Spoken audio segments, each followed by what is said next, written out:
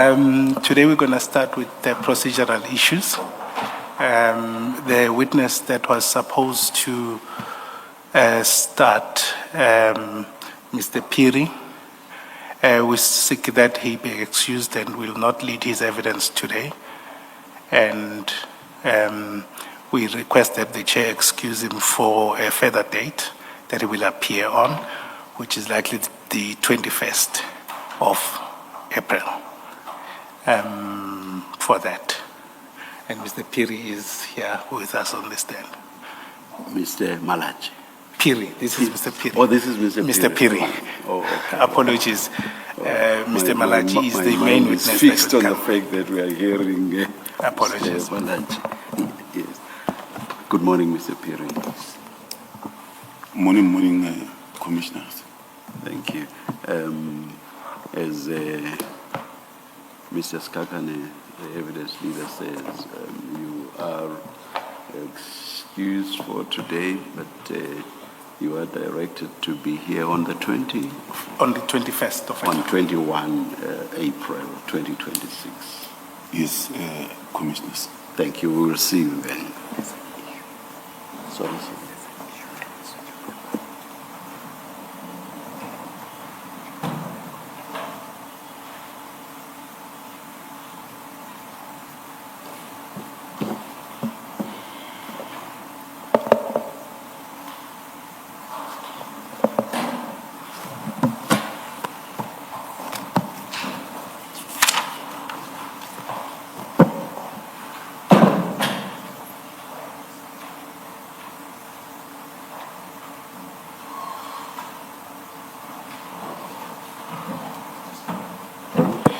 Apologies, Chair. I think I did get my dates wrong. It's the 20th. I really apologize.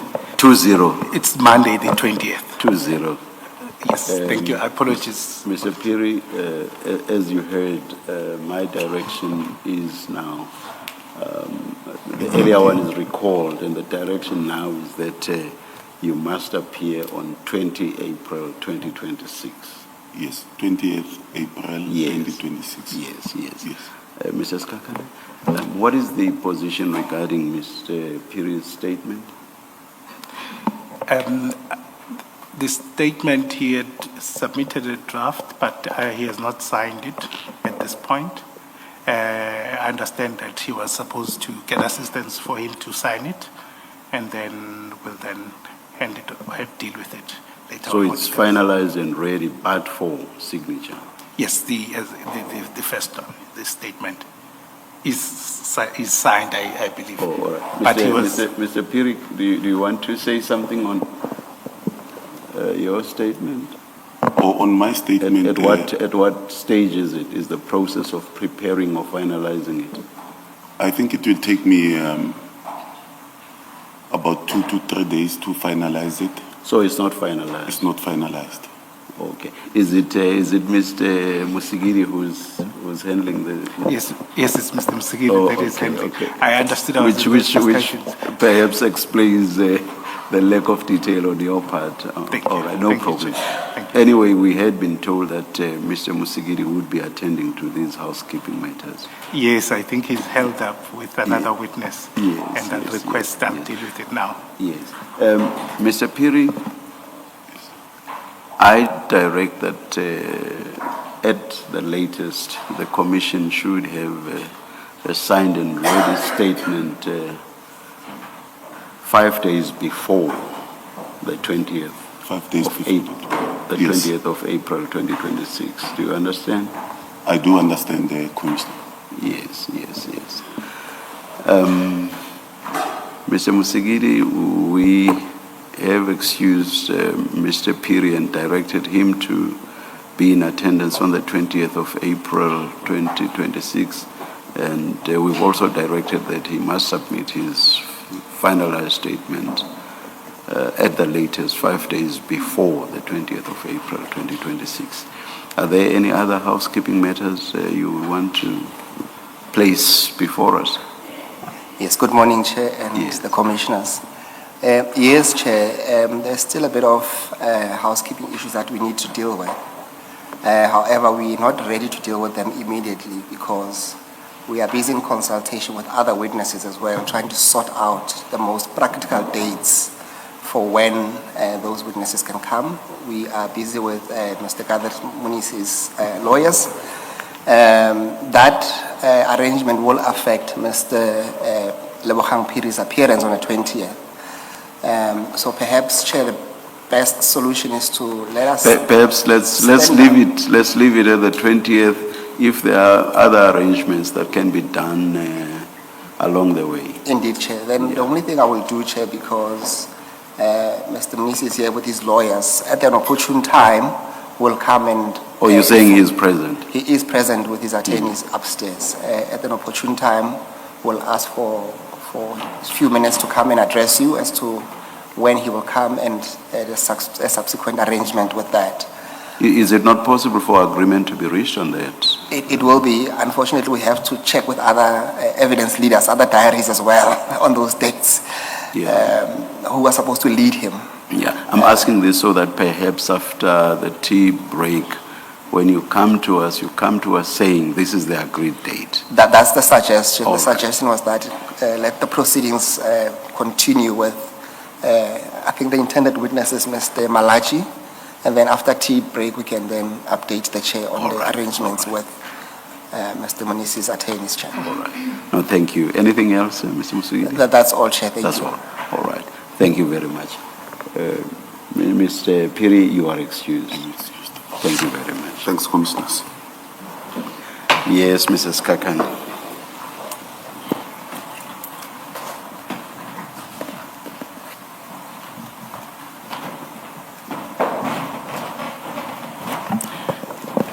Thank you, Chairperson and Commissioners. The witness that we are calling for today is Director Malatji, Mr. Malatji. If he's close by, we will not adjourn. May he be called? Yes, I think he's ready to be called. All right, thank you.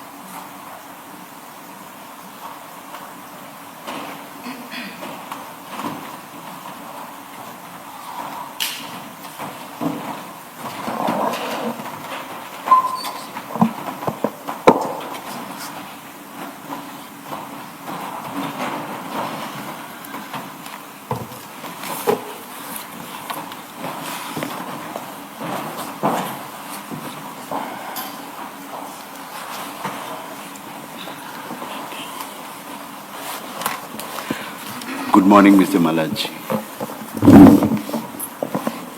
Good morning, Mr. Malatji. Good morning, Commissioner. Thank you. Morning. Yeah, will the witness, will you be swearing or affirming? So help me God. You'll be swearing. Yes. All right.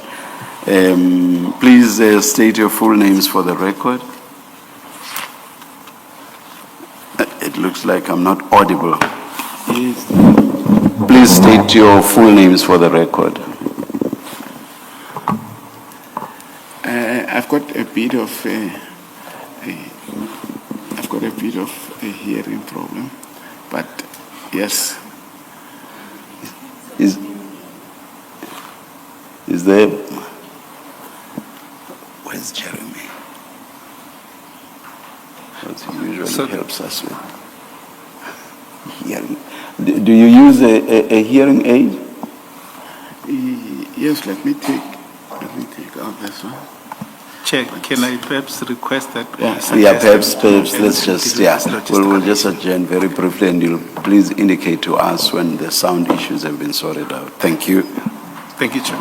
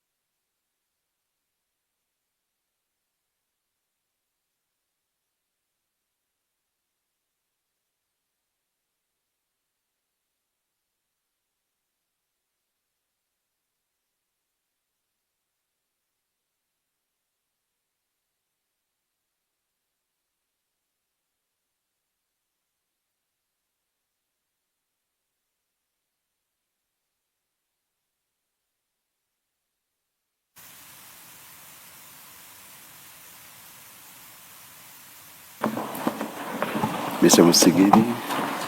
Thank you, Chair and the Commissioners. Chair, thank you for the indulgence. We did say that we'll come back to you in regard to the testimony of Mr. Gareth Mnisi, but before we do that, Chairperson, and what we have agreed upon, we have Ms. Van der Heever, briefed by Mr. Matopo here, and we've reached some agreement, Chair. But before I get to that, I must say that there was a bit of a misunderstanding that Mr. Gareth Mnisi was here today, but he's not meant to testify today, and we've agreed on a next day that will be practical for all concerned, and the date is the 17th of April. We will exchange the bundles, and he will receive all the necessary bundles by no later than tomorrow, close of business, being the 10th of April. Because he came here under that subpoena that he has to be appearing before the Commission today, we deemed it appropriate, Chair, that you will have to interpose him to the next appearance, so we couldn't do it behind closed doors. So if it's acceptable, Chair, then perhaps the Chair can then, first we have Ms. Van Heever agree to the agreement, and then the witness can be then interposed to the next date. Good morning, Commissioners. It's correct. I appear on behalf of Mr. Mnisi on instructions of Mr. Matopo this morning. Mr. Mnisi is present. He's here under subpoena. I further agree that my learned friend and myself has reached an agreement about the next date, which is the 17th, and there's further an agreement reached that the bundles would be given to us by tomorrow, close of business. May it please. Good morning, Ms. Van den Heever, and thank you very much. Good morning to you too, Mr. Matopo. Good morning, Mr. Mnisi. Good morning. Good morning, Chair. You are directed to be here on 17 April 2026 at 9:30. Thank you. You are excused, and you are excused also, Mr. Mnisi. Oh, just a minute.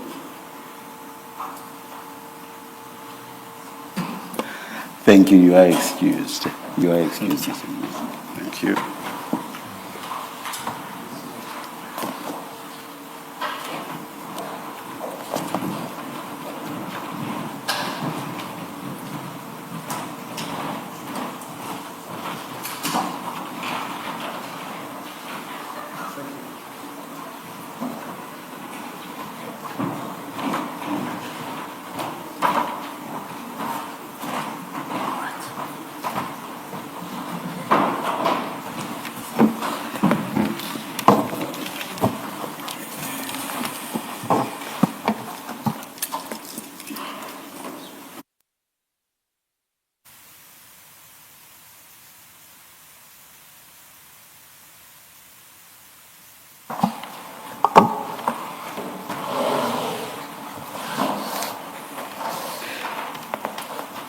Are you fine now, Mr. Malatji? I'm fine, Commissioner, thank you. Thank you, thank you. I asked you earlier whether you would be swearing or affirming. I will be swearing. Swearing, all right. Do you swear that the evidence you are going to give will be the truth, the whole truth, and nothing but the truth? If so, please raise your right hand and say, "So help me God." So help me God. Thank you. Mr. Skakan. Thank you, Commissioners. I think we've done the introductions, Mr. Malatji.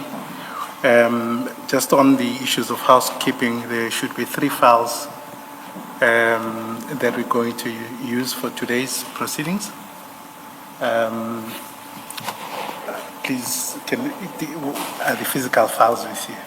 And Mr. Malatji, do you have those files, 3 files? Yes. Yes, they are, Mr. Skakan. Thank you. The first file 1 is the statement and annexes from Mr. Malatji. Yes. Containing the statement that he prepared. Yes. Let's go to the others when you take us there. Okay. Yeah, that's please fine. do your preliminaries with the witness. Thank you. And then I've just requested to hand 2 documents. I apologize, but we'll refer to them very briefly. But I do need to deal with them. Can I request them to be handed over? Thanks.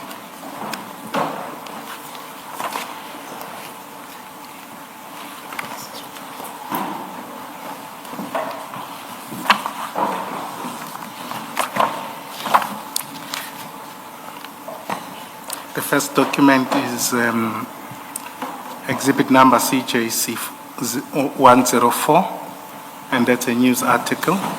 We'll deal with it at the right time.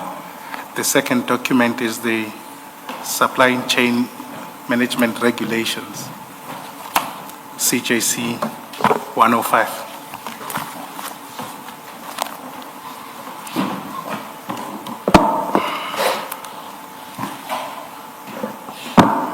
Thank you, Mr. Malatji. Would you then turn to your statement? File 1. Sorry, Commissioner. File 1. File 1, yes. Yes, your statement. Yes. Would you please, when you are answering questions, direct them to your answers to the commissioners? Yes, sir. Yes. And if you are, if I'm not audible or the commissioners are not audible sufficiently, just indicate. I'd be more than happy to repeat the question. Thank you. Thank you, Commissioner. Thank you. This is the statement. Could you then go to the last page of your statement, which is page 9? Yes, I'm on page 9, Commissioner. Do you confirm that that is your signature and you are the deponent to the statement? I confirm, Commissioner. And you confirm that you took it before a commissioner of oaths? I confirm. Okay. If my role is evidence leader, the commissioners are there. Okay. Just for the record, so Thank that there's no problem. Thank you. The way we're going to deal with this, we are going to request that you go through the statement and refer us to the necessary annexures. But in between then, we are going to ask some questions. That is myself and the commissioners. And if there are any hanging things to be probed, we will probe it at the end. And make certain propositions for your comment on it. Thank you. Thank you. Can you then start with paragraph 1 of your statement or the introduction? Yes, maybe before I start with paragraph 1, let me indicate to the Commissioner that my statement, sworn statement, /T.A. Malatji, it should read T.P. Malatji.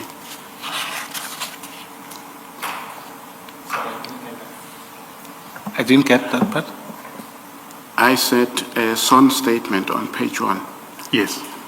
It should read T.P. Malatji, not T.A. Malatji. Thank you. Thanks, Commissioner.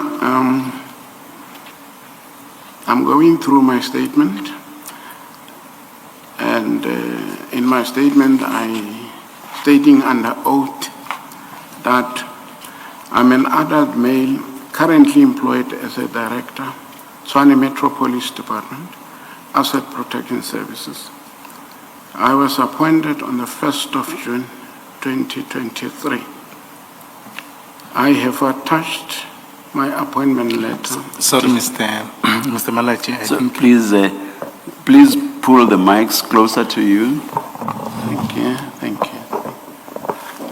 Okay. I was saying, I was appointed on the 1st of June, 2023.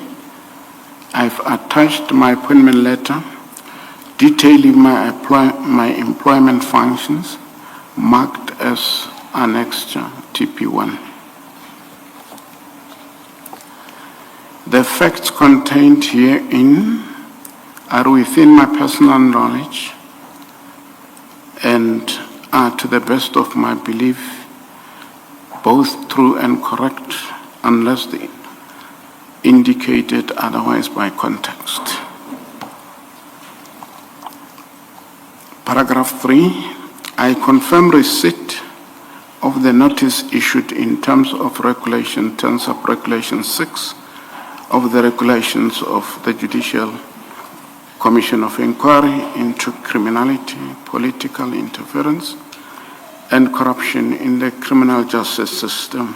Before you move on, what's the correct year? Is it 2013 or 2023? The year of appointment. 2013, Commissioner. 2013. Correct, All Commissioner. right, thank you. And just to follow up from the chair, this position, you've held it since then, in terms of responsibilities. You've never changed title. Yes, Commissioner. I held it since 2013. And perhaps could you then take us through what would be your responsibilities as a director? Yes. And who reports to you and who you report to? I report to the Deputy Chief of Police. Currently, it's Commissioner Spies, who just joined TMPD in March last year. And before that, around 2015, 2016, who were you reporting to? I was then reporting to Deputy Chief of Police, Commissioner Sian Bolais. Bolais. Before Commissioner Sian Bolais, I was reporting to Mr. Navaplay in the office of the city manager. Sorry, who? Before reporting to Mr. Bolais, Commissioner Bolais, Yes. I reported to Mr. Navaplay, who is in the office of the city manager. Before reporting to Mr. Navaplay, I reported to Deputy Chief of Police, Mr. Rex Mahlaule, who is retired as we speak. Thank you. And who reports to you currently? Or perhaps just your management structure underneath you that you are responsible for? I've got Deputy Director Madlanga, Reginald Madlanga, who reports directly to me. I've got Dr. Elvis Madihlaba. Madihlaba, who is reporting to Reginald Madlanga in terms of our operational structure. And I've got senior security officers, including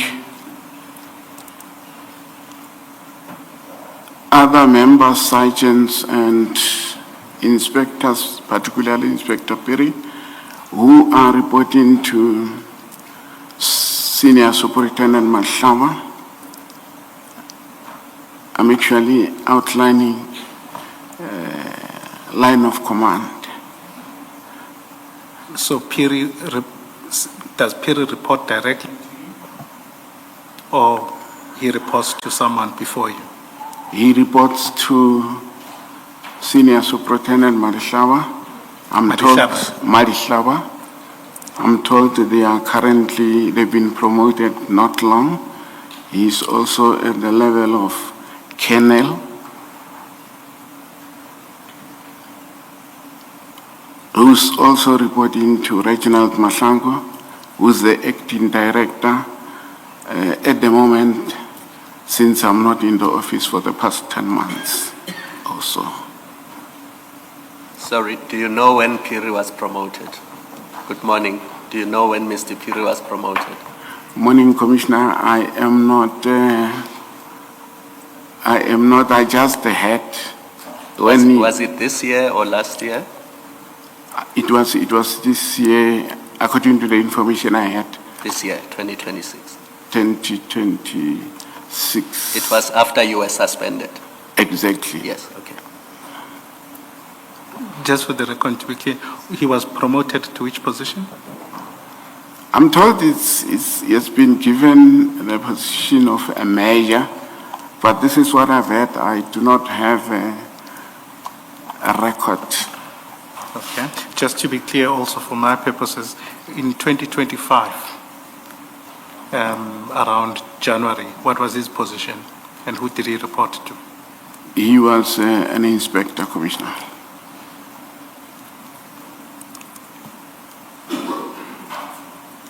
Please proceed.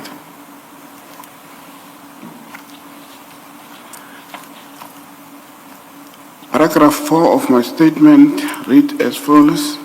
I have noted questions from the Commission and wish to respond thereto as follows.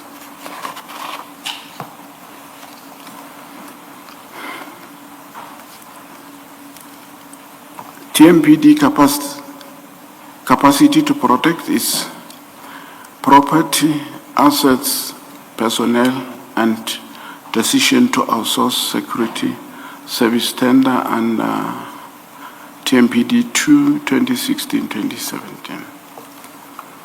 My response to this question is as follows, Commissioner. TMPD did not have capacity to protect its property, assets, and personnel. It was not only TMPD, but the city of Tshwane, as a municipality, did not have capacity to protect its properties, assets, personnel. Hence, the Asset Protection Services section was established under TMPD,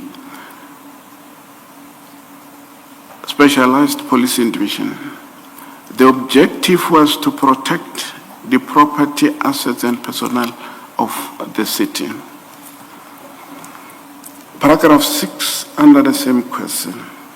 When I was appointed as a director in June 2013, the city of Tshwane was already outsourcing functions of asset protection services to external service providers. During 2016, the then Chief of Police, the late Mr. Stephen Ngobeni, may his soul rest in peace, instructed former Deputy Chief of Police, Rex Mahlaule, to prepare tender TMPD 2, 2016-2017 for advertising. I was then requested by Mr. Mahlaule to assist with the tender specifications for further handling. Mr. Mahlaule was my senior at that point in time. I assisted as requested and submitted the tender specification to him for reviewing, consideration, inputs, and further handling. The tender specification documents were then forwarded to Supply Chain Management Department for further handling. The Supply Chain Management subsequently advertised the tender, TMPD 2 2016-2017, in September 2016, together with other tenders. I have attached The tender advertisement extracted from Pretoria News, issued on the 30th of September 2020, it should be 2016, not 20, marked as Annexure TP2. I was thereafter appointed by the city manager to serve in the bid evaluation committee together with other members from different relevant departments of the city. The tender was evaluated accordingly by the BEC members, including myself. The BEC then adopted the report, which was handed over to the chairperson for further handling. The city of Tshwane was later. Just Thank you. before that, I want to ask something relating to your membership of the BEC. We heard evidence to the effect that in respect of some tender, there was communication from within the city of Tshwane to an outsider, alerting the outsider to the fact that that particular tender was non-compliant, and indicating the nature of non-compliance and suggesting that urgent correction be made to make the tender compliant. As someone who has been a member of the BEC, what shortcomings do you think exist that make it possible for such improper correction of bids to be made after submission but before evaluation? How does that happen? What shortcomings are there? I'll ask you a follow-up, which is, how do you think those may be corrected or should be corrected? But please answer the first question. Commissioner, I'm not having knowledge, as I'm seated here, of anything that might have gone wrong with the tender TMPD2 that I was a member of. I'm asking the question generally, which is why I do not even mention the internal person within the city, nor do I specifically mention the outsider, that is the person who is not within the city. So I'm asking the question in general terms. Where do you think the shortcomings would be for this to happen? A tender has been submitted, someone finds that it's not compliant, and that someone is acting in cahoots with the outsider and obviously also with the person who submitted the tender, and then the tender is corrected, so that by the time it reaches evaluation, it is compliant. What are the shortcomings within the procurement process that would make this possible? It could be a number of factors which might include the fact that for as long as tenders are submitted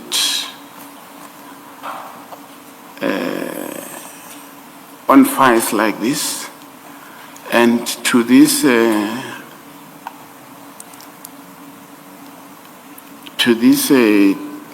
files, officials have access to each and every file. I'm talking here specifically within the supply chain management environment, right? Such incident could take place, but now thinking of how this kind of things can be prevented going forward. Before that, perhaps, you seem to lay emphasis on the fact of physical files. Exactly. Physical files in contradistinction to what? I think physical files in... Do you have perhaps, do you have in mind filing electronically? Or I just want to understand your emphasis in, as long as these are submitted in files like this, Yes. and you pointed to the physical file in front of you. Exactly. So I want to understand what you are suggesting as an alternative. As an alternative, I'm thinking of suggesting that going forward, tender responses should be more electronic, right, as compared to filing system. And that would make it difficult, because out there in the public space,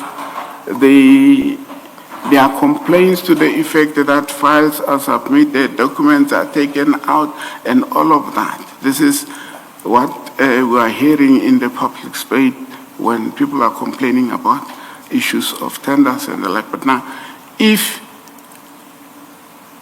alternatively files could be submitted electronically, I think that would assist a lot in terms of addressing the issue of loose files being taken out of, papers being taken, papers being replaced out of the tenders, yes. And I think it's a euphemism to say you hear that documents get lost. We know from what we have heard, or at least all indications are that is in fact so. Because take, for example, I think it was this very tender process, which led to even litigation. And part of what was alleged in the litigation was that documents that had gone missing. And in the end, an award was made, or awards were made without the evaluation process having taken place, which in itself was quite odd, even if it took place in terms of a court order after the two sides, the two adversaries in the litigation had reached agreement and therefore asked for an order from the court by agreement. But to cut a long story short, at the center of the litigation was the fact that documents had gone missing. I'm saying this just to correct you when you seem to suggest that this is something you heard about. It appears to have been fact. Commissioner, I hear, and I'm not disputing, but allow me, Commissioner, to say, in as far as TMPD 2, 2016-2017, wherein I participated as a BEC member, I can assure the Commissioner and this Commission that from the beginning to the end, right, we never had a situation, right? We never had a situation where there was a complaint to the effect that documents were tampered with and so forth and so on. We just waited. We waited for a very, I would say, for a very long time. We're not even, nobody, I'm talking from the accounting officer downward, has brought it to our attention. I'm referring to the BEC. Our attention that the tender document that you got involved in has got problems and these are the nature of problems. We never had that. Until today, I do not remember us or myself as a member who participated being called and getting informed about irregularities that might have happened in the run-up to the BEC completing its job and handing over the report and the documents back to supply chain management. Such communication.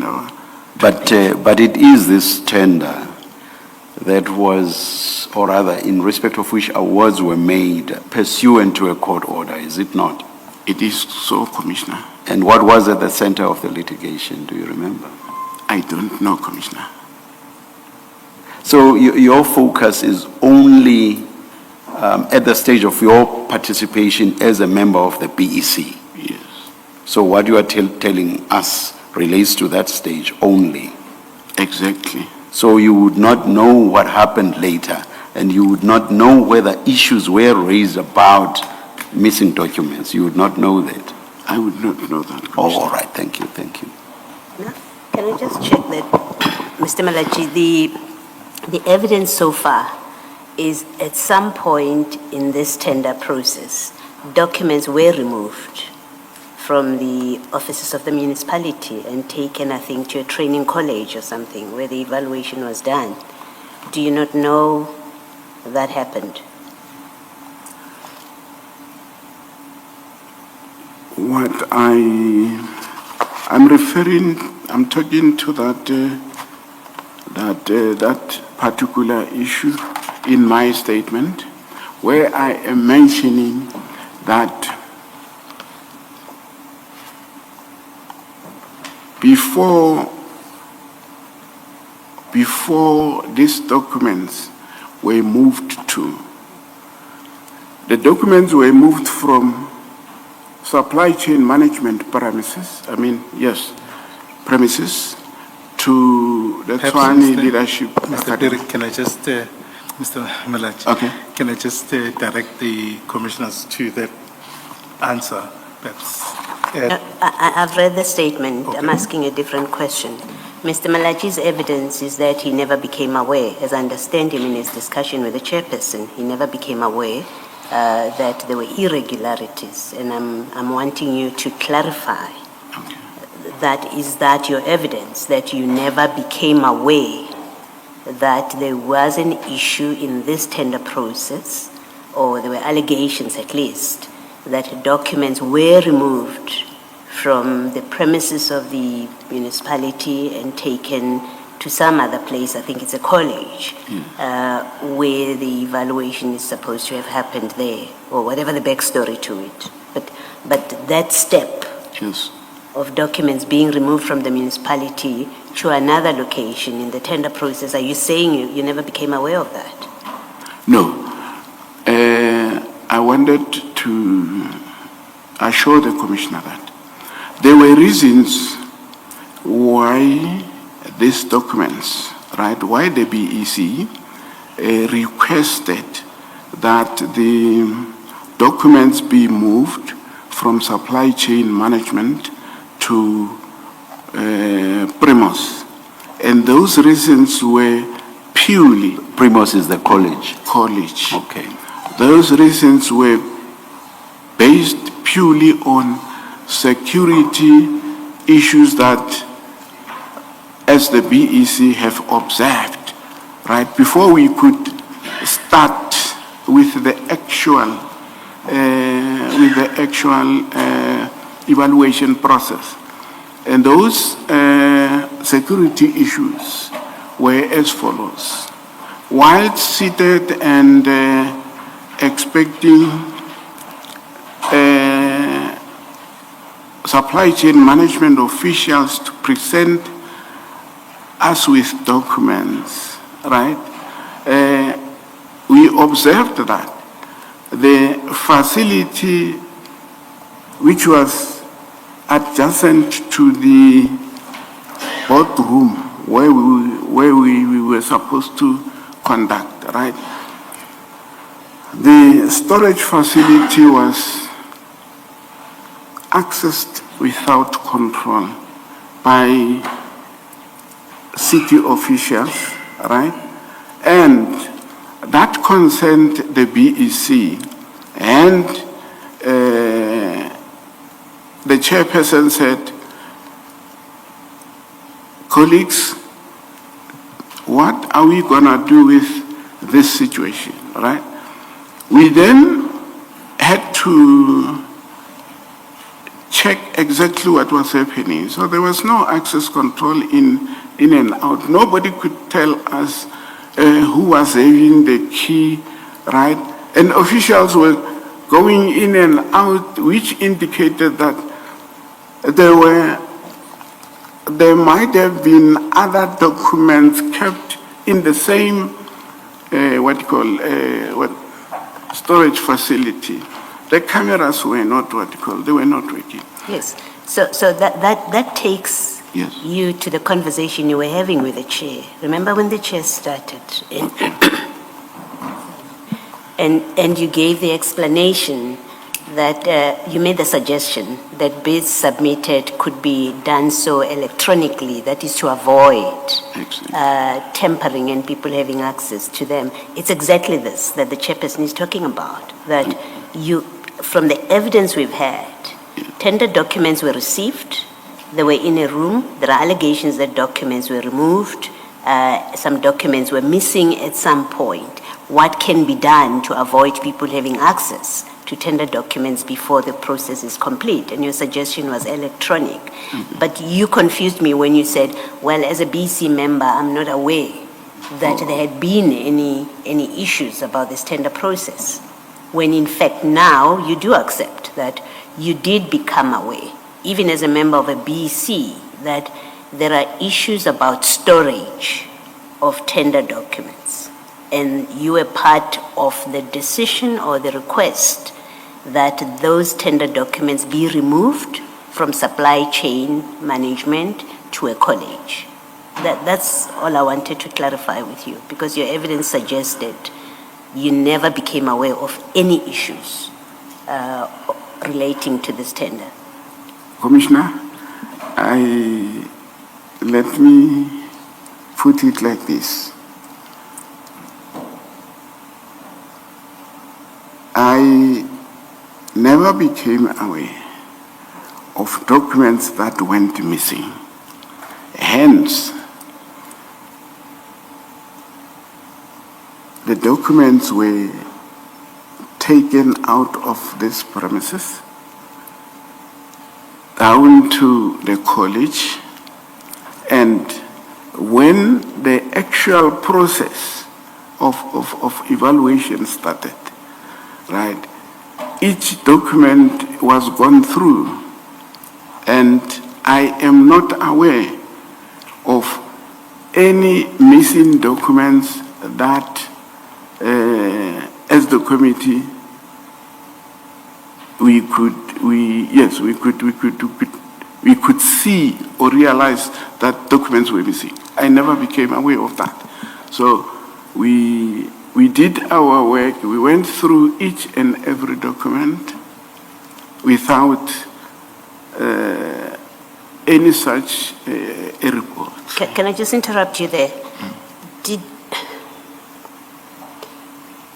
Is it my misunderstanding of the evidence so far that this tender ended up in court because someone went to court, complained, and rather, in fact, the starting point, and please correct me if I misunderstood the evidence, the municipality cancelled this tender, sought to cancel this tender because of this complaint about documents having been removed and being returned, some documents missing. Then it went to court, and the court directed that this tender must continue. You cannot. There's no basis to cancel it, and the processing or the evaluation of the tender should proceed. Did I misunderstand that part of the evidence, or you're just not aware that that happened? Commissioner, I would say, I wouldn't say the Commissioner is misunderstanding anything, but from where I am sitting, all documents that were taken down got evaluated from the start to No, the end. that's Okay. not my question, Okay. Mr. Malatji. We're not yet at a point where we're asking you to defend anything. We Okay. are not there yet. Okay. We're still trying to understand the facts Okay. as you recall them, right? I've asked you the simple question. Did I understand the evidence, misunderstand the evidence that the municipality made a decision to cancel this tender because there were allegations and complaints that documents were removed from SCM supply chain management, and when they were returned, some documents were missing, right? It was cancelled, and then someone went to court, and the court said there's no basis to cancel this tender, it must proceed to evaluation. Do you know or not know that that happened? I do not know You don't know that anything like that happened? exactly. And you are in supply chain management, and you were the contact person for this tender, according to the documents that we have seen. Yes, let me correct the word. I am not in supply chain management. Yes? I am the director responsible for the function. Were you not the contact person for this tender? At least I think from documents that we have seen, you were referred to as the person to whom inquiries should be directed. I agree, even though I do not have a copy of the document with me, that I might have, I was the contact person, Yes. but from the context of any bidder, maybe having questions, clarity-seeking questions before the tender close, Yes. right? The reason for my being contact person would be to clarify whatever. Yeah, let me Yes, stop you. okay. I'm not asking you to explain All right. why you were the contact person. All right. You have agreed or confirmed that you were the nominated contact person when the tender went out, right? Your name appeared as the contact person, and that's the evidence we have. Correct. Can I finally, so that is done, we agreed on that, you were the contact person. But now let me confirm very clearly. You say you are not aware that this tender went to court because there had been a complaint or an allegation that documents were removed and some documents were missing, and the court ordered that that's not a basis to cancel the tender, it must proceed to evaluation. You say you never became aware of that. I had Okay. that the tender is in court, but as to reasons why it has been taken to court, I never became aware of those reasons. Thank you. What you've just said now is something you said in response to one of my questions earlier. That is, you have no idea as to what the litigation related to. I just want to make this suggestion to you. You were closely involved with the process. Right from the start, literally right from the start. Remember, once a request was made to Mr. Mahlaule to work on the tender specifications, he requested you to assist him. That's the very first stage of the process after a decision has been taken that there should be a tender. So what are the specifications? What exactly do we require? That's the very first step. So you were intimately involved with the process right from the beginning. And that goes further. You then become a member of the bid evaluation committee. You say so yourself in your statement. And that's not the end. As Commissioner Baloyi has just engaged you on, you were the contact person. So all of those indicate how intimately involved you were with the process. Now you do the evaluation, so you are not just a member, you actually get engaged in the evaluation process. And as the BEC or Bid Evaluation Committee, you even prepare a report for the Bid Adjudication Committee. Again, an indication of how closely or how intimately you were involved with the process. Then there's litigation. After it was indicated that the process was being cancelled for the reason that some documents were missing. Of course, you say you are not aware of that issue about documents missing. And then there's litigation. I think it was about 22 or so companies that said, no, this cannot be cancelled. They went to court. And there was then the agreement. And the court made an order in terms of or in accordance with that agreement, which was basically that an award should be made to those 22 or so companies. I find it very, very strange that when you were so intimately, so closely involved with this process right from the start, when there's litigation, of which you say in response to Commissioner Baloyi, you were aware, you do not know what that litigation related to. And we say it actually related to the missing documents. Fine, those who litigated were saying that this cannot be cancelled. But the cancellation itself was as a result of missing documents. That part you just happen not to know. I find that very, very strange. So you are intimately involved from the beginning, throughout the stages, but just before evaluation, and all of a sudden you turn your back and you forget about the whole thing.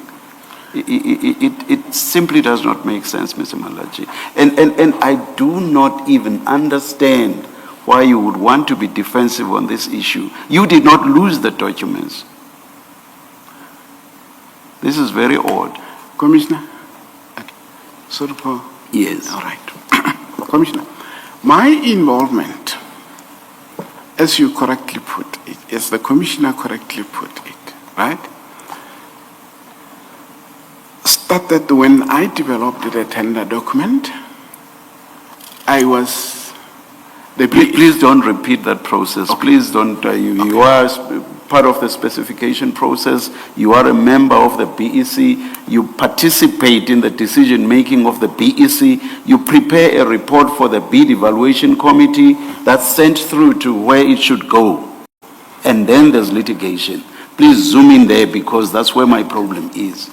I say I find it strange that you, at that stage, suddenly have no idea as to what happened.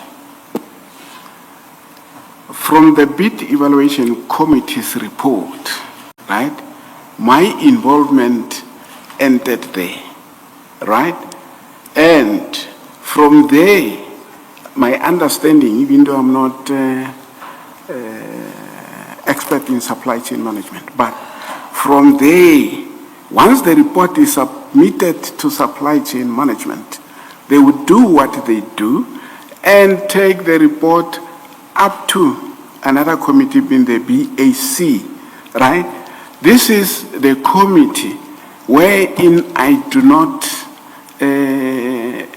participate. I know you don't participate. You are not a member of the Bid Adjudication Committee. Yes. But it's basically your tender. Correct. The very fact that you are asked right at the start to prepare the bid specification, it's your bid. It's your bid. You cannot tell me that somewhere through the process you completely lose interest and you are aware that there's litigation. You basically don't care what that litigation is about. That's what I find very odd. It's your bid. Don't you want to see where it ends ultimately? It's your bid. Commissioner,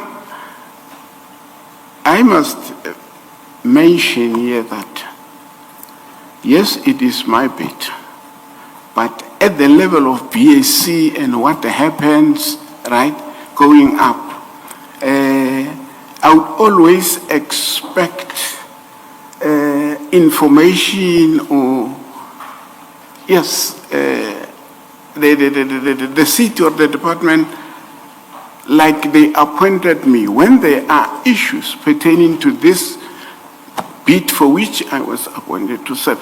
Now, in this instance, nothing of that sort happened, right? I had it like any member of the public that this bid was being challenged, but from... You are not any member of the public, Mr. Malatji. I agree, Commissioner. Excuse me for the word. I just wanted to emphasize that there was no formal engagement and information that this bid has been taken to court. These are the reasons. It's difficult to accept that because you are the client representative. That's why Mr. Deputy Commissioner Mahlaule, I think, he appoints you. So this is a tender for his department, APSS, and he appoints you to be the representative, to be the person that deals with it. But you are the client. It's very difficult to accept that this tender would run into problems. You don't know anything about it. Apart from the fact that you're a member of the BC, you are the client. It runs into problems, you don't know anything about it. It is taken to court, you don't know about it. It takes forever to finalize. And you're the client, you're the one that's responsible for this service. You're the one with a direct interest to get this tender finalized. And it's not getting finalized, and you say, well, I had it like any other member of the public. I'm prepared to accept when you say member of the public, you mean like any other employee of the TMPD or of Tshwane Metro. And it has to be, because you're not a member of the public. But in that capacity as a client, that you don't know because nobody said anything about it, and you don't make inquiries, it's your tender. It's difficult to accept that.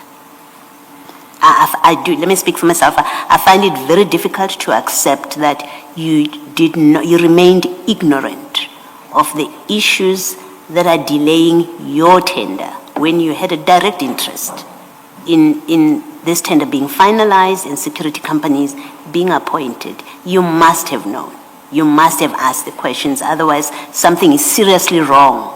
If you, as the client representative who has a direct interest in this tender being finalized, you did not ask the basic question. What's happening? Supply chain, what's happening that this tender is not being finalized?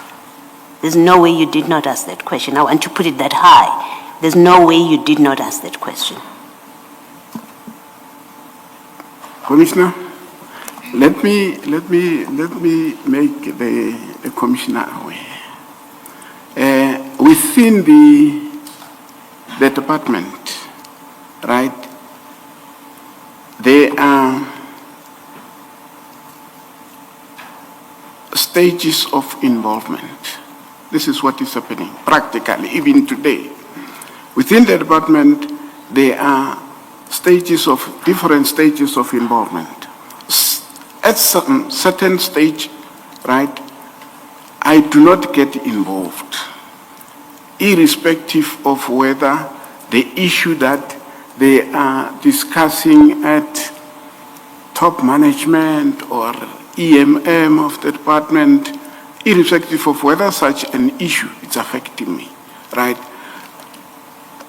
Therefore, I would expect whoever my superior is brought to terms with the issues that are involving me in my capacity as the employee, to come down and say, Director Malatji, that bit has got the issues. These are the issues.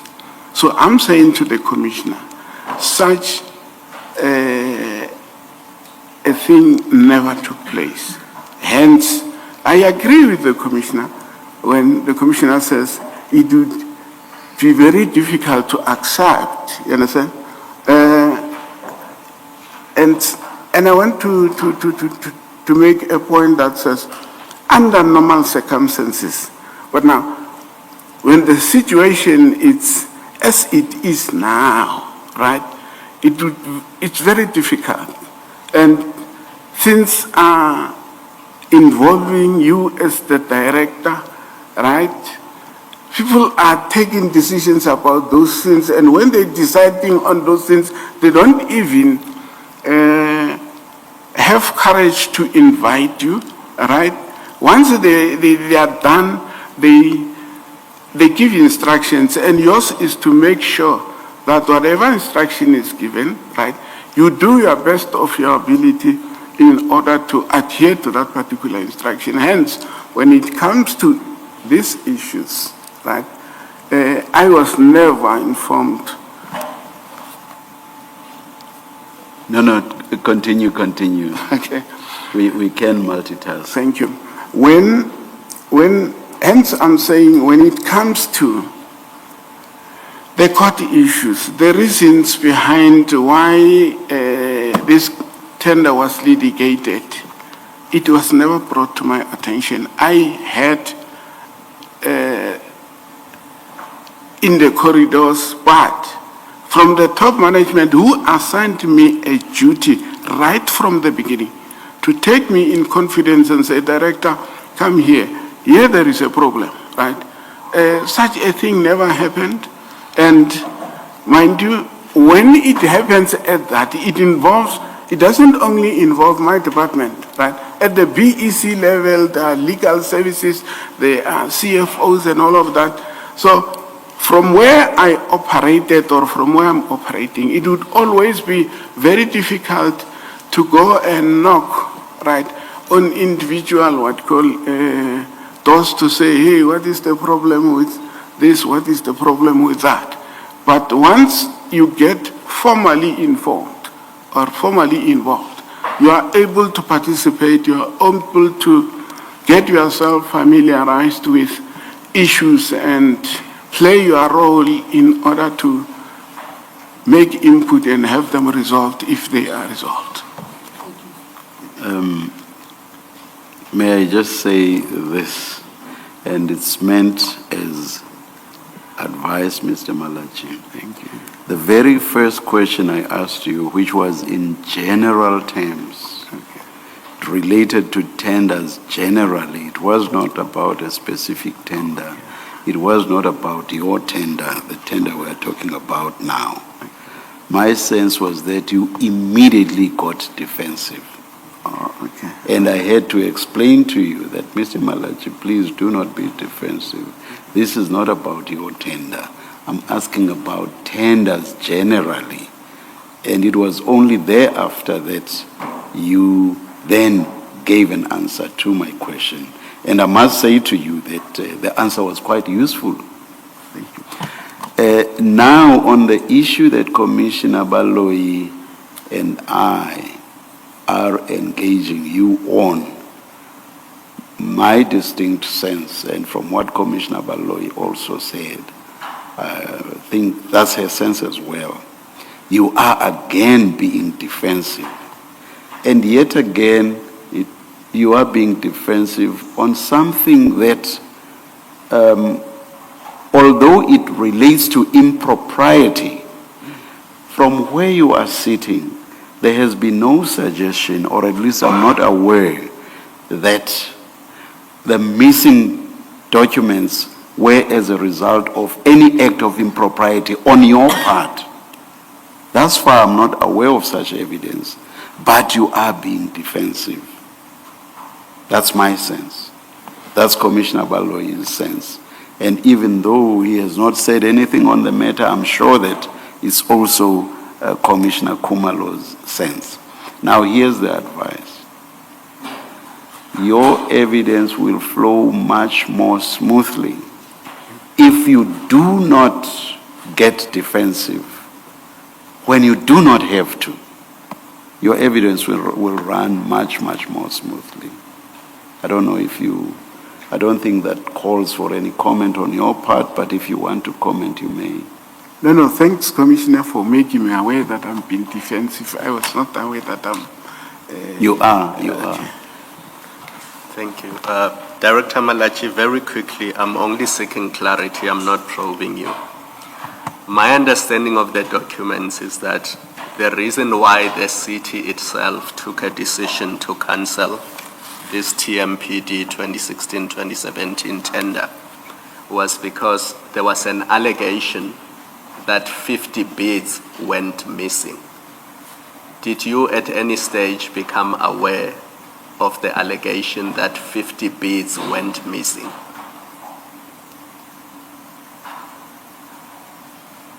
Commissioner, I did not know. I did not become aware of that allegation. And what were the BEC members told was the reason for the cancellation of this tender?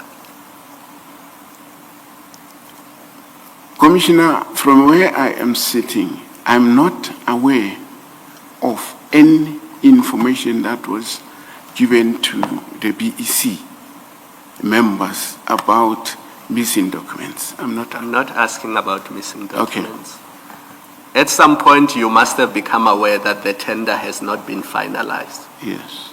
So what was the reason given to the members of the BEC for the tender not being finalized? Commissioner, I'm not aware of any session where the BEC members were informed of the tender not being awarded.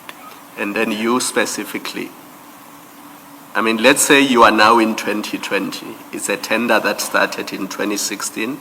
It's now 2023, 4 years later. And you are aware that nobody has been appointed. Yes.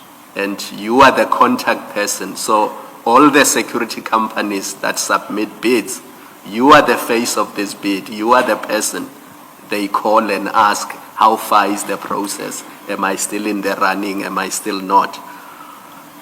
What did you know about the bid or the process not moving forward? I'm talking now about 2020 because BEC has done its function like you said. They have evaluated the bids. Now years go by, there's no appointment. Okay. What did you learn was the reason for the non-appointment of successful bidders? Commissioner, can I introduce, before I get to the question specifically? But I don't want a long story because okay. I just want you to make me understand what you knew. All right. So I don't want you to tell me about other people. If your answer is going to be, I had a rumor, this was the rumor, that's fine. But I just want to know what you knew. Let me just stop you. You are a contact person. You are the face of the bid. You sat in the evaluation committee. You prepared a report that went to SCM for SCM to involve BAC. Nothing happens. Did you not inquire what is happening with the bid? How far is the bid? Why has there not been an appointment? Because you are a director of security services. You are the client ultimately. Commissioner, I hear and I understand, Commissioner. Right?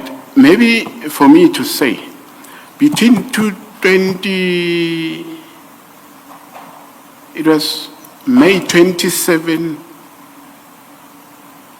2017 to 2019, right? I was not in that space. They took me out of that space, right? And I must mention that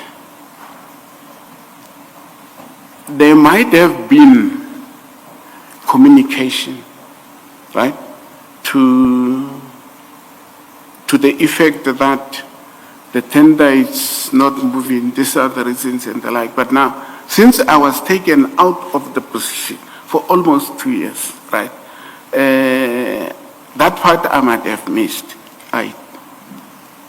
I'm not sure, Commissioner. I think let's leave it there for now. Thank you. Let us adjourn, Mr. Skakane. Let us adjourn and resume at 11:40. Thank you, Commissioner.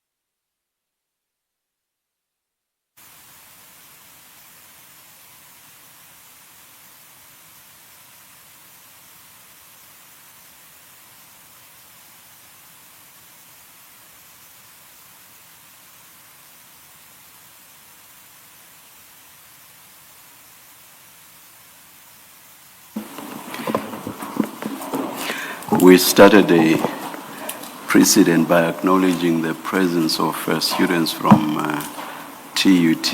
I've just been informed that there are students from the University of South Africa in the political science department. Welcome. Thank you. Mrs. Kakane? Thank you, Chair. I think I will go back to the statement, but I just wanted us to just finish one of the issues I wanted to deal with on your question. Thank you. Mr. Malatji, earlier on when you were probed, you indicated that you were not a participant in most of, or not most, in some of the decisions at the BEC, am I correct? For example, you said from 2017 to 2019, you were taken out. Yes, 2017 to 2019, I was taken out of the position, but that was after the BC has completed its work. That was after the BC? Yes. Okay, so you were, your statement at paragraph 19 remains accurate.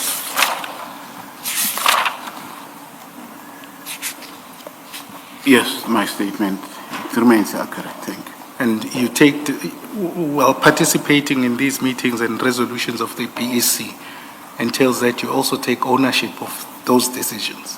Correct. All right. We'll come back to it, especially around the missing documents. I just wanted to make sure that I understand you correctly. Thank you.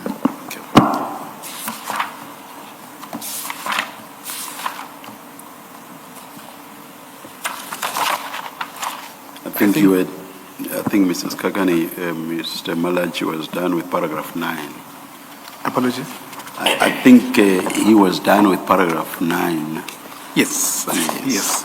I think we're getting into the court order, 10 and then thereafter. Paragraph 10. Correct. Paragraph I think he had just indicated that there was a court order in all of this. Yeah, Mr. Malatji, when I began to engage you, you were starting to read paragraph 10. So if you can just start all over and read paragraph 10. Thank you, Commissioner.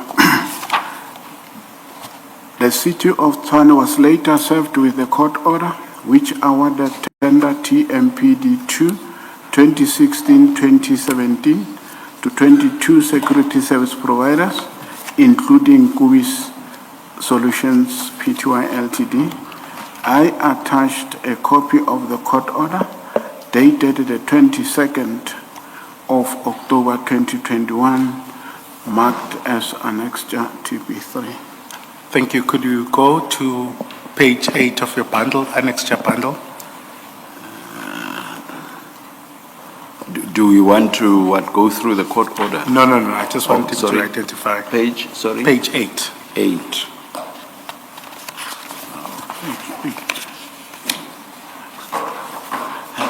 Yes.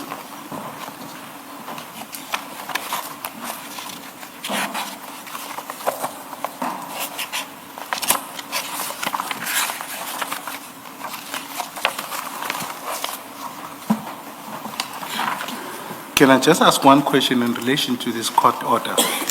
Apologies, Chair. I just want to probe one question around this court order. My understanding of the court order would have been that there was agreement between the city but are you aware of the instructions that were given around this court order? Yes, I am aware of the instructions by the court order. Correct. Okay. Were you part of the BEC that is I wonder if you are not talking at cross purposes. Yes, Chair. Yes. Are you aware, Mr. Malatji, as to what led to the agreement which then became a court order? Are you aware of that? No, not. Yes, yes. I'm indebted, Chair. I thought you were talking at cross purposes. Okay. Yeah. So, if you were not aware of what influenced this agreement, Yes. of, I was not in, I'm not aware of what influenced the okay, agreement. but were you not interested to find out how this happened? I think my interest was, I confined my interest to the orders that the court had issued to municipality.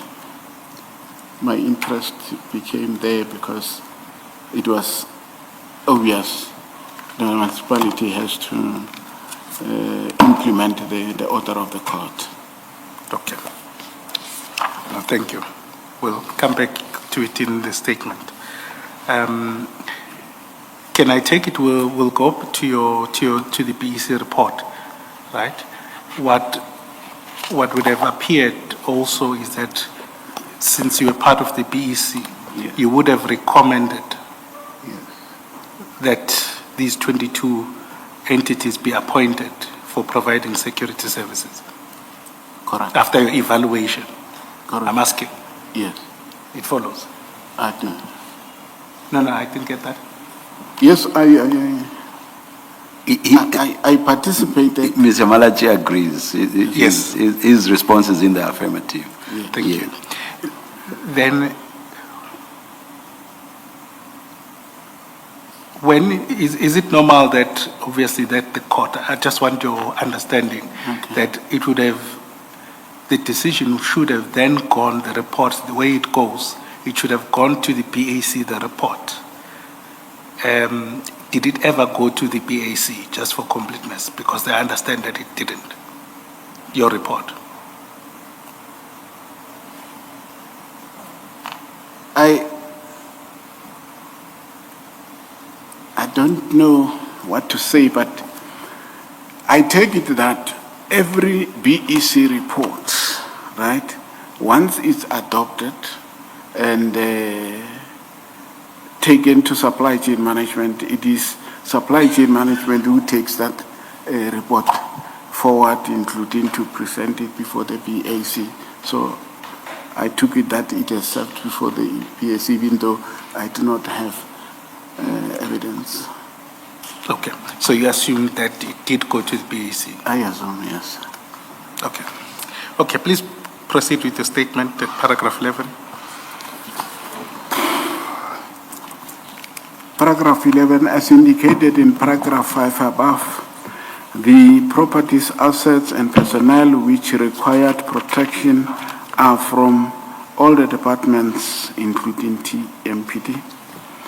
The said properties and personnel include clinics, cemeteries, water reservoirs, pump stations, electric substations, storage facilities, markets, regional offices, emergency services, executive mayor, mayoral committee members, and any official whose life is in danger. The list is exhaustive.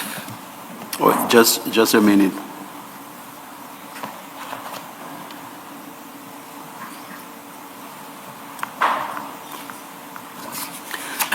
Mr. Malatji, paragraph 11 does indicate what you are to deal with.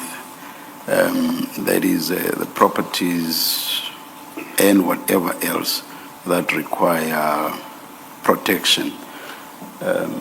So even though you did not read the preceding heading, just above paragraph 11, the intro, which is in paragraph 11, does explain what everything is before the next heading.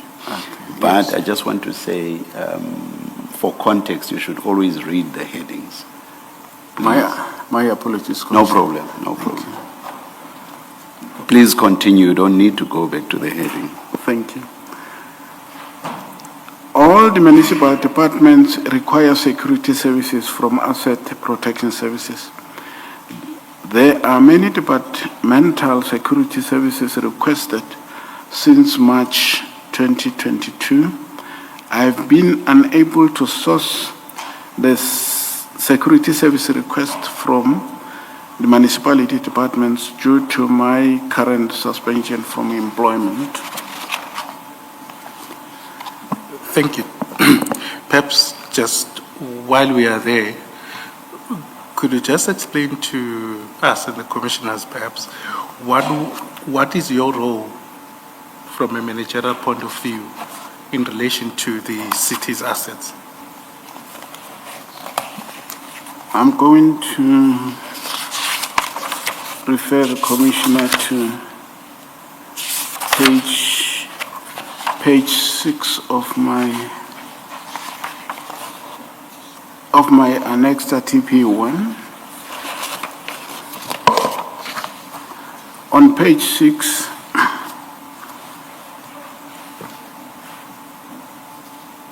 my role as the director responsible for protection services is to ensure that protection of council premises and personnel is executed, to monitor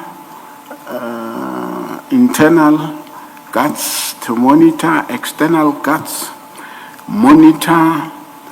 monitoring of cash in transit services, the provisioning of high-level VIP protection of the executive mayor, MMCs, and other dignitaries, the provisioning of a secure and integrated metropolis communication system service, identify, evaluate, and make recommendations on possible strategies, solutions, plans, and projects to prevent the asset loss of the city, the provision of CCTV camera operations to prevent crime and related incidents in the COT, the reduction of burglaries in brackets break-ins at owned and hired CTM properties, number of inspections on compliance with firearm legislation, implementation of the MIS document, ad hoc duties, and as and when required by the top management. I must inform the commissioner that even though this is the list that constituted my primary functions, but there are some of these functions which I could not execute, or I could not execute due to various reasons, and yes, but mostly until now, I am responsible for the protection of properties of the city, assets, personnel. Some of these functions were taken away from me since 2017, as I mentioned earlier on, that I was taken out of the position for almost a period of 2 years. And when I came back, many of these functions were taken away from me, and they were never returned. They are being performed somewhere.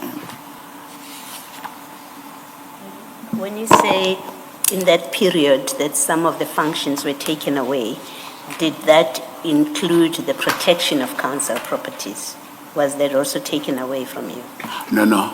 The protection of council. So you have remained consistently since your appointment in 2013. You've Yes. remained consistently responsible for that function. Yes, Commissioner. Thank you. Just to follow up on the protection of assets, of state assets, is there a system in place or that you have in place to ensure that all assets are protected in terms of monitoring them? Do you have a system in place around that? And in how you allocate responsibilities to to people under yourself? Yes, Commissioner. In terms of the system, we've got a system through which we identified how many council assets and or properties are there that which needs to be protected. And in order to ensure that they are protected,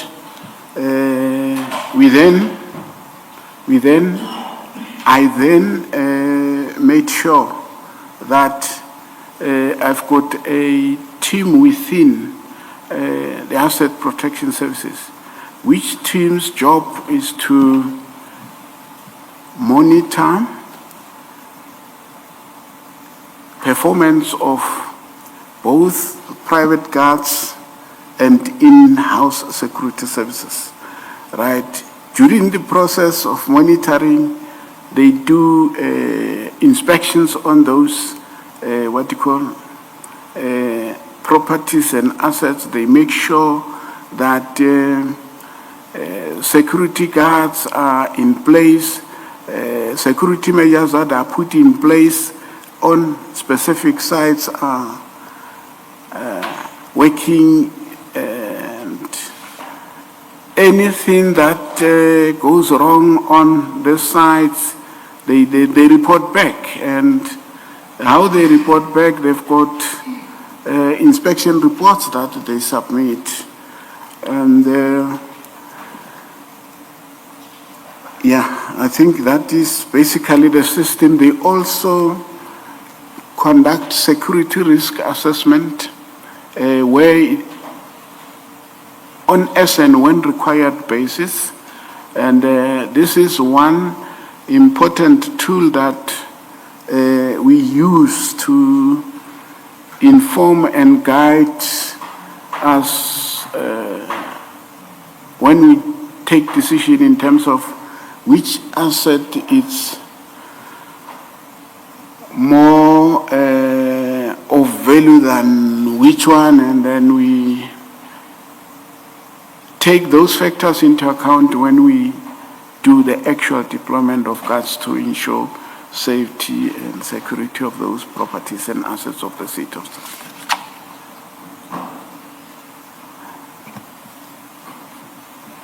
Thank you. And in your time, were they effectively managed?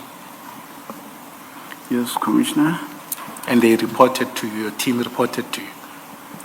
They did, yes, the team reported to me. And you oversaw the process and you were satisfied over the years?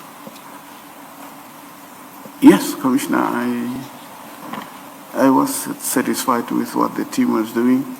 I must also mention here that in security there is a saying that 100% security is a myth, meaning even if we could have all the sites covered, right, you would always encounter security challenges, break-ins, theft, and so forth and so on. But I must also bring it to the attention of the Commissioner that since 2013 to date, the city has not been able to protect all its assets. It has not been able to protect all its assets. Out of more than 1,000 assets of the city, up until I was suspended in July last year, we were covering almost 545 sites, which means that almost the same amount of assets, right, remained unprotected to date. And the reason, it's always financial capacity, and because with security, you know, you outsource, you need a sufficient budget, and the budget that the city has been making available, all right, has not been able to enable us cover every every asset. So we had to prioritize and make sure that those that we think they are of priority are protected around the clock, using private guards. And it's about 3 years, if something of that nature, I'm not sure of the exact date, the city went on and decided to insource security officers. And yes, the number, it's not enough to enable us cover all the sites that the city needs to be covered. I just wanted to bring that to the attention of the council. Of the 500 and something odd, were they jointly serviced by the internal security and external, or just only external? We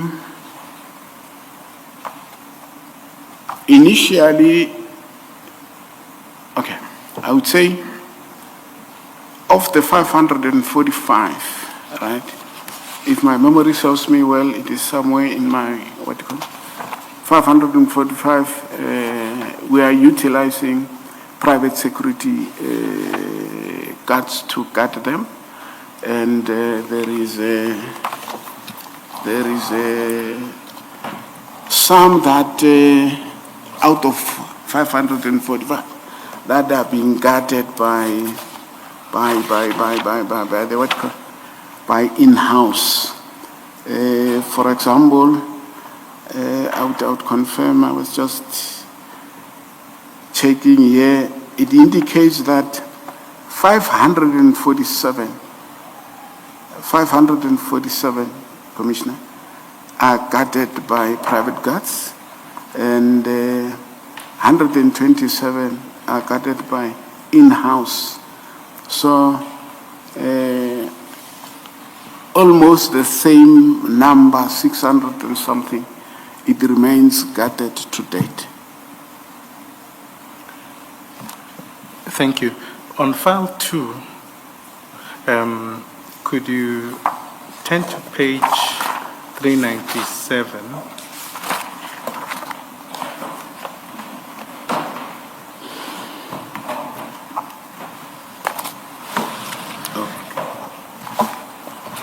Is that which page, Mrs. Kakan? 397, thank you.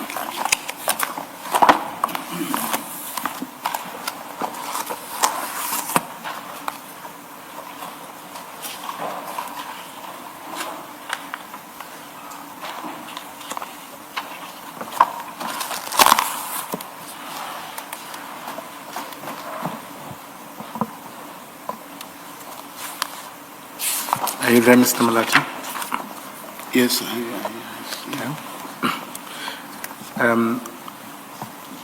This is a report, a handover report that was compiled by Ms. Marota to hand over the APSS to TMPD. Yes, sir. Did you have any input into this report?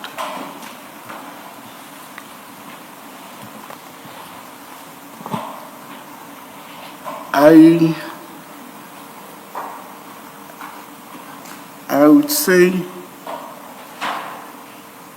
not formal input. I would say not formal input, but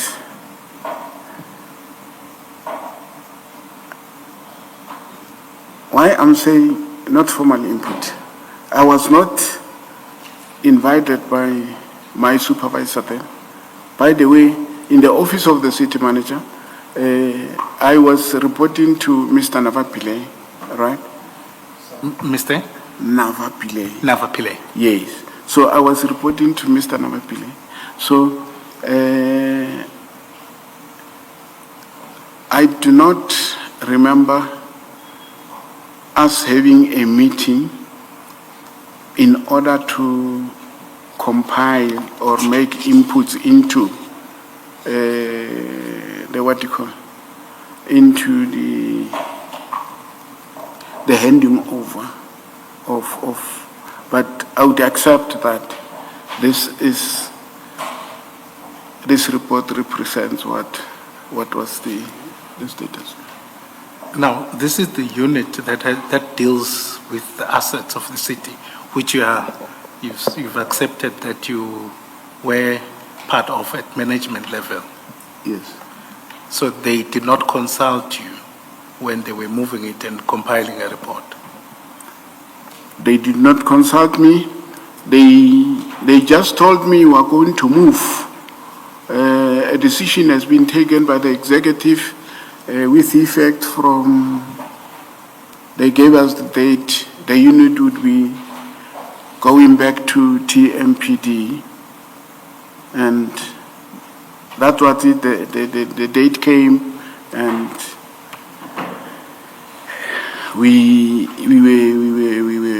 were called to TMPD, and yeah, that was it. Okay. If you turn to page 400 of this report,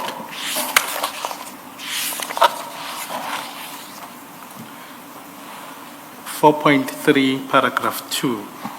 Okay. I think perhaps it supports what you were saying. It indicates that work rendered by security service provider was not monitored as per service level agreement. And it then says the Tswanepet, I think there's a mistake, Metropolitan Police Department does not monitor the deployment of the security personnel at least twice a month as stipulated in the SLAs. What would be your comment to that? Would this report be accurate in this regard or not? It will not be accurate. It would not be accurate because security service providers were, and I believe they are continuing to be monitored at this point in time, unless things have changed since I left office to date. But in the run-up to when I was still in office, monitoring teams are on the ground, monitoring 24/7 deployment of security service providers. So evidence is that while it's untrue and actually you monitor the sites 24/7 Exactly, that's my point. for 545 sites.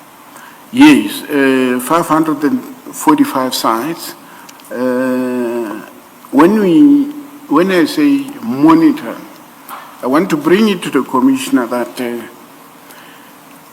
in practical terms, it would always not be easy to cover every site on daily or twice daily or thrice, given the shortage of personnel that are there to conduct this specific function.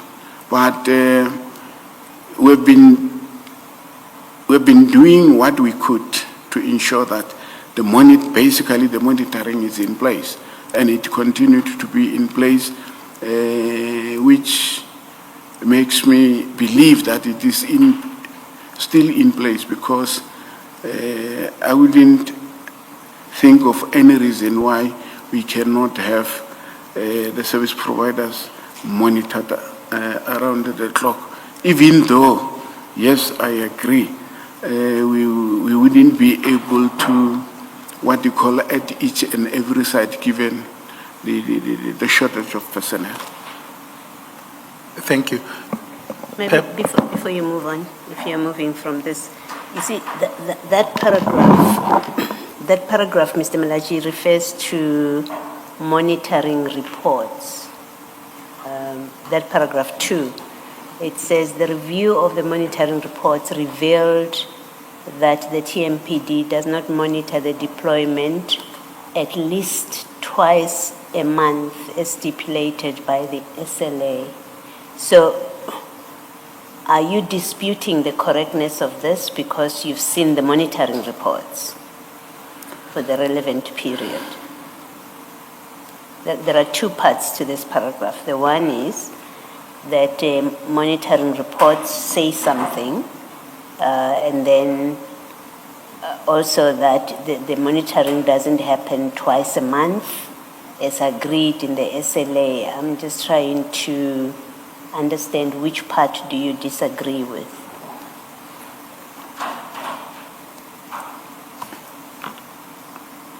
Commissioner, I would not, I wouldn't with certainty say I dispute what I disagree with what the paragraph is saying, more especially when they are talking twice a month. Hence, as a result of me having said personnel capacity is always the issue. Even though the SLA stipulates that monitoring should be done twice a month, given the size of the number of the sites that we need to monitor, possibilities that yes, somewhere we are not able to reach the target. So you're not disputing where it says that the monitoring was not happening twice a month as per the SLA agreement. You're not in a position to dispute that. In fact, your explanation is you were short of personnel, so you were not always monitoring. So that part you're not disputing. I agree. Okay. Do you know the monitoring reports that are referred to in this paragraph, and is it stuff that you looked at, documents that you would look at? Were they presented to you on a regular basis? Did you look at them? Would you verify for yourself what is contained in those reports? Yes, I would assume that they are referring to what in the environment we call inspection reports. Yes. Right? And which inspection reports are completed on site, they are brought to the office, right? And we go in through them, we check, right? And make sure that indeed this monitoring team is doing its work. Okay. So but just to be sure, and I just want to correct your answer to Mr. Skakane. You responded to his question that you don't agree with what is contained here, that monitoring wasn't happening. So I just want to clarify that with you, that you accept, and that seems to be in your answer, in fact, that because of capacity constraints, Yes. monitoring was not happening the way that the SLAs required it to be done, which is twice a month. You accept that? I accept. Okay, thank you. Thank you, Commissioner Baloyi. In fact, I wanted to probe this point a bit further. And this report actually refers that this was a finding of internal audit, meaning there was an auditing of the sites, the monitoring reports, and the actual inspection reports. But at least now we've accepted that you don't dispute this answer. Now, could you accept that in that, well, perhaps let me start with the question.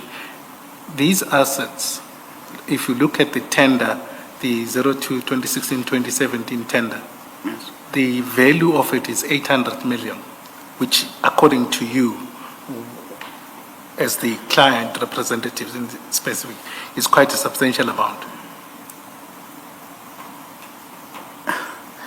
Yes, I think it could even be more, even though I don't have the exact report to back up my statement. But yes, I agree. It's a substantial amount of money, I agree. And could you accept the possibility with what you are saying and the acceptance of these findings from internal audit that perhaps there could have been a situation where invoices that were submitted by service providers could not have been verified? as a possibility?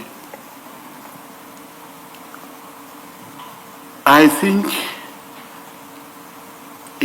it could be, yes. I agree.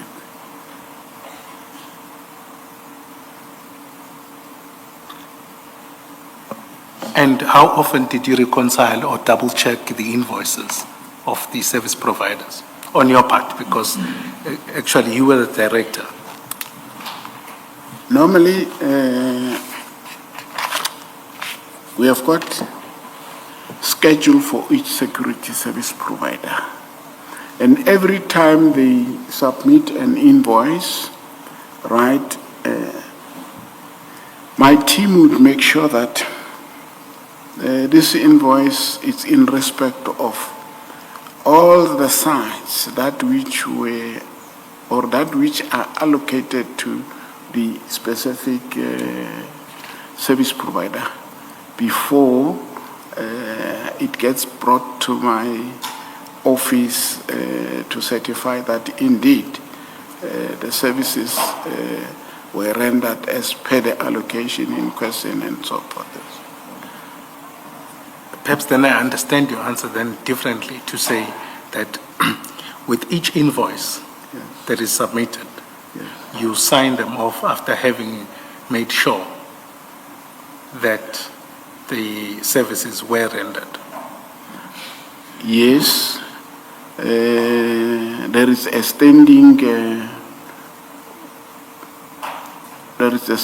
instruction to the team that is assigned a duty to receive and administer these invoices to say before each invoice is brought to my attention to certify, right?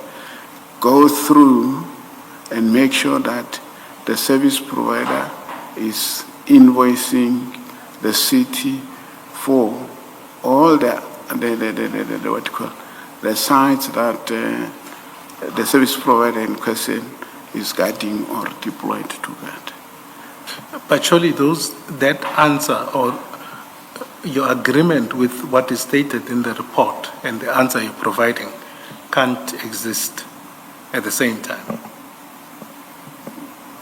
Meaning you can't agree with an audit finding that says you fail to monitor the service level agreement or service providers, but then at the same time you say you do check the invoices and satisfy yourself that services were rendered. There are two, in my honest view, there are two sides to the question. When I say I do not dispute what the internal audit has done, right, it's on the basis that there are 545 sites to which we should have come out twice every month. Hence, I said, sometimes it is possible not to come out there as a result of, I mentioned, issue of capacity. But now, coming back to the invoices, right? The invoices, the monitoring of the invoice by the administration team is to ensure that whatever the service provider has claimed on the invoice is actually what has been allocated to that service provider, right? As to whether during the month the monitoring team managed to come out of each and every site so mentioned on the invoice, that would be another issue. And the possibility is, it could be that for the month of March, the monitoring team came out once to a specific site, but the service provider would still submit that invoice for payment. Hence, theirs is to make sure that whatever is submitted for payment is exactly as per the schedule that we have allocated to that specific service provider. Commissioner. Thank you. I guess what Mr. Skakane is is testing with you is that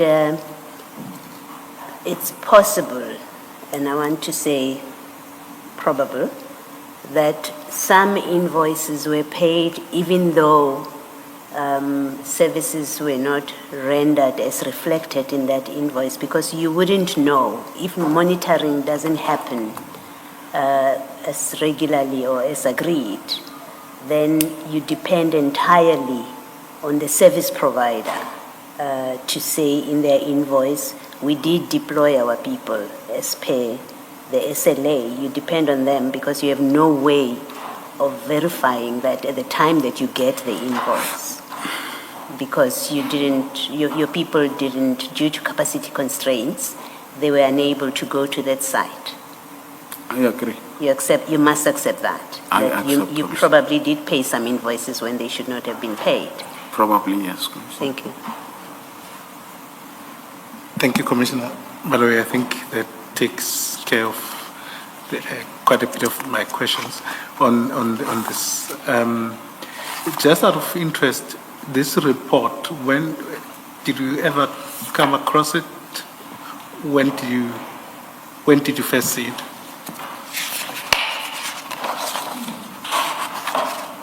Human resource related matters. No, I'm coming across it for the first time, yeah. For the first time. Okay.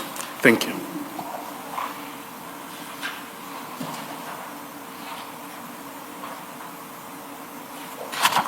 Please go back to file 1, which is the continuation of your statement.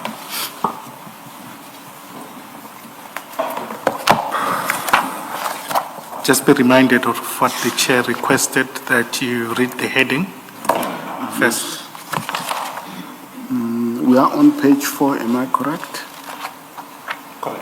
Correct, paragraph 14 at the top, but start with the heading. Yes. The heading, whether TMPD previously outsourced cutting services, entities which previously rendered guarding services out of the appointed 2022, that rendered service under TMPD 2 2016-2017. As indicated in paragraph 1 above, TMPD has previously outsourced guarding services. The following entities were previously appointed prior to TMPD 2 2016-2017. Number 1, Hotline Security Services. 2, Mabotwane Security Services. 3, Triotic Protection Services. 4, Marumo Maipe Cleaning. 5, Security and, actually it's Marumo Maipe Security and Cleaning Service and Civil Construction. And then it would be 5 in terms of 6, which is both best trading and projects. Thank you. Just to spend a bit of 2 questions on this. Do you know were you involved, let's say prior to this tender, in outsourcing or in previous contracts for the provision of security services for the assets? Prior to TMPD 2, 2016-2017? Correct. I was not involved. You are not involved? Yes. Okay, thank you. There's an entity there that's 14.3. 14.3, Triotic, yes. Triotic Protection Services. Yes. Do you know about that entity? Yes, the entity is one of the entities that appointed by the city in terms of TMPD 2 2016-2017. And it is currently rendering guarding services to the city.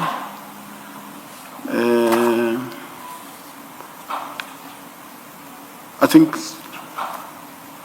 basically that's what I can say. Thank you. And for example, at this point in time, when you were at the PEC, because it was evaluated at that time, and your recommendation as the PEC was that it, among others, should have been appointed. Am I correct? You mean the BEC in respect of TMPT 2 2016-2017? Correct. The report Yes, that yes, you yes. did was that amongst other entities, the 22 entities, Traumatic Protection Services should have been appointed. Or you were recommending it rather, let me use that term. They were, all the bidders, including Traumatic, I think they were recommended for. They were recommended. I just want to probe a bit on that. Are you aware that that company is linked to Mr. Eugene Mdisa Yes, at the time? At that time, I was not aware. I became aware after. I became aware as we went on, as we went along, that it is linked to Mr. Eugene Mdisa. You're right. So. Thank you. Commissioners, I would have handed an article, a newspaper article, CJC 104. Could you take that?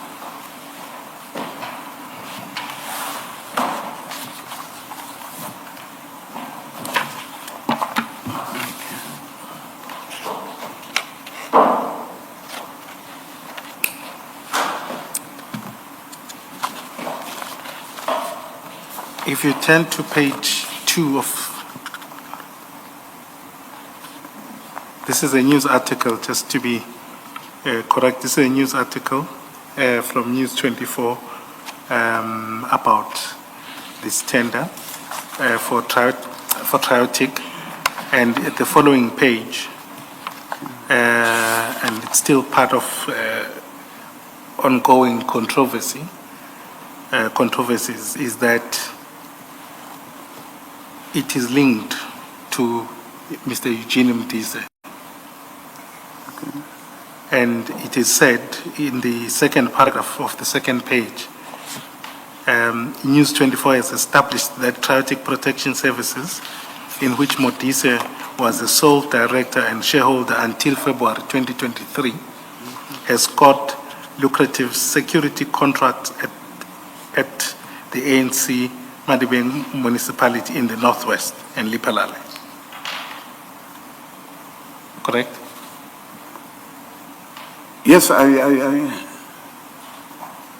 heard that. I saw it on the newspaper. Correct. So around this time, when you evaluated this tender for the TMPD, not this municipality, Mr. Mdisa would have been the sole shareholder and director of Traumatic. And obviously when you evaluate, you would know those things because those are part of the documents that are submitted as to who is the director of that entity. Since this has happened some years back, I wouldn't with certainty say the documents, more especially CIPC documents that were submitted, right, indicated whether he was the sole director or there was somebody else, right? I wouldn't with certainty say that. But what I know is that he is said to be the director of the company. But back then, I'm not sure as to what is it that the company registration document was saying in terms of directorship, whether there were other people on the directorship or not. It happened some time back.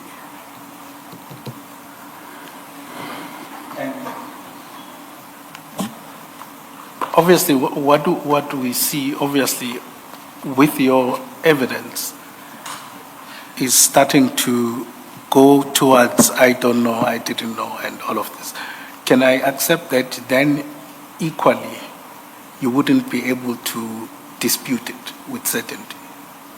Yes, I won't be able to dispute it with certainty. Can I also put this proposition to you? That in terms of your own policy and the SCM regulations, companies linked to people in the service of the state ought not to be appointed.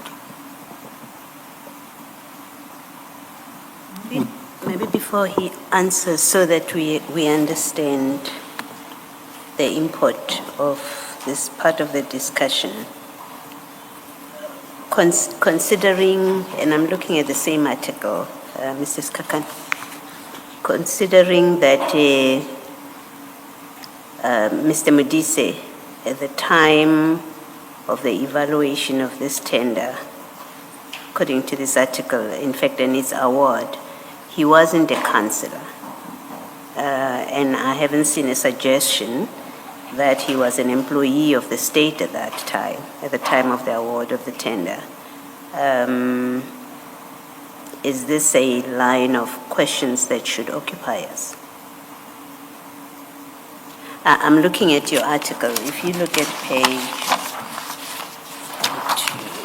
the fourth page, it says, and assuming this article is correct, it says when the Tshwane Council awarded Triotic the contract in February 22, Modise was secretary of the ANC in the Tshwane region, a position he has held since 2018. Now, unless you precede your question with putting to the witness as a fact that at the time of the award, he was a councillor, if he was, or an employee of the state, you have to precede it with that before you say employees are not, employees of the state, are not, people in the service of the state are not allowed to contract. It has to be preceded by establishing the fact that this person was in the service of the state. And if that is the suggestion, I think rather put that to you. Let me put that as a proposition and I'll come back to it. If one assumes that, just to follow a caution from Commissioner Baroi, Mr. Modise was in the service of the state. So, in one way, would you agree that, or anyone, for example, who is a director, would you agree that he ought not to, would not have been appointed? I agree. Okay, thank you. Is it a fact that Mr. Modise was a councillor in 2022? Let me come back to that properly on that. I think that was Commissioner Baloy's difficulty. Question. Okay. Because we know that this tender was awarded to the 22 security companies after the court order.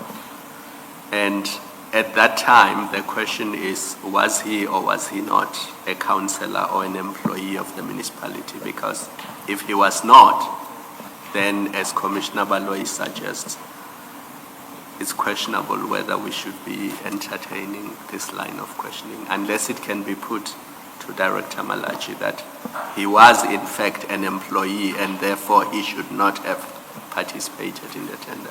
Correct. No, I'll withdraw that at this point, Commissioner, and I'll accept that. Can you then go back to your page 15, paragraph 15 of your statement?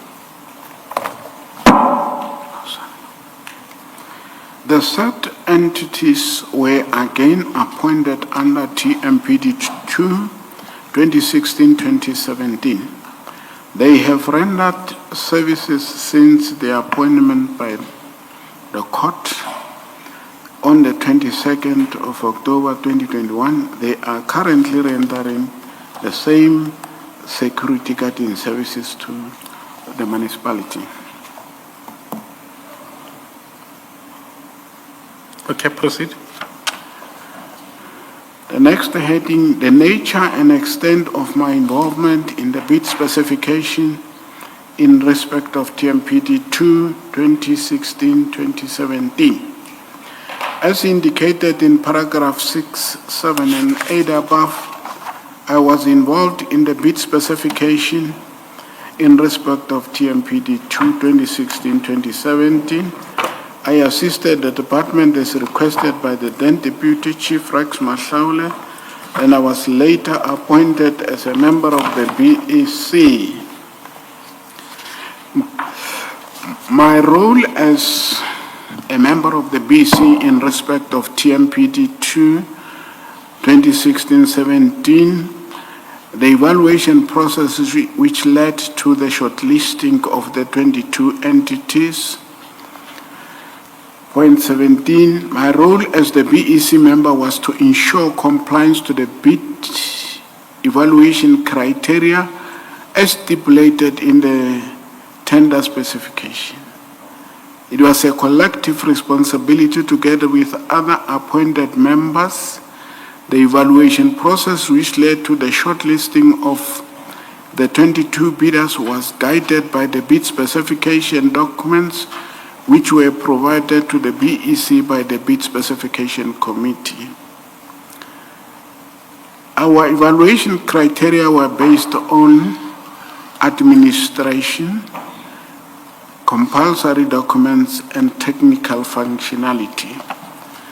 It was a normal evaluation process guided by supply chain management policy. The report was then adopted, handed over to the chairperson of the BEC. We followed the required procedures. I believe that the court would have not awarded the tender to the recommended entities if the required procedures were not followed or complied with. On that, Mr. Malatji, I just want to say that you and I sitting here have no idea what informed the court order which was granted or made by agreement. We do not know what those who agreed said to the court.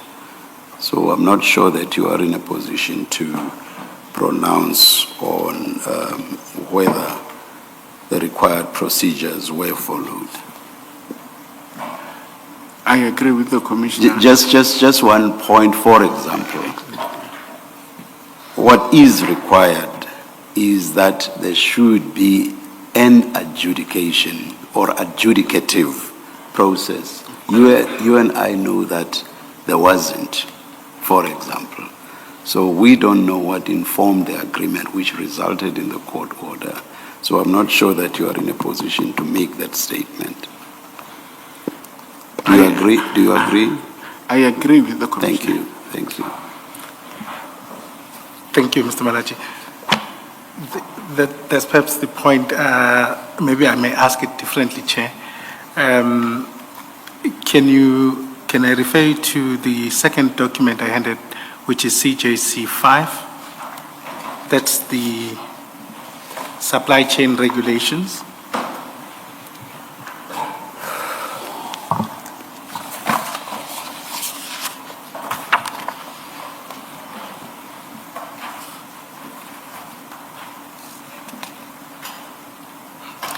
Can I request that you go to clause 28(2)?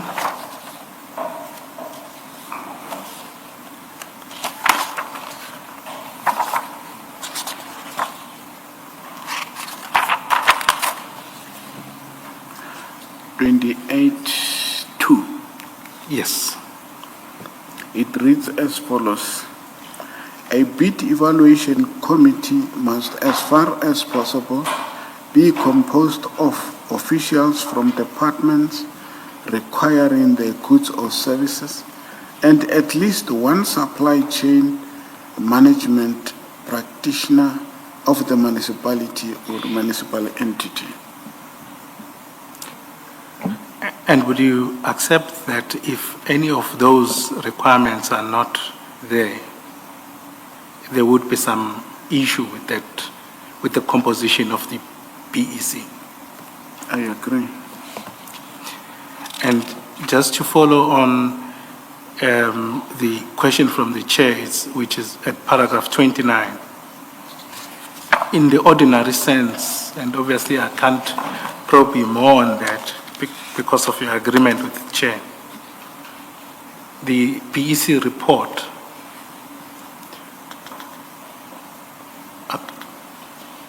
paragraph 29 talks about that the PEC report must be considered by the bid adjudication committee. You accept that? I do. And you'd accept that there would be some difficulty if the PAC is not involved? I agree, yes. Just outside the circumstances, well, I suppose I can't take it further because you are not involved in the decisions leading to the court order. Correct. Now, just before I go to another part, at paragraph 19 of your statement, you don't have to go there, you indicate that I was involved in all the meetings and resolutions of the PEC in respect of the same tender. Yes. Does that tally with with your knowledge of what you've stated about you not being involved in some of the decisions that were taken? My understanding of this was meetings, resolutions of the BEC to which I was appointed. The BEC in respect of TMPT 2, 2016-2017. So with that, I'm saying I attended the meetings and I was part of the resolutions that were taken. Okay, that's fine. Then if you go to page 79 of file 2,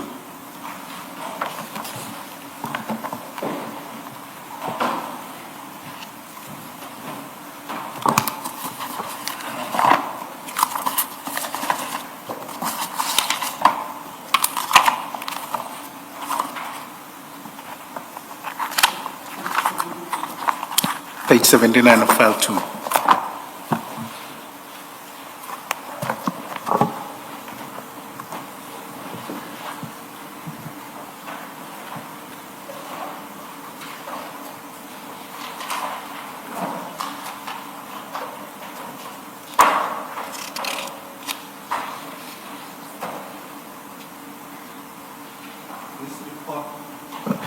This is a report or memorandum that was sent by apparently Tembegam Faithful.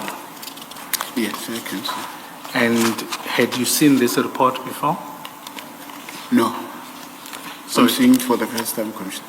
You're seeing it for the first time? Yes. Okay. You'll see that it talks about what transpired in the evaluation of Tender 2, 2016-2017. Okay. Correct? And if you go, should I give you a moment to go through it quickly? Okay.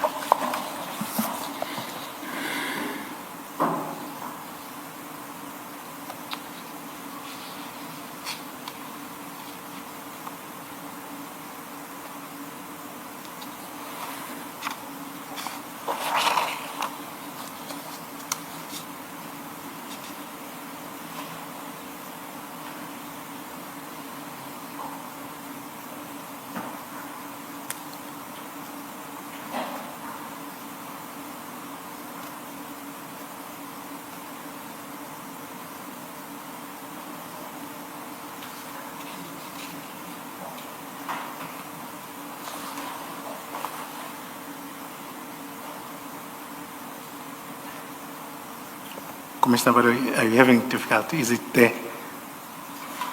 I'm saying, is there difficulty with pagination or? No, Or you have? Not this time.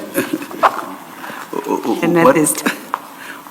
What part of the report did you ask Mr. Malatji to read? No, I'm just going to ask him to, I was just asking him to familiarize with the report, and then I'm going to take him to specific paragraphs.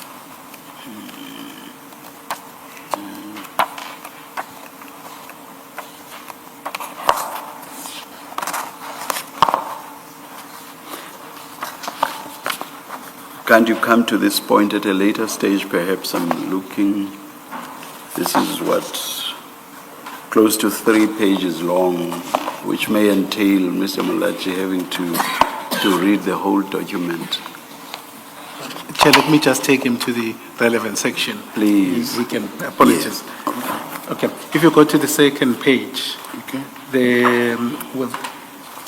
there's a discussion and analysis from this report. Okay.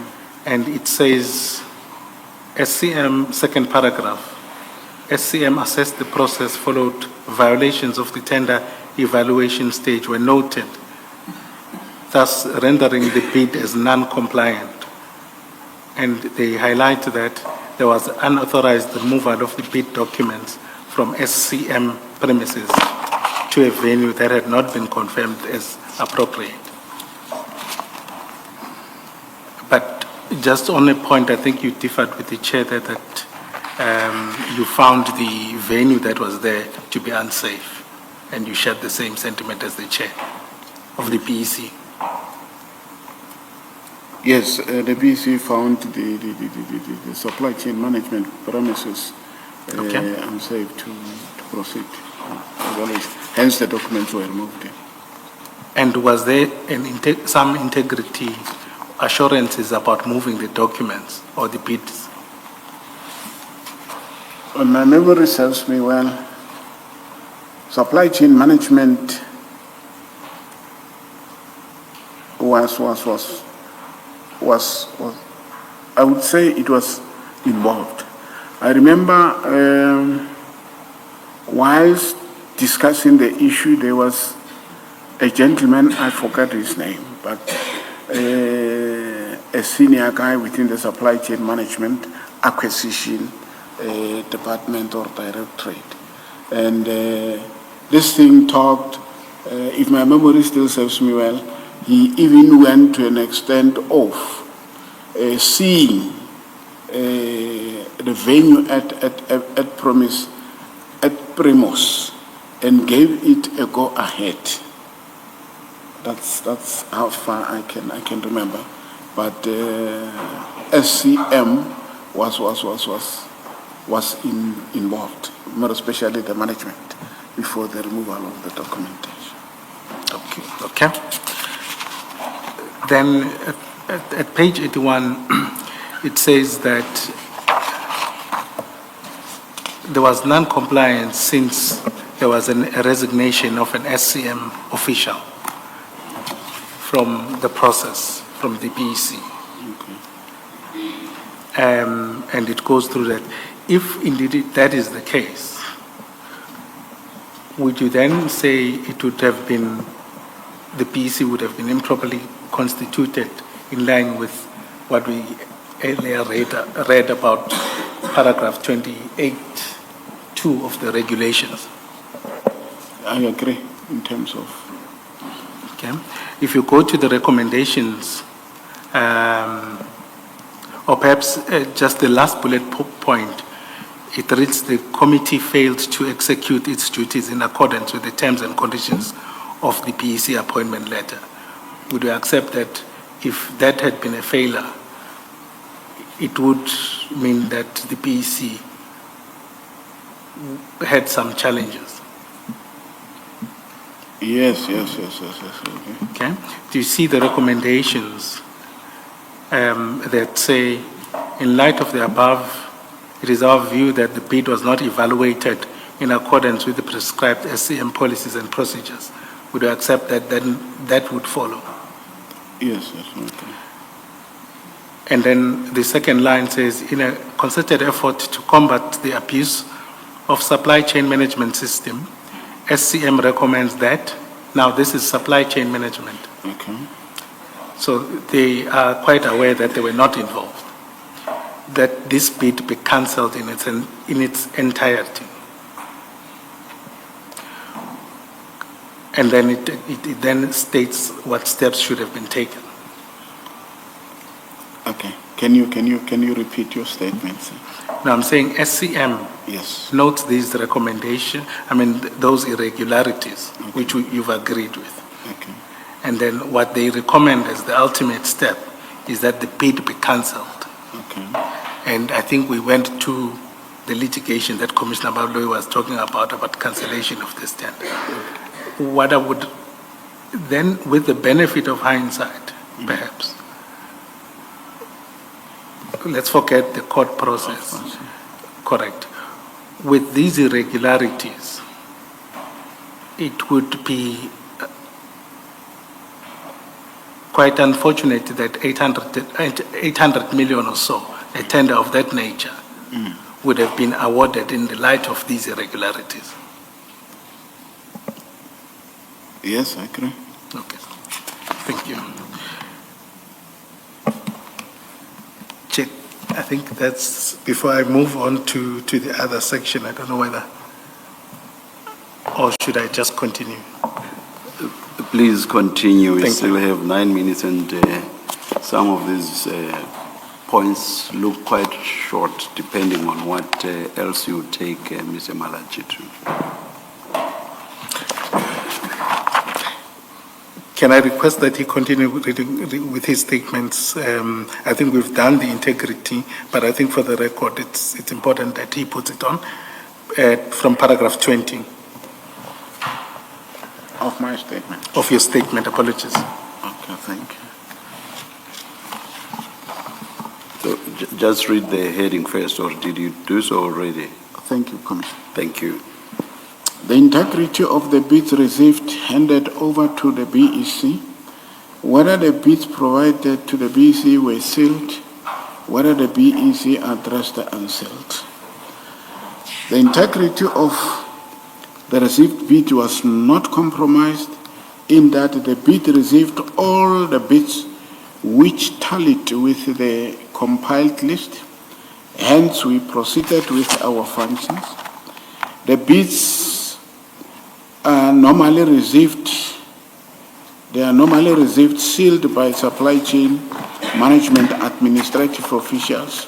They get unsealed by supply chain administration to inter alia to compile a bid register and general administrative compliance before they are handed over to the BEC. As a result, the bids handed to the BEC were not sealed.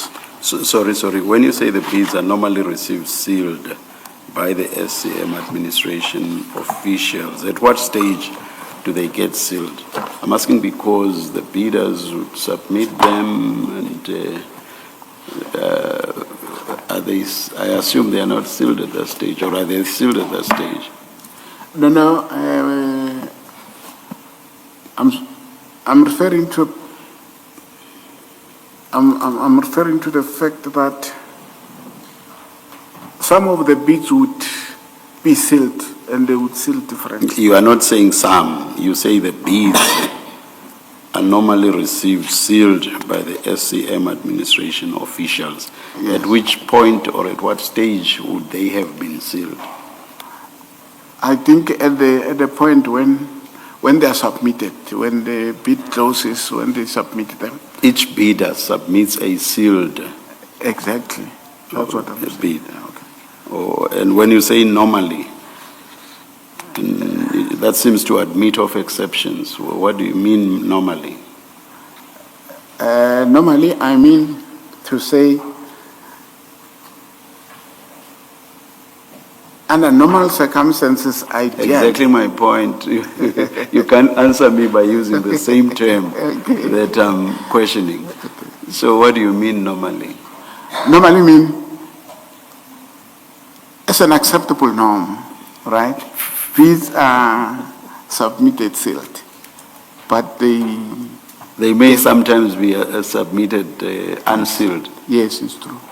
I agree. All right, thank you. I think you were to start with the next heading, circumstances. circumstances around the missing bids and or documents and removal of the bids from supply chain management premises, which were noted by BEC, and the impact of all of this on the procurement process. I am not aware of any missing bids documents regarding the removal of the bids from supply chain management premises. The BEC took bids from supply chain management premises to Tshwane Leadership Academy, Bremos. Movement of the bids was necessitated by security issues observed by the BEC. For instance, movement of SCM officials in and out of the storage was not controlled. Cameras in the building were not working, and the supply chain management officials had unlimited access to the storage facility. I'm referring to the BEC made a request to move from the supply chain management building, which was approved by the chairperson of the BEC, and the removal of this bid did not have any negative impact on the work of the BEC. Whether I delegated... Apologies, Mr. Malatji. I just have a few questions on this subject.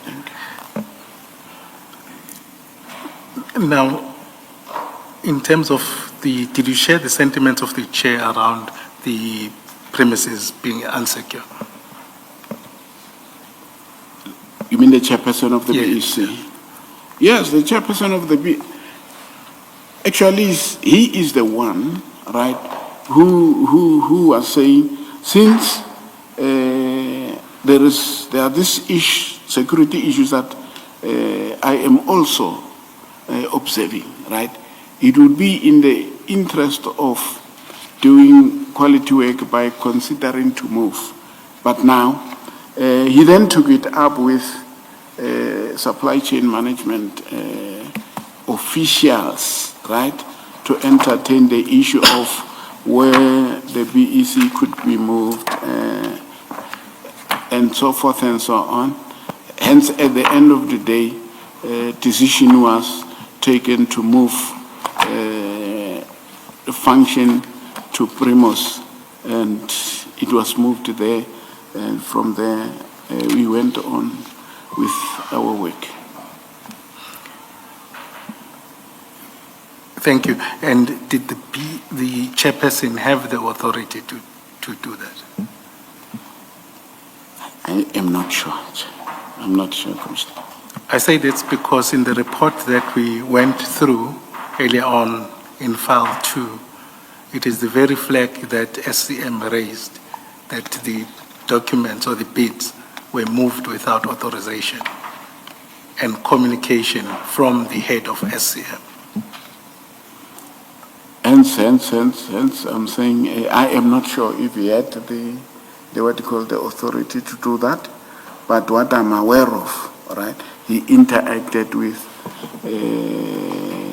one senior official within the supply chain management before the actual movement was effected.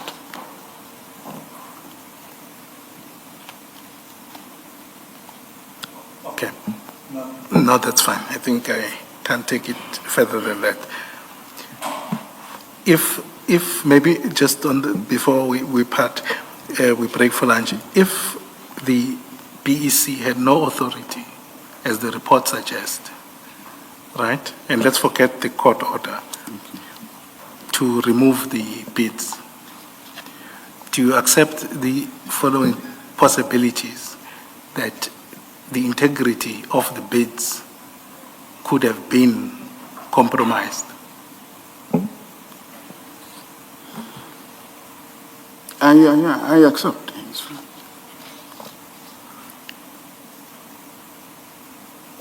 Thank you. I think, Chair, then the next paragraph we deal with the powers, the ad hoc powers to Mr. Piri, which is a new topic, so to speak. Oh, okay. Or is the next one not the one that says whether I delegated powers?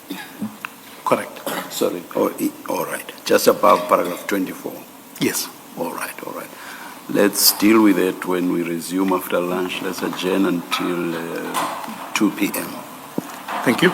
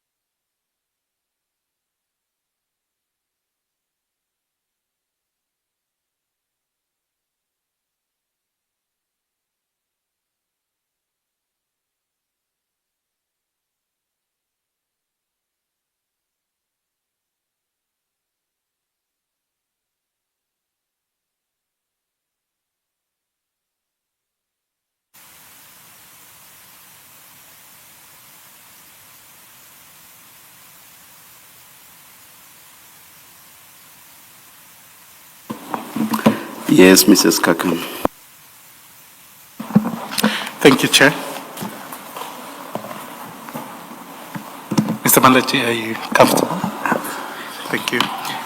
When we adjourned for lunch, we were going to the delegation, paragraph 24 of your statement. Can you turn to that page? It's page 6 of your statement. I'm on that page. Correct? Can you then read that?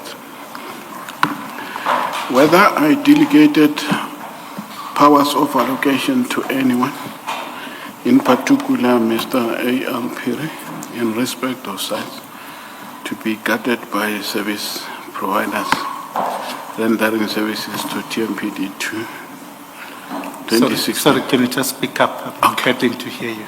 Thank you. Whether I delegated powers of allocation to anyone, in particular Mr. A.L. Piri, in respect of sites to be guarded by the service providers rendering services under TMPD 2016-2017. Thank you. Initially, I think we agreed that for this tender, one of the companies that had been, just to use the word, appointed was Gubis Security Solutions. What my concern, or what I need to probe with you, is work that was allocated to them on or about January, or during January 2025. Yes. Can you turn to file 2, page 283?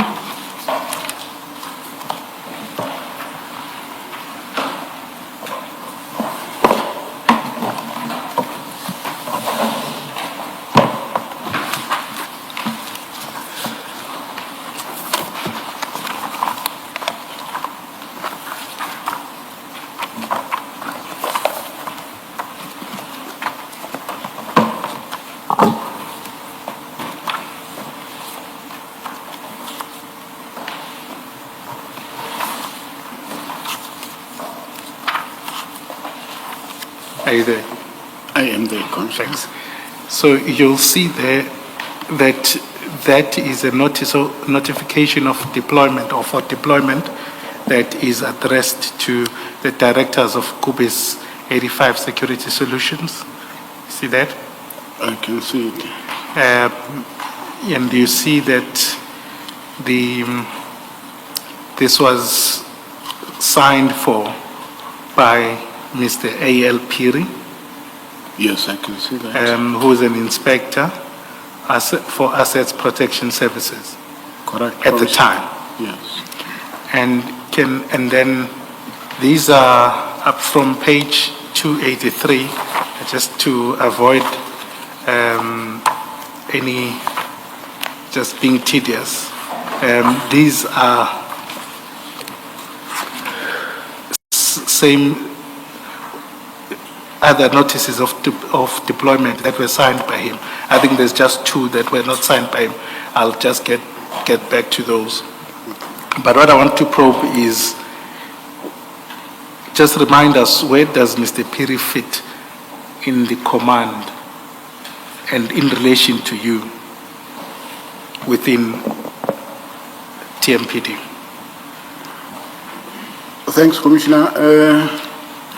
Mr. L.A. Piri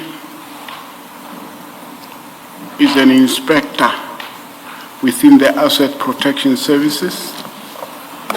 He is working directly under command and control of Dr.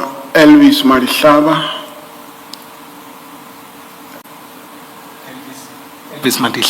Dr. Elvis Madihlaba. He reports and he accounts to Dr. Elvis Madihlaba. Dr. Elvis Madihlaba, in terms of the structure, he reports to Reginald Mahlangu, even though he is assigned a duty to be responsible for asset protection services operations.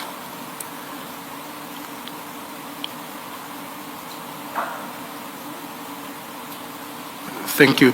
If you may go to page 300.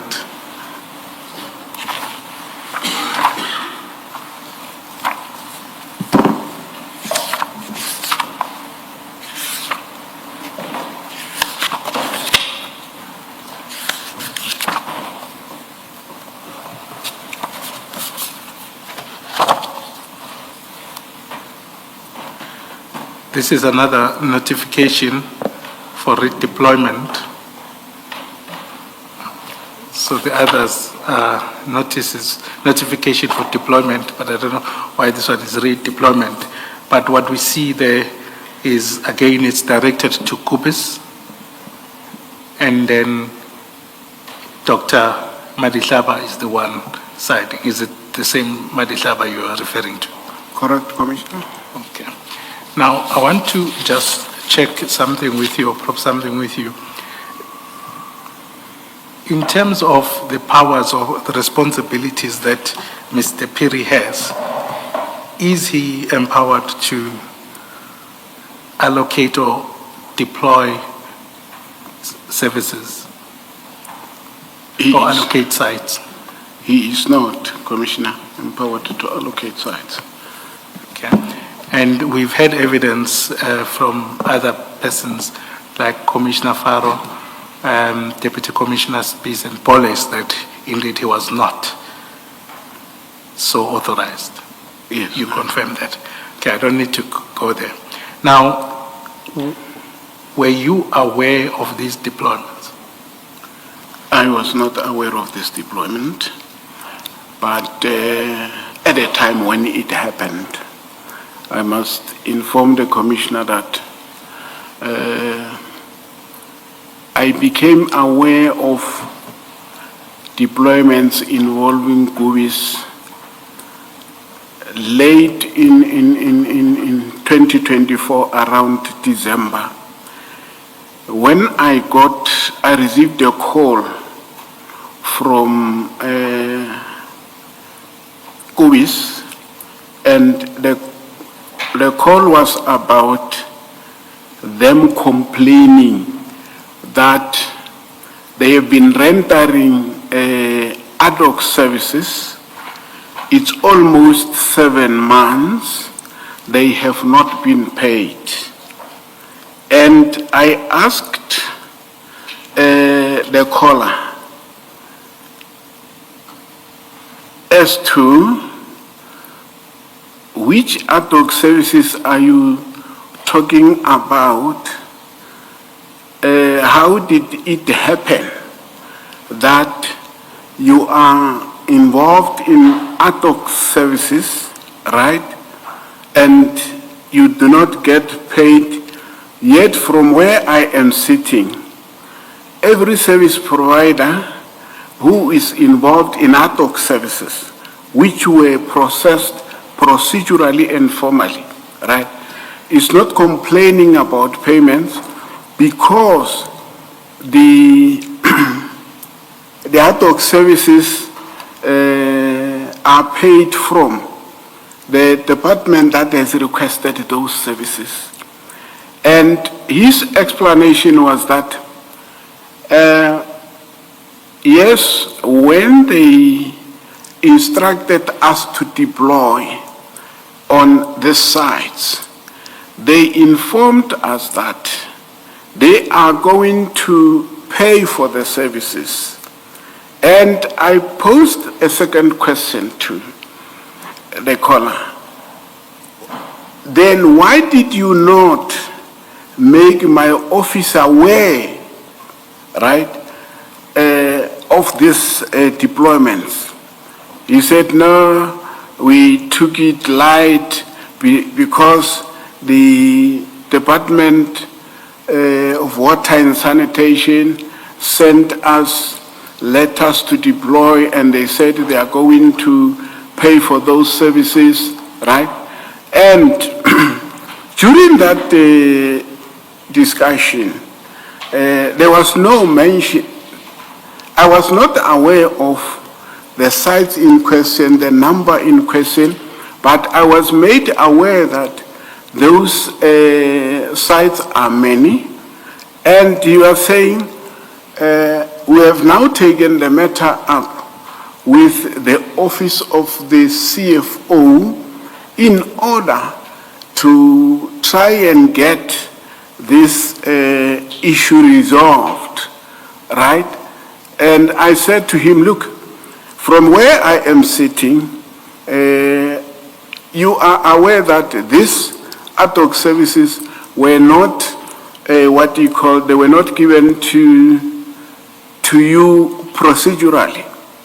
And you are making, of course, my life very difficult to introduce me at the end when there are problems, but nevertheless, since I'm responsible for the function, right, I am going to inquire about this ad hoc services. I'm going to establish how it came about, who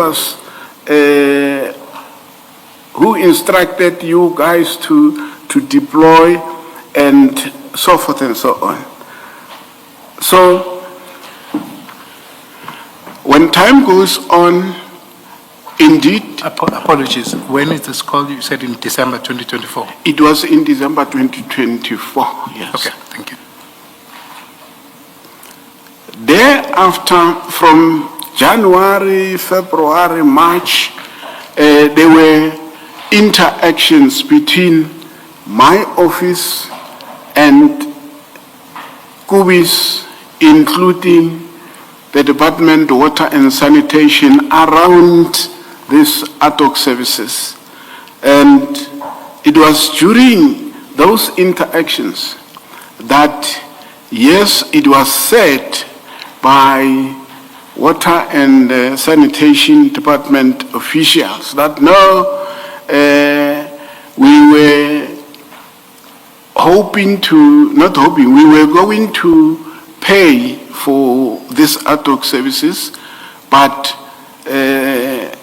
something happened, the budget is not allowing. Then the question was, but guys, you know there is communication citywide, which communication says when there is a request for ad hoc services to be deployed, such a request should be directed to my office so that I can make sure due diligence is done. And for the purpose of the commission, due diligence, I meant the requesting department would send me an email, for example, requesting ad hoc services. I would acknowledge receipt of this email and go back to them to say, colleagues, from which vote number are you going to pay this? They would then come back to me, provide me with the vote number, GL account number, from which they will be paying for the services. And thereafter, I would then instruct the office of Dr. Madlanga, right, to go and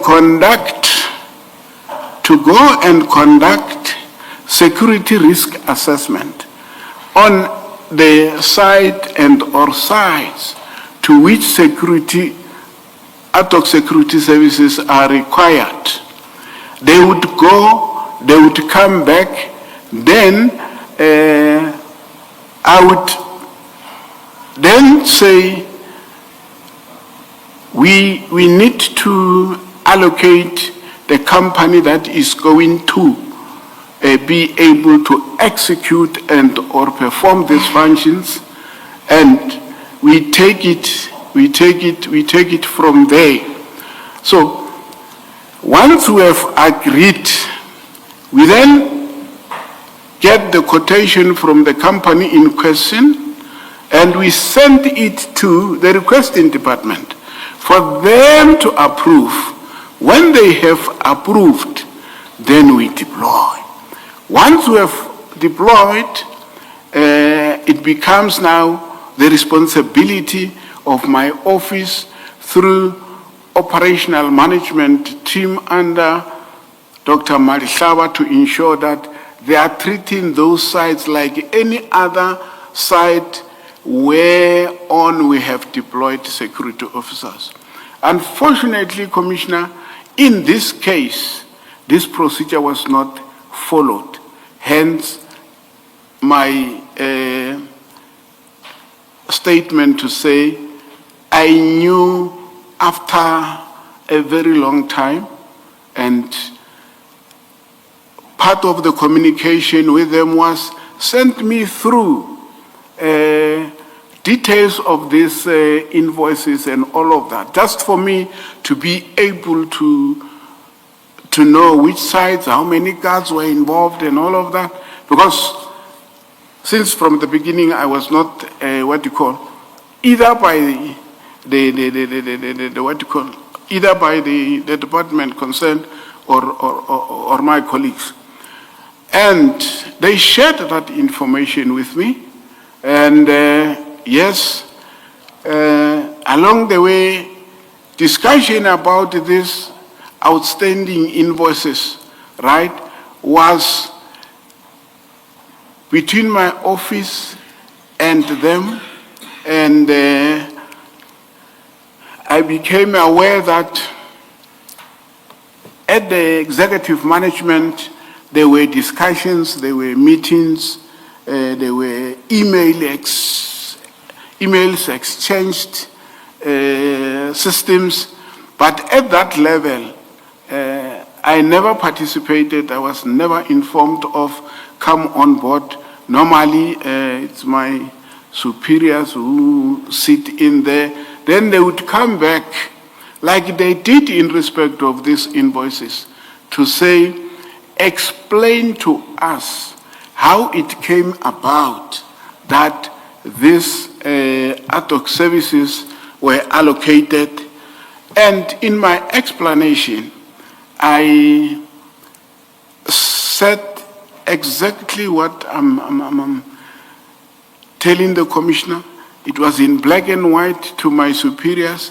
It started initially with Commissioner, Deputy Chief of Police, Commissioner Bolays, and after Commissioner Spies was appointed, he also requested me for an explanation. The same explanation that I'm giving to the commissioner, I gave it to him. And as I was morning, I would receive emails as part of people who assisted on those emails. Hence, I could see that there was discussion, high-level discussion about these outstanding invoices. There were proposals and or options suggested at that level where I was not invited to make any input. Such emails, unfortunately, due to the fact that I'm not having access to my office, I cannot avail to the commissioner now, but I made a commitment I can avail them as part of my evidence to the commissioner afterwards. Thank you. Director Malatji, good afternoon. Good afternoon, Do Commissioner. you remember what the question was? Do you remember what the question was that Advocate Sikakane asked you?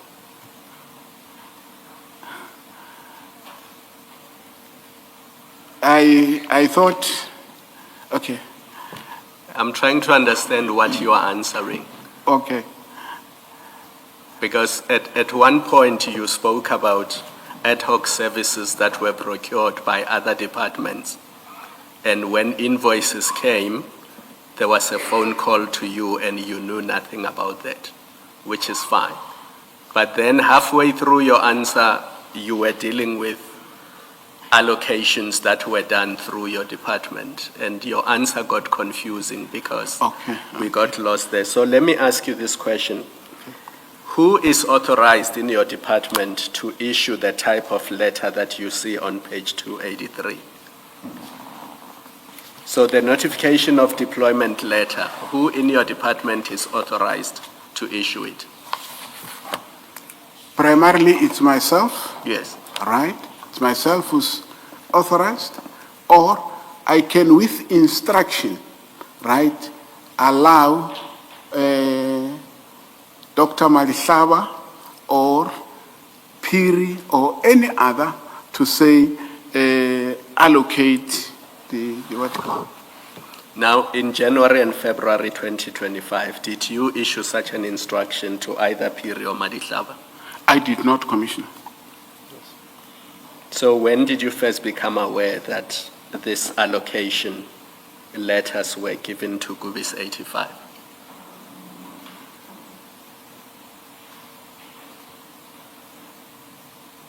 To be quite honest, I don't have the exact date, but it's now recently. No, it can be now recently because in March 2025 you knew that these letters had been issued Okay, to thanks. Gubis. Yeah, thanks for that. Don't thank me. It means you're not answering truthfully.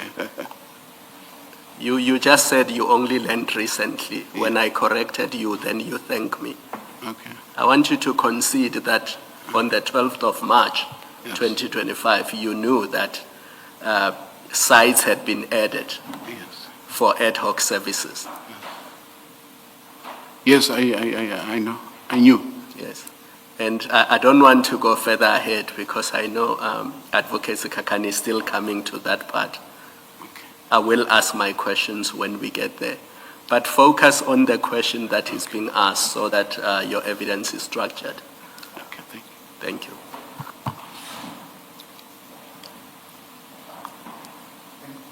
Thank you, Commissioner Mare. Commissioner Kumal.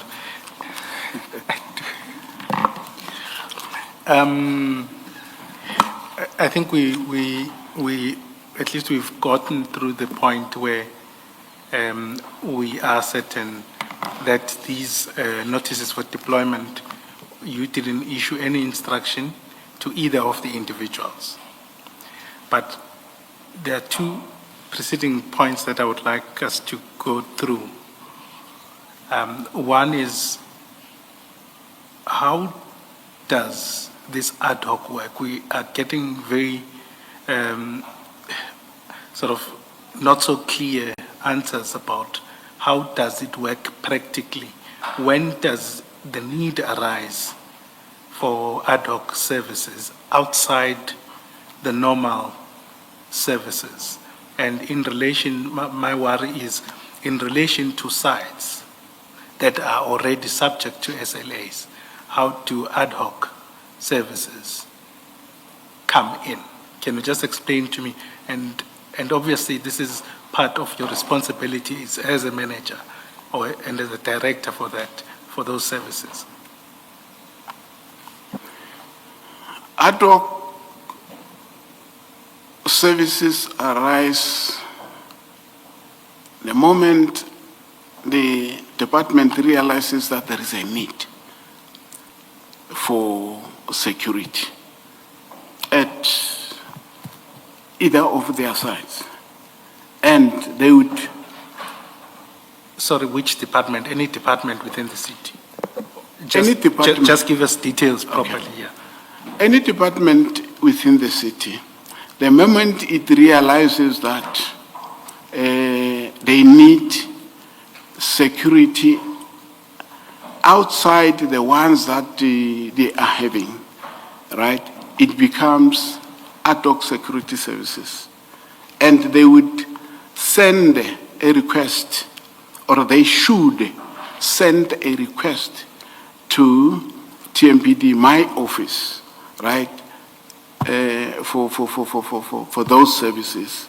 And once those services, those requests are received, my office would kickstart the process of making sure that due diligence is done before the actual deployment is effected.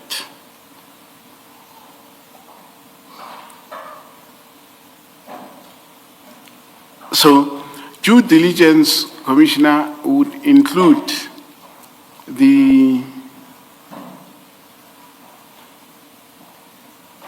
it would include my office acknowledging receipt. I would instruct the operational team to do the security risk assessment, and once they are done with that, I would identify, right, a need for a GL account from the department to commit that they will be responsible for the payment of that ad hoc security services that they are requesting. And I would go back to them to say, kindly provide GL account from which these services would be paid for the period that you are requesting. They would do that. And also the issue of, we will then get the quotations and get them to sign, approve those quotations. Once this process is done and we deploy, I instruct deployment of the companies so identified and approved by the department. I must make a mention that ad hoc services is the responsibility, payment thereof is the responsibility of the department that is requesting ad hoc services. Thank you. And where you would... Mr. Malatji, I'm noticing that your afternoon answers are very long. Can you please try to shorten them? Okay. Thank you. Yes, Mrs. Kakan. Thank you, Chair. I'll try to move as well. So you say that in relation to these ad hoc services, well, there was a call with Kubis and yourself. Yes. And they were complaining that they had rendered services. Correct. Ad hoc services. Correct, Commissioner. And out of interest, why was it they were contacting you, your office, out of escalation, or you know them?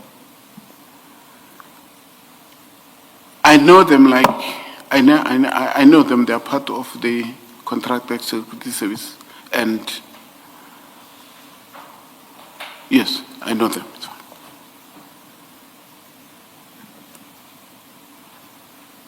And who in particular were you in a discussion with on this from Kubis? There is one Mr. Kelvin Mahlangu, I think he's the director of Kubis Security Solutions. Okay. And when there were complaints around that, did they submit invoices to you or timesheets of the work that they did? Or did you ask for a report? I asked for the report.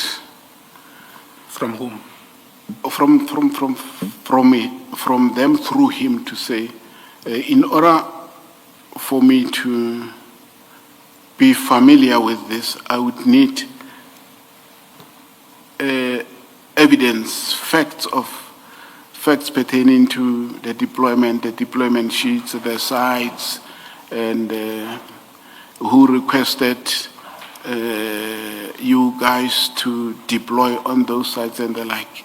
The entire information was submitted to my office. And did you request internal reporting? That is from your officials now. To be quite honest, no, Commissioner. So how did you ensure that what the information they gave you was accurate?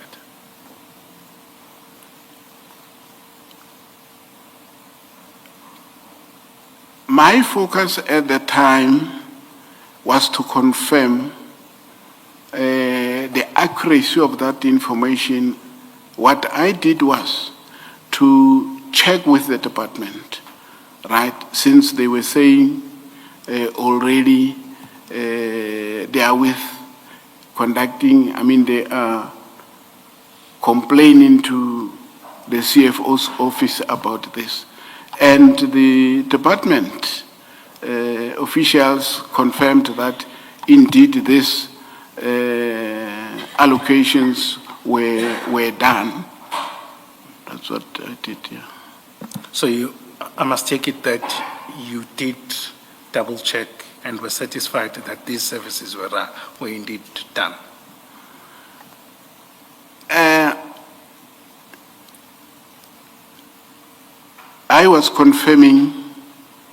I confirmed the knowledge by the department, right, in terms of deployment, request and to deploy and whatever. That was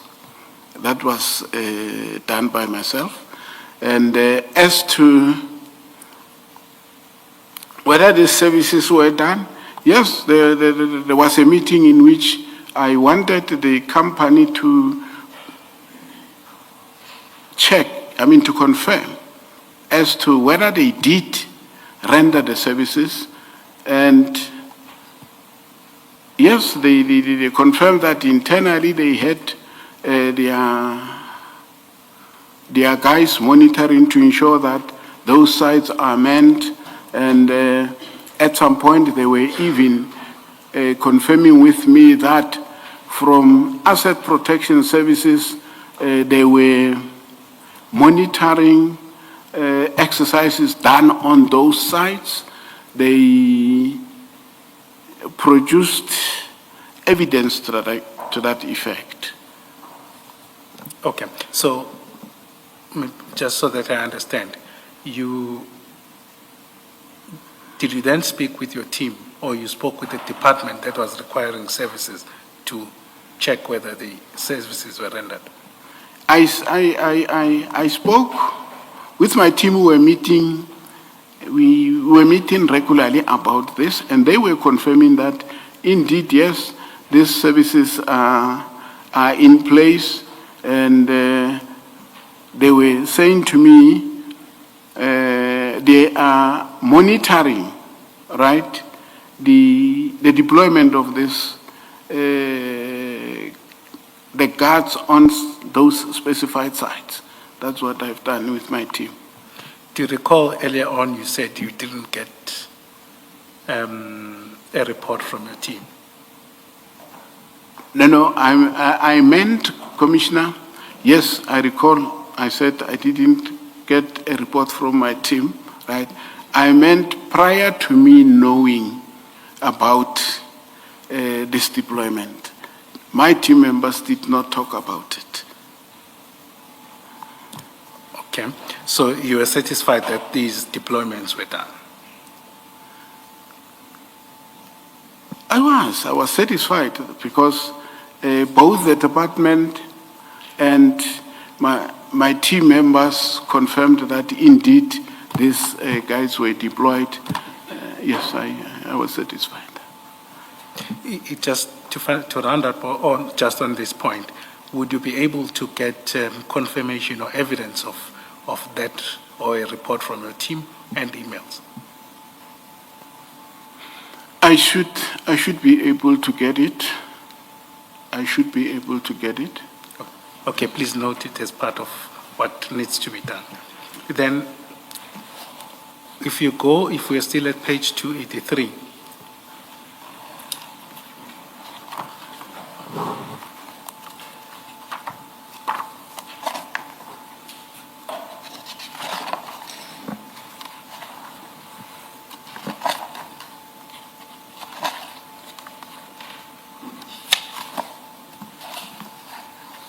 Are you there? I am. Thank you. Now, I've been going through these, but what's peculiar to me is how does these deployment work?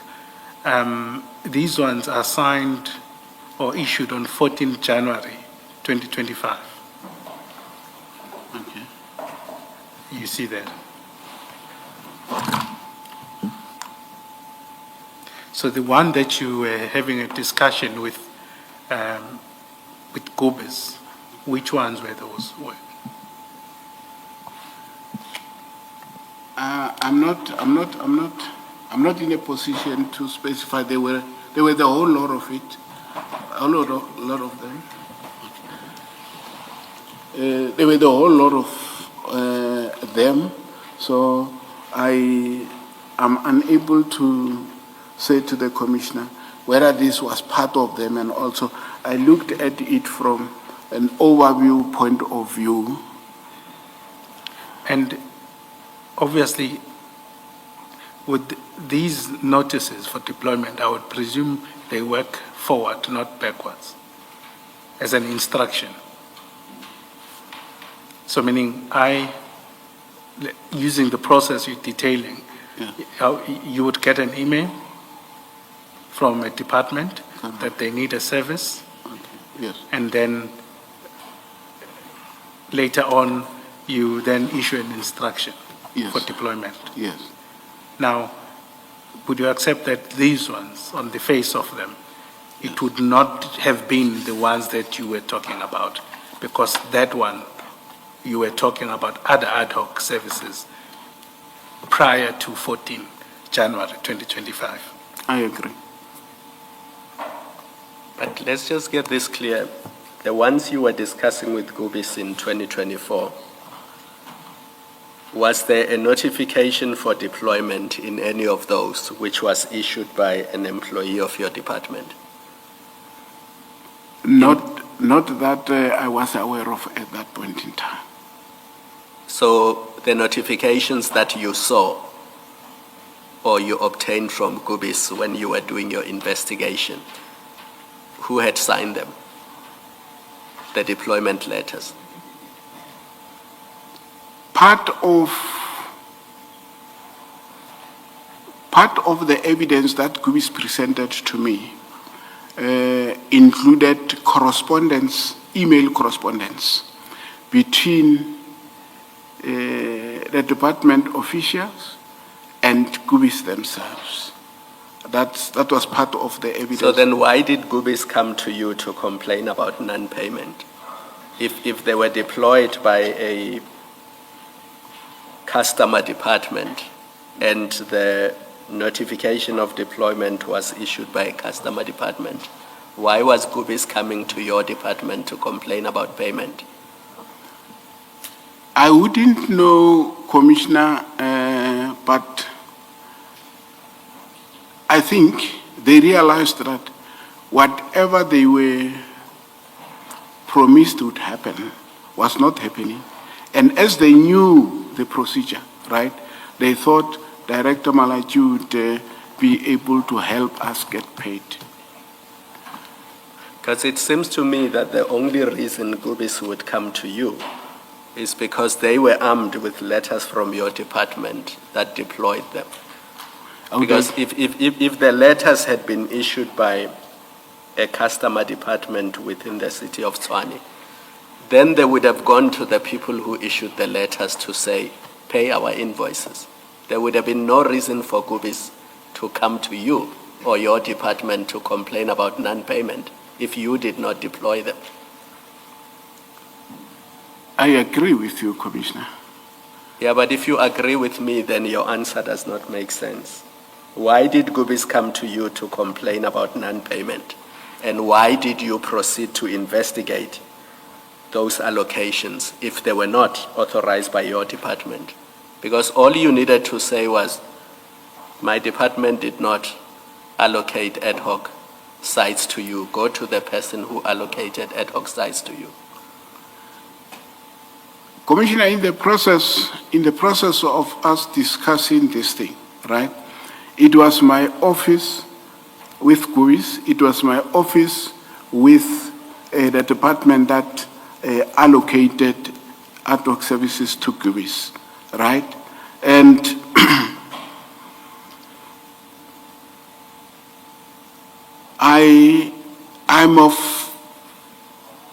I think they came to me, the reason for them coming to me, it's because they were not winning with the department.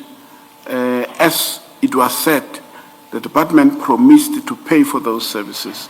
And at the same time, they were not getting what they hoped to get in the office of the CFO, right? They were like, Director Malatji, what do we do? Hence, I was on record to say to them, guys, you ignored the process, and you chose to do what you did. And now afterwards you are coming to me, right? So I believe that part of the reason would be they believed, no, Director Malatji will help because they got these deployment letters in their possession, you see?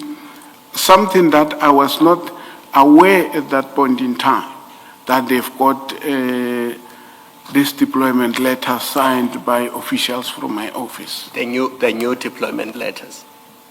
Come again?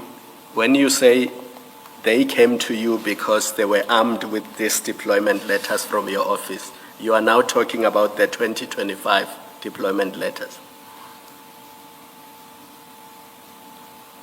I'm talking about deployment letters pertaining to the outstandings that we spoke about in December, right? And yes, I would also, in the same breath, right, talk to the one that it's attached here as evidence of January 2025. Thank you, Mr. Skakali. Can I just follow up on that? With the December one, you say it's the Department of Water and Sanitation that had said to them they should deploy additional security. Yes, I'm saying that. You agree? That's a December one. It's Department of Water and Sanitation. Yes. And your department. Yes. So it's in fact your department. The Water and Sanitation Department identified the need, maybe spoke to Gubis, but your department did the deployment letter. Yes, they signed the deployment letter. So it's your department. It's not Water and Sanitation that appointed them. It is in fact your department because your department issued the deployment letter. Yes, Commissioner. Okay. So your department was responsible to ensure, having issued the deployment letter, your department was responsible to ensure that they get payment, right? Yes. The way that you're explaining how it works. Okay. Yes. Okay. Is there anything that was done wrong in that deployment, the December? We're talking about the December one, where your department issued a letter. Was there anything wrong done with that deployment? Commissioner, the December issue was, as I indicated earlier on, I received this call in December, and they were saying they are owed. It's almost 7 to 8 months, right? And I am saying yes, with regard to those invoices, which will also include the January invoices, right? No, if you got a call in December, it doesn't include the January Okay, invoices. it's fine. So let's stick to 2024 for now. Okay. You get a call in December, and it's about non-payment Yes. for the past 8 months, you say.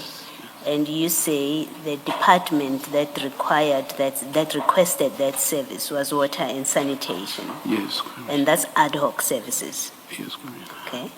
And your department issued the deployment letter Yes. for those months. Yes, in terms of that. Yes, so my question is, with all of that, is there anything that was done wrong by your department when it issued the deployment letter?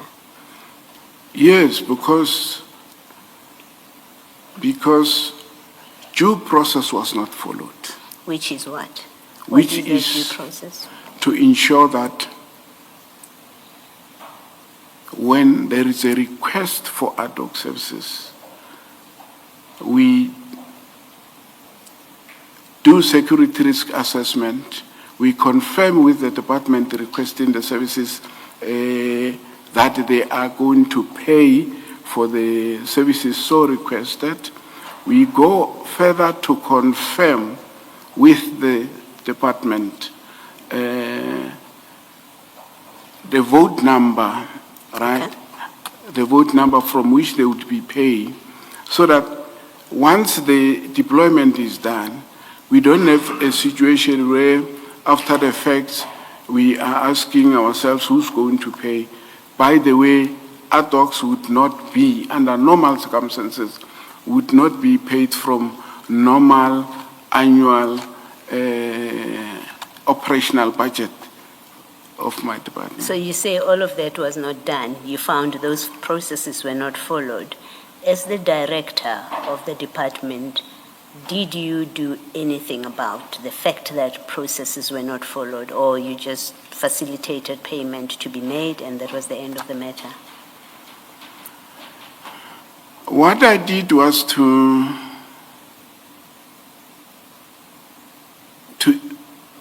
interact and liaise with a view to determine all of these things is fine. But in terms of maybe taking disciplinary action against my officials, that I did not do at the time, and I take responsibility for not having done that. Why? Why did you not do it? No, I think, Commissioner, time was not just allowing for me to, immediately after I became aware, right? Even my seniors, right, were aware, because this thing was already at the office of the CFO, right? And at that level, interaction was happening between my office, office of the CFO and office of the Chief of Police. At the same time, the office of the Chief of Police was investigating this thing. Hence, an instruction came to me by Deputy Chief Commissioner Paul Hayes to say there is this issue of ad hoc services. Kindly explain why these things had happened unapproved, and then which sides were involved and all of that. So it took me time trying to get the information together. This could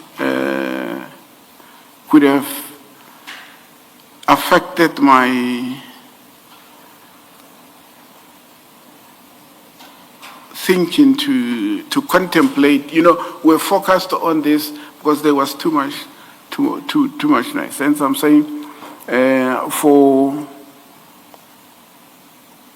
my office not to take responsibility against these implicated officials, I personally take responsibility. Yeah. It was not right. I'm not at this point asking you to take responsibility for it. I'm asking you, why did you not hold the person responsible? I mean, if this was done effectively unlawfully, according to you, because it doesn't comply, or irregularly at the very least, irregular because it doesn't comply with the ways of doing things, you find out in December, you're suspended in July, I think you said to us. Yes. So you had a good 7 months to take disciplinary action against a subordinate, and you did not. And in January, we now have Mr. Malatji, Mr. Piri signing further documents, maybe because no action is ever taken. Maybe precisely because you don't do anything when you become aware in 2024, about the 2024 ones. You don't do anything about it. It sends a message to Mr. Piri and others that this is okay to do. We can do this and get away with it. And so there's more to it than I take responsibility for doing nothing. It is perhaps you abetted, consciously or unconsciously, you abetted this kind of conduct where things like this are done, money is paid, and there's absolutely no consequence for it. And then a Piri does this in January and February. You still don't act about it if you ever become aware of it, but maybe that's why he does it in January. It's because you've signaled as head that there will be no consequence to this kind of thing. Commissioner, at a point when this issue was raised,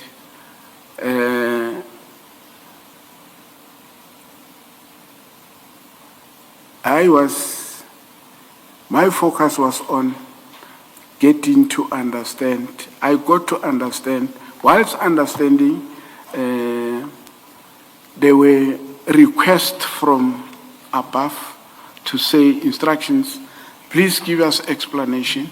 And I did give explanation. And yes, I do not want to say to the commissioner, it was right for me not to take steps, right? And further, I think it was wrong of my colleague to continue doing something that by January, for example, they were aware that what has happened the previous year was wrong, and they continued doing it. What was it? Let me ask maybe one last question. For those previous months where you say things were not done properly, who in your department gave those deployment letters? Was it Mr. Piri again? Yes, I understand it's Mr. Piri. So even for the 2024 ones, it was Mr. Piri? Correct. Okay. Thank you. Just one thing from me.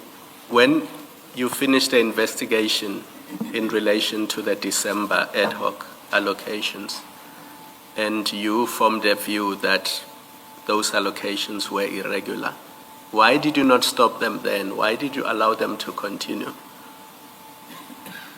Why did you not instruct that all ad hoc allocations stop pending the finalization of an investigation? It came to my realization, Commissioner, that though this was irregular, there were already discussions at the top, which involved executive members, right? And it was not easy for me, right, knowing that even my superiors are aware of this. I remember in one email, I even suggested to my superior that maybe we should come together, have a discussion around this thing.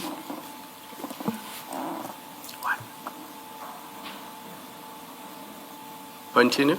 Okay.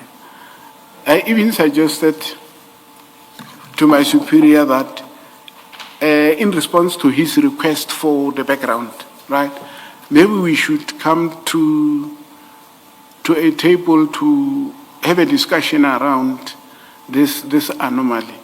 But nevertheless, at the end of the day, I did what he was requesting me to do, being to provide them with information. But now the question is, why did I not stop? Yes, that's the question. Why did you not stop it?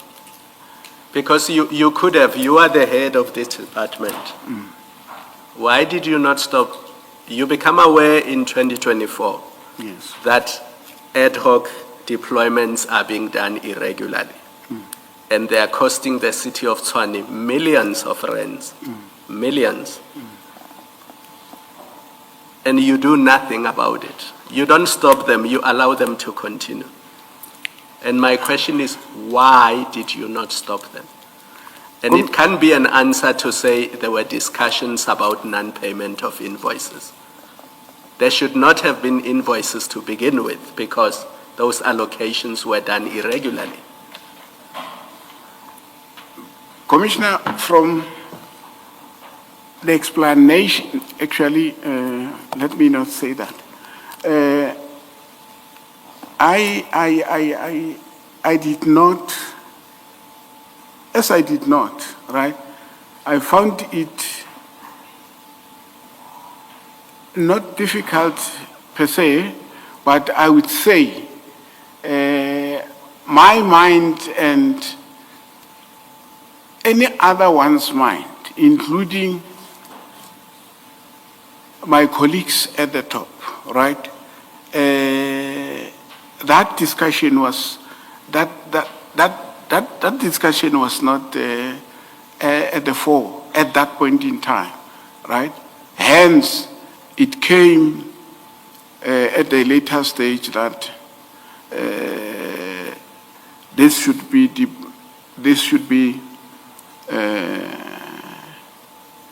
cancelled and you see, so it was. Director Malatji, you're not answering that question. Why did you not stop it?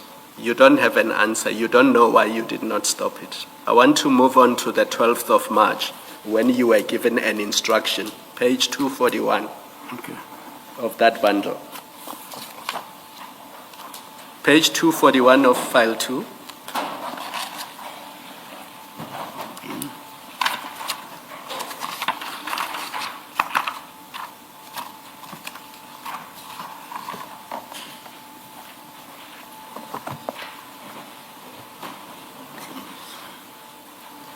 Are you there? I am there. So if you start at 244, you will see that the chief of the police becomes aware that their ad hoc services, they are not approved, and then gives an instruction. So on 243, there's an email of 12 March 2025 at 16:04. Do you see that in the middle of the page? 243. 243. The email of 1604 on 12 March 2025. Commissioner Spies has now been given an instruction, and he says who approves and mandates ad hoc security services? Who decides to give this instruction? Who decided to give instruction for this, and how is this process managed? And then it continues to the next page. Ball Hayes is asked who approved, but the instruction to you is on page 241, top of the page. This is addressed only to you. And you are now given a clear instruction that you must stop deployment of all ad hoc guards with effect from tomorrow morning. In other words, with effect from the 13th of March 2025. But you did not do that. You didn't comply with this instruction. Why?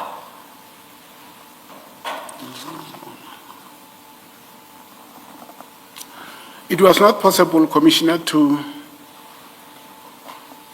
stop deployments of all ad hoc guards. I'm saying it was not possible because it is not all ad hoc security services, right, that were not that were having problems with payment. Other ad hoc security services allocated to other departments, right? They did not have a problem. Now, I had a problem with the instruction being, cancel them all. I had a problem with that. So you refused to comply with this instruction? No, I did not. Did you comply with it? No, I did not cancel them all. I did not comply. Did you cancel any? Even the irregular ones? Did you cancel the irregular ones? There were ad hoc services. Director Malatji, did you cancel ad hoc deployments that were irregular after this instruction was given to you? I requested Commissioner Spies to put it in writing. This is in writing. Yes. This is in writing to It's you. fine. It's an instruction to you. You are the head of this department. Did you already knew in December Yes. that some of the ad hoc deployments were irregular? Yes. When I asked you earlier, why did you not cancel them? You said there were discussions with your superiors. Yes. And that was your excuse. Yes. Now, 2-3 months later, your superiors are giving you a direct instruction to cancel these deployments. And you did not do so because you say you had a problem with it. In other words, you were happy for the city of Tshwane to continue incurring irregular expenditure. It is not correct, Commissioner. I was not happy. I am not happy. This irregular ad hoc services, right? The Commissioner must appreciate that. They were initiated by Water and Sanitation. But they don't have authority. You've just said only you can do that. I The proper agree. process is that you must do that. I agree. Now, your superior, the Deputy Chief of Police, on the instructions of the Chief of Police, instructs you to cancel all ad hoc guards with effect from tomorrow morning. You say, I'm not going to do that because I have a problem with the instruction. No, not necessarily. Commissioner, I'm being honest. I've not said I will not do that. I remember So let me cut you short. Which one did you cancel? Which deployment did you cancel after this instruction? There was no one that I cancelled. But from Commissioner No, Spies, I didn't ask for Okay. buts. I asked you which did you cancel? And you say you did not cancel any deployment. correct. So you did not comply with this instruction in its entirety. Yes, because this instruction, in my view, right, was inclusive of those that did not have a problem, right? I'm aware that the Commissioner is saying, what about this that were allocated irregularly, right? I think there I had an oversight, but No, but why is it an oversight if there's a clear instruction? An oversight is something that you overlook. Here, it's a direct instruction to you from your superior, and you disobeyed that instruction. And the city continued. I mean, these invoices, it was 14 million every month that the city continued to incur. I'm only talking about Gubis. I'm not even referring to other ones. You knew that they were not regularly given, and your superiors say to you, cancel them tomorrow. When you were suspended 4 months later, you still had not cancelled any of them. I agree because, Commissioner, bear with me. When these ad hoc services were dished out, right? They were dished out by Water and Sanitation Department with the understanding between them and the service provider that they would pay from them. So, though my explanation will not hold water, right? the bottom line is, maybe if the commission gives me an opportunity to go and check in my record the response that I gave to Commissioner Space. It is not true that I blatantly refused to carry out his instruction, right? But it is true that as we went along, what transpired is that he ended up identifying Kobe's triotic Mogalagali security services, and those ad hoc services were terminated. I am the one who called them into a meeting. Actually, I'm the one who drafted a letter for him to sign, and I called them into a meeting, right? I handed those letters of cancellation over to the three companies. And that was what, 4 months later?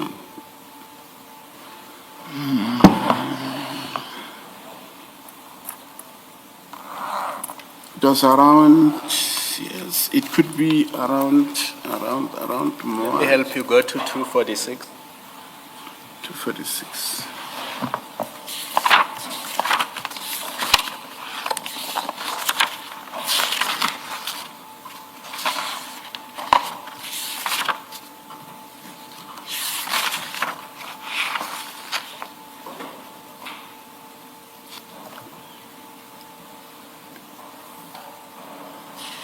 And that was on the 24th of June, 2025. Yes. Do you see that?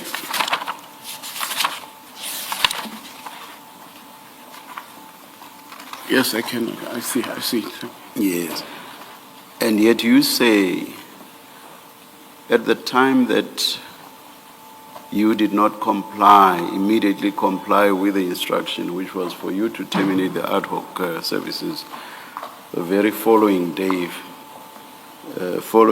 being the 13th of March, 2025. I'm looking at page 241, the email from Deputy Chief Spies. You say your only problem at that stage was that the instruction was inclusive of ad hoc assignments or allocations, in respect of which there were no problems. Did I understand you correctly? Yes, Commissioner. So you must have been aware as early as at the time you knew that the instruction was inclusive of these other allocations as to which ones those were, or it should at the very least have been a matter of relative ease for you to identify which ones did not have any problems. Not so? It's so, Commissioner. And so why would it have taken you from 12 March 2025 to 24 June 2025 before you could comply with the instruction? Commissioner, I still maintain that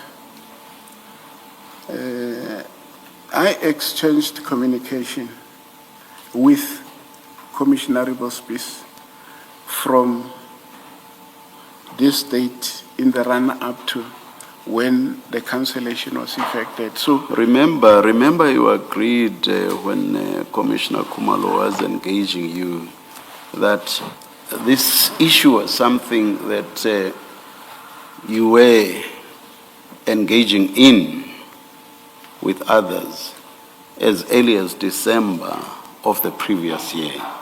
You remember you said so in response to a question by Commissioner Khumalo. I do, Commissioner. Now, surely, if your view was that there were no problems at all with some of these entities, as early as December of the previous year, you should have been beginning to see which ones have no problems at all and which ones do have problems. as early as December of the previous year. Maybe even that is kind to you. Commissioner, Not so. It's so, Commissioner. It is so. Yes. So now eventually, in March, 12th of March 2025, you get a direct categorical instructions, terminate these with effect from tomorrow, which was the 13th of March 2025. Why did you not do that in respect of those companies that you saw no problems, or rather, in respect of those companies that certainly had problems, or in respect of which there were issues?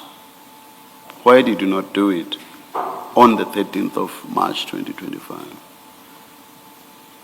Commissioner, I'm aware that there were discussions around payment of these companies, okay? No, Mr. Malatji. The issue could not have been around payment. The issue was around the propriety of the allocations. It was not about payments. The issue with regard to the instruction, terminate this, it was not really about payments. I agree with you, Commissioner. So why do you bring in the question of payments? No, I was trying to make the Commissioner aware that maybe the reason why I could not comply with the instruction at that point in time, it was as a result of communications that I was monitoring, communications. What communications? There were email communications involving my supervisor, Commissioner Spies, and others. But now, I might have made a mistake. The content of which, or rather, what was the content of those communications? What were the communications about? The communications were about paying for these services, right? And participants were suggesting. But could you not have terminated the service and sorted out the question of payment later? Why must the services continue piling up the need for more payments? That doesn't make sense to me.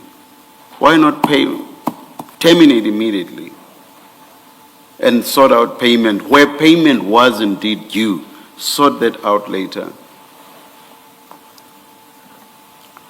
I think, Commissioner, like I said, that could have been, actually has been an oversight on my part. A serious oversight, a serious oversight. Do you agree? I agree. Commissioner. To that it's actually it's more serious than an oversight, because we know that in January and February, when PIRI issues these deployment letters, which you have already admitted he didn't have that kind of authority, and he didn't get that authority delegation from you. You never delegated him to do that. We know that in January and February, he cost an expense of 14 million rand. Just goobies. I think it's just goobies, the 14 million, or 12 goobies. It's 2 million rand, which is not, in the circumstances, is not a big difference. But he cost that much when in December already, you were in a position to give him instruction not to issue any deployment letters further.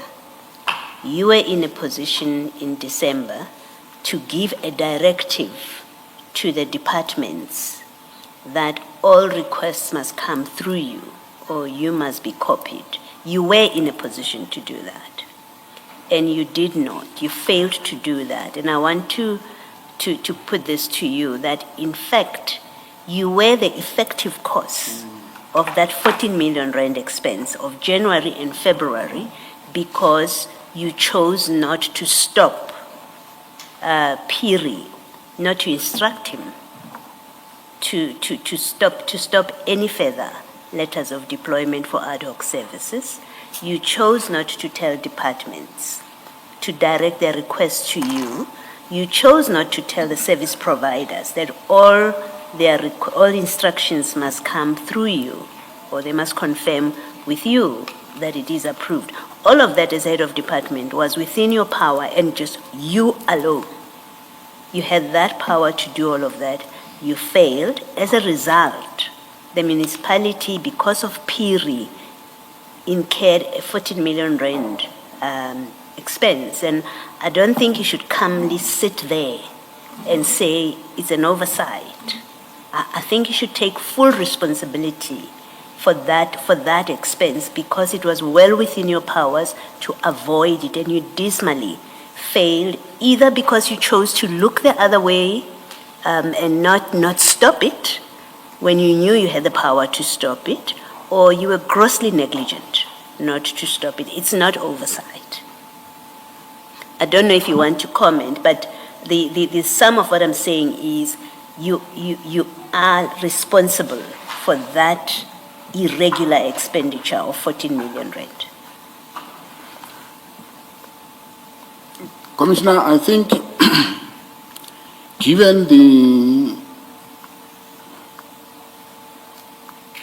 way things have transpired, at the end, yes, but I want the Commissioner not to lose sight of the fact that there is a department that which irregularly from the beginning, right, ignored the instruction, right, the instruction that the city has issued to all group heads in the city of Tshwane, to the effect that every ad hoc security services request should be directed to Asset Protection Services, TMPD. Therefore, I don't think it would be fair for the Commissioner to put all of these things squarely on my shoulders, yet I am not the cause of the problem. I happened to be in the bandwagon because I had a responsibility, something that I accept. But in terms of the cause of the problem, the department said they would avail funds to pay for these services. And the department went further to instruct Kubis to deploy security officers on sites that they identified themselves, right? Which is not wrong because it is their site. But now, at that point in time, right, I was not involved. I was not aware. You see, if your department did not issue a deployment letter, if Mr. Phiri did not issue a deployment letter, maybe let me ask you the question, a question. If Mr. Phiri had not issued a deployment letter, would Gobis have been at the site without a deployment letter from you? Because I've looked at your service level agreement. It provides for contact people. It says you may be given, you may be asked to do certain things, but it must be in writing, right? So I've seen that in your service level agreement. Had your department and Phiri not issued a deployment letter, would there be an obligation on the department on the city, in fact, to pay for services that are done when Gubis doesn't have a deployment letter? The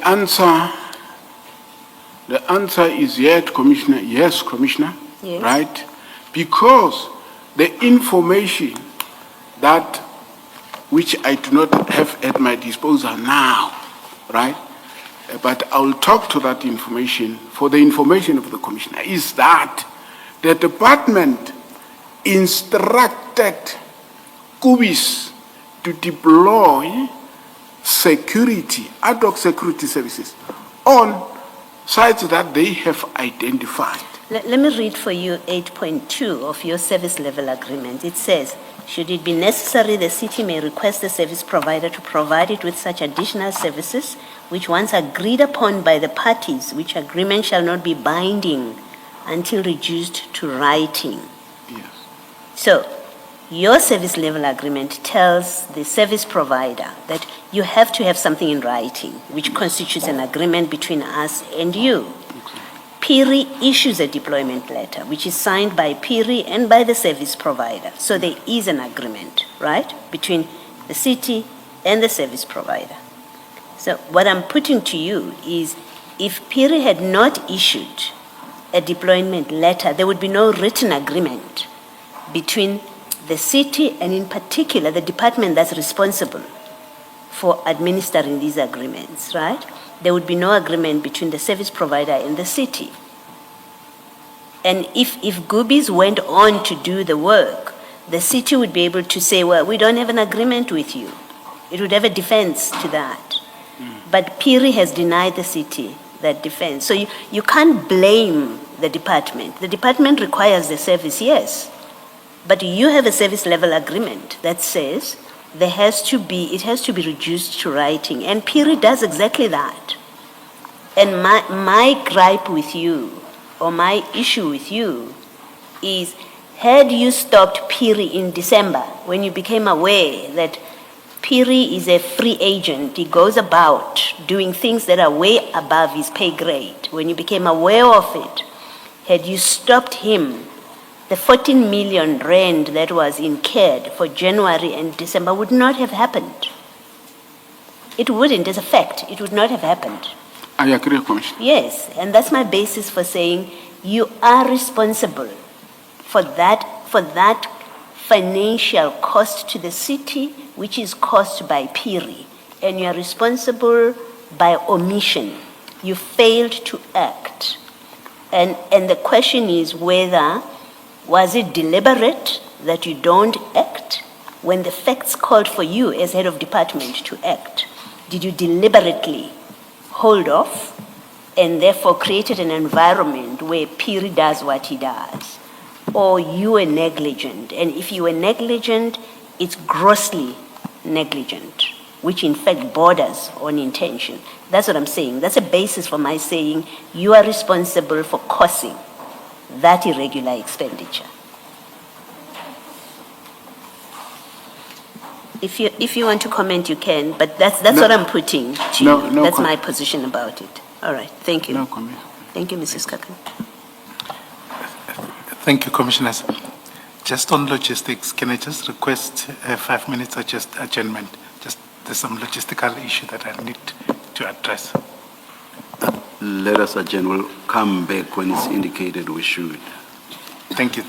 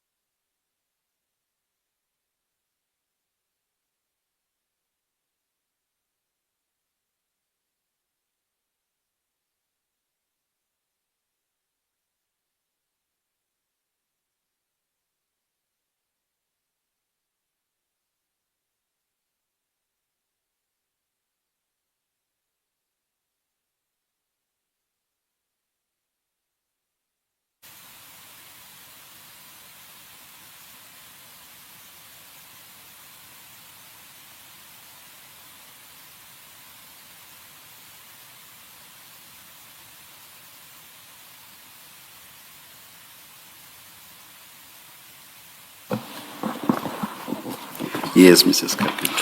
Thank you, Chairperson, and thank you for the indulgence. Mr. Malatji, you had been taken to the notices for deployment, but I just want to go back to the 2024 ad hoc instructions, and I think factually we've established that, and you've stated or testified that those ones were irregular, the ones in 2024. And can you then accept, and obviously with hindsight, that that would have cost the department or the city a lot of money?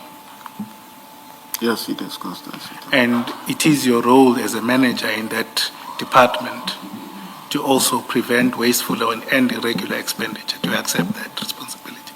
I do. I do. Apologies. Thank you.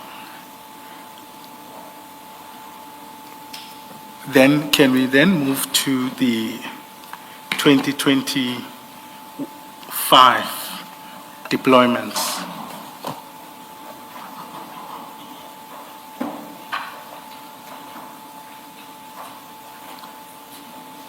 Now, I want to just probe out of interest. What's the level of interaction that you have with Kobus?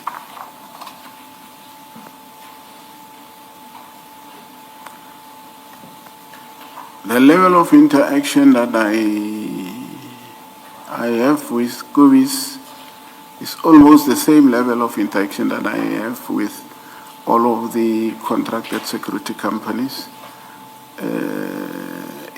It's official, it's informed by the relationship that is governed by the SLA and contractual terms and conditions, TMPD 20. Mr. Malatji, please try to speak up. I appreciate that it's late in the afternoon. Okay. But I could barely hear your last answer. Okay. I was saying, Commissioner, thank you. I was saying the level of interaction with Kobus, it's the same level of interaction that I've got with other service providers who are part of the 22 entities.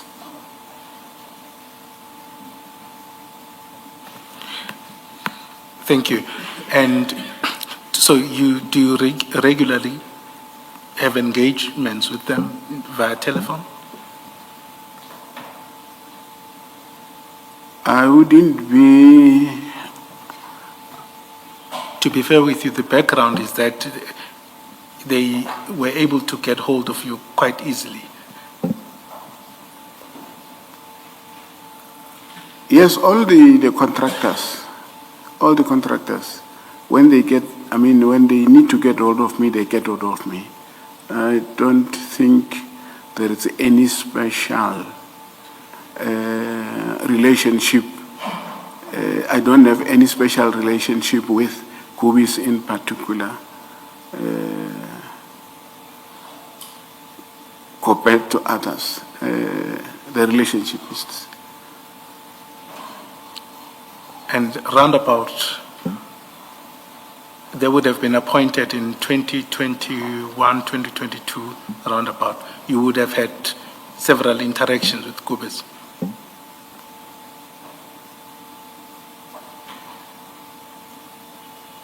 I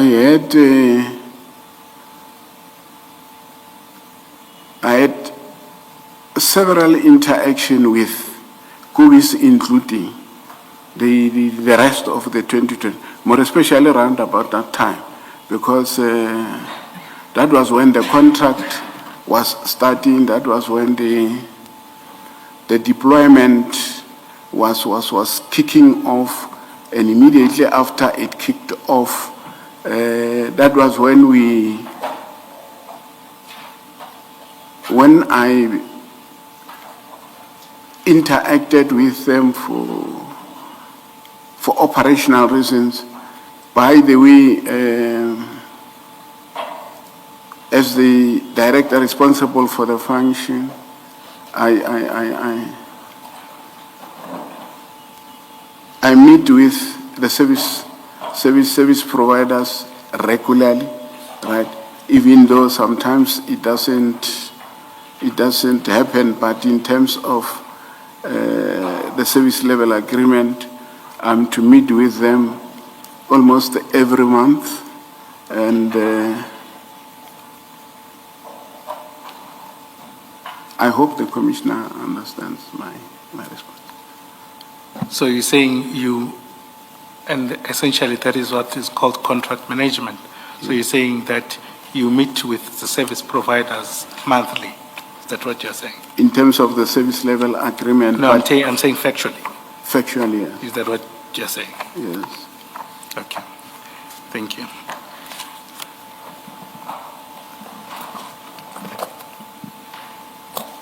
And is that detailed somewhere?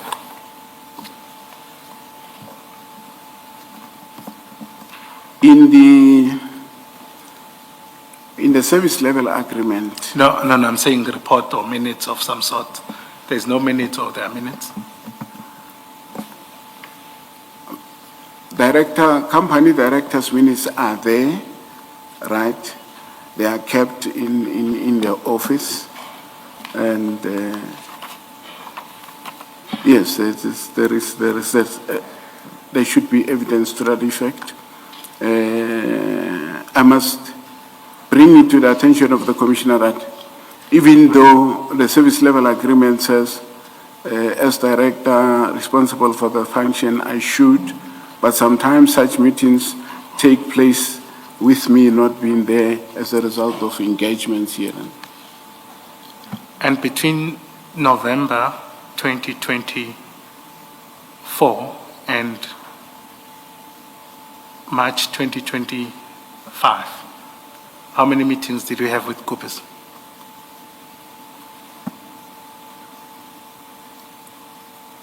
I wouldn't be sure of the exact number of meetings, but there is a record to the effect that we had meetings whilst discussing this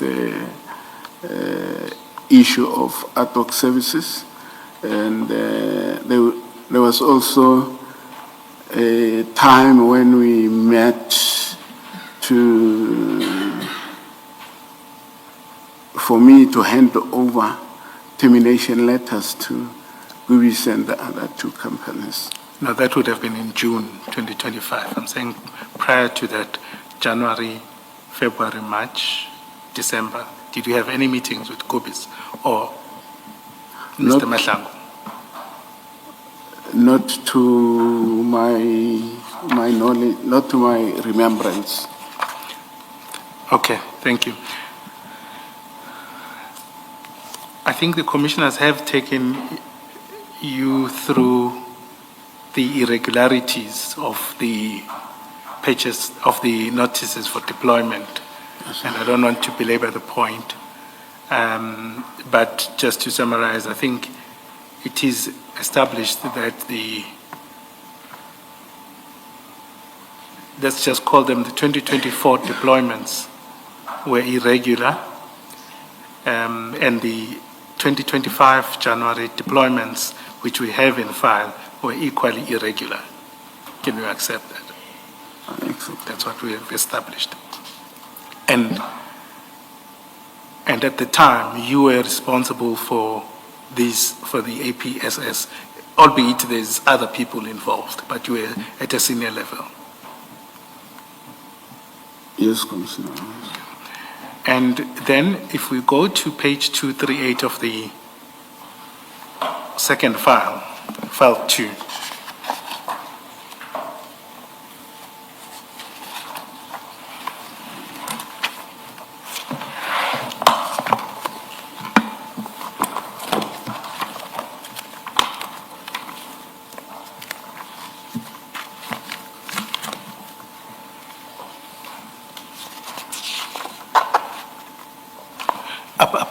Apologies. Can we go to, let's start at 418.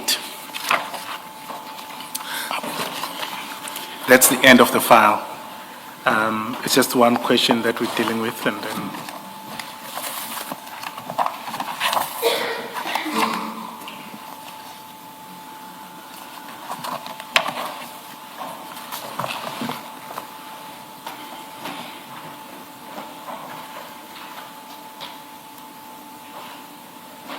Are you there? Yes, I am there, Commissioner. Would you recall this exchange between yourself and Velino Andule? Essentially, just to refresh your mind, he's complaining about unlawful happenings, in particular at page 414. He talks about irregularities. At the second last paragraph or heading, he says 13 requisitions have been created by yourselves to the tune of 8 million without invoices, and yet you expect me to blindly release these requisitions. Only you can provide a better explanation to your supervisor and the chief of police on those, and I will be given a go-ahead to release as the cost center owner upon clarity. But do you know anything about this? Do you recall what gave rise to this? Maybe just the answers, Advocate Skakani, identify the email, the date of the email, who's the addressee, who is it addressed to, then go to the specific paragraphs. Apologies. The email starts at 413. It's from Velino Andule, directed to yourself. Yes, sir. It copies Umashi Dlamini, amongst others, including Commissioner Boles and the CFO and the Chief of Police. You see that. And the subject says RE-APSS dash open bracket none close bracket payment of service providers. Yes, I see it. Yeah, so I just am interested in your recollection of this and what he stated about these requisitions that were created without invoices.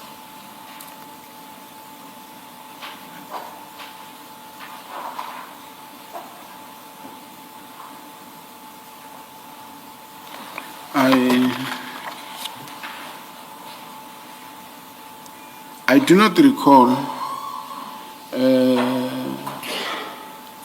recall.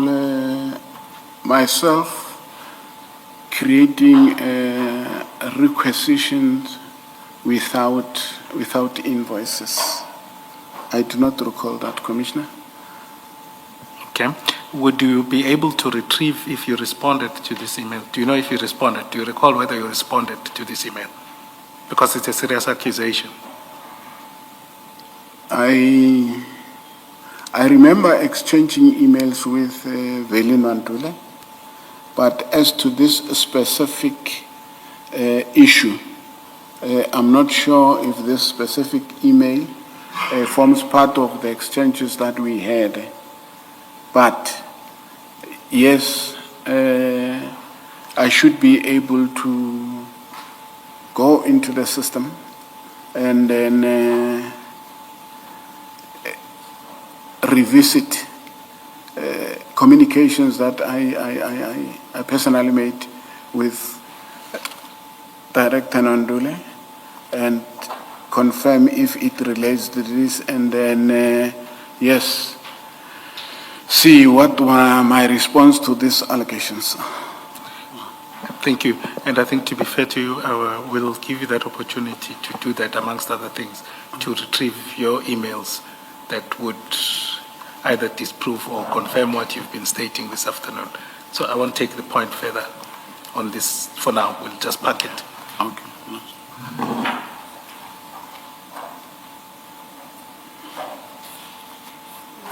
Can I just ask Mr. Malatji, this payment issue, here that is in these emails, is this the one that we were discussing earlier when you say you were called by Gubis and informed that they were not getting paid? Is it the same issue? Commissioner, I am not sure if it is the same issue because there were other invoices, there were other ad hoc services invoices, okay, which are different from this. Okay. Yes, Okay, that's fine. Thank you. thanks. Thank you. Okay, let's go back to page 238. Apologies.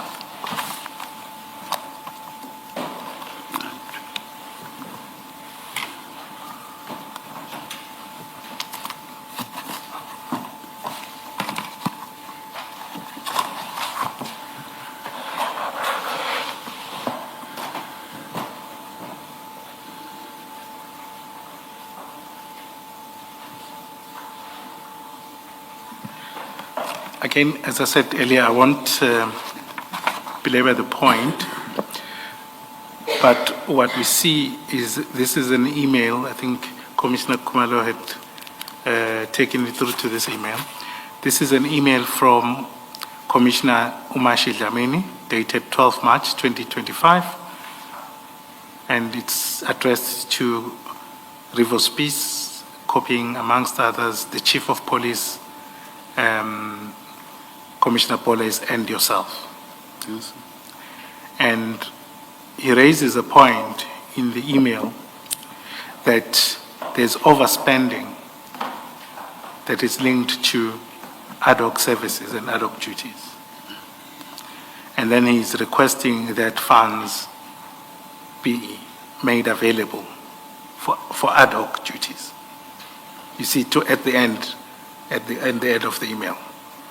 Okay. He's saying further that you explore the possibility of engaging the requesting sister department, which is, I don't know, but I think you had spoken earlier about water and sanitation, and to persuade them,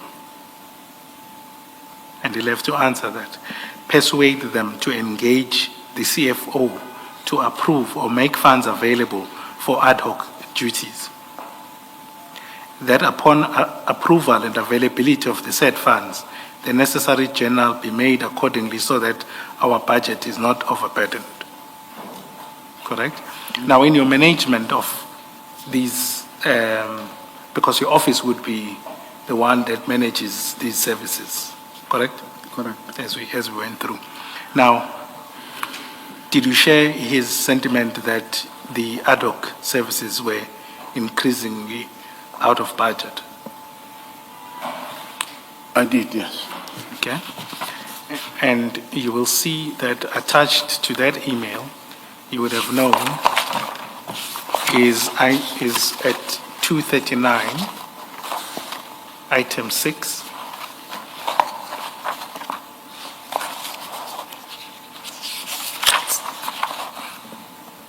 And basically, I think it's just a list of the sites and the invoice amounts that were owed, so to speak, that had been allocated as at that time. Yes. And can you confirm that that's the attachment that you are aware of? Yes, that's it. Okay. And you see that in this attachment, we have essentially 3 entities that invoices are being pushed for. Because Yes. this email does not talk of the 22, Yeah. it is specifically 3 entities. Yes. Now, there is Triotic Mkhalahati, but I want to concentrate on Kubis. Okay. Kubis is allocated sites of a total of 37. I can see, yeah. Correct.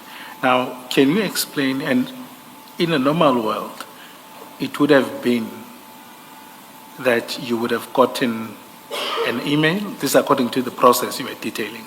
You would get an email from a department, I would imagine these are all from water and sanitation, that would be requesting these services, and you assess them, and you see that there is indeed a need for these services in a normal system process, correct? Yes. And then you would then, let me say your team, Yes. but ultimately you will sign them off. Yes. ordinarily. You will then say, I'm appointing, I'm signing these notices of deployment to these people so that they can provide security services. No, I wouldn't do that. No, I'm saying we're talking at a just general level, normally. That would be the case. Of signing out this number of sites to one company. I'm saying the process. Earlier on, you talked about Yes. there would be a request for services. Okay. It would come via email to you. You make an assessment of the need. Yes. Then you issue a notice for deployment. Correct? So I'm saying in relation to these sites, generally, in a perfect world, that would have been the process followed.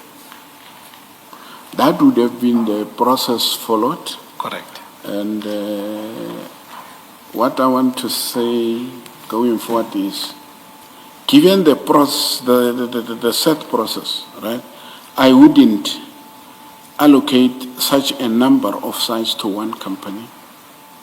I wouldn't, because that in itself would create a challenge, right? Not only for me, but for the city. It would even create a challenge with other contracted service providers once they realize that Gubis is allocated 37 sites at a go and some are not even allocated one. Hence I'm saying I wouldn't allocate such a large number to one security company. Director Malatji, this document that we are looking at on page 239, remember Advocate Sikakani showed you that it is an annexure to this email on 238. Yes. Do you see that it's an attachment? Sorry. Yes. And then in that email, they say 30 additional sites were added in January, and then 6 were added in February. Yes. Now, if you go to this document on page 239, it talks to ad hocs only for the month of January, because if you look at the top of the page on your left, the third line, it says January security ad hoc. Do you see that? Yes, I see. And this is January only. Now look at the cost on page 240. So you're looking at easily 17 million rands, because it is that 14 for Gubis and then the 3 million for the other companies. Do you see that? I see. Now, there should have been no difficulty with you identifying which are these additional 36 sites, because you have them in this attachment already. So when you were instructed to stop them the following day, all you needed to do was to go to this document and say, which are those additional 36 sites? I've been instructed to stop them tomorrow in order to save the city at least 14 million rands a month. And nothing stopped you from doing that. So your answer that some of them were previously authorized by customer departments, it does not help you, because these ones are the additional ones which are the subject matter of this email.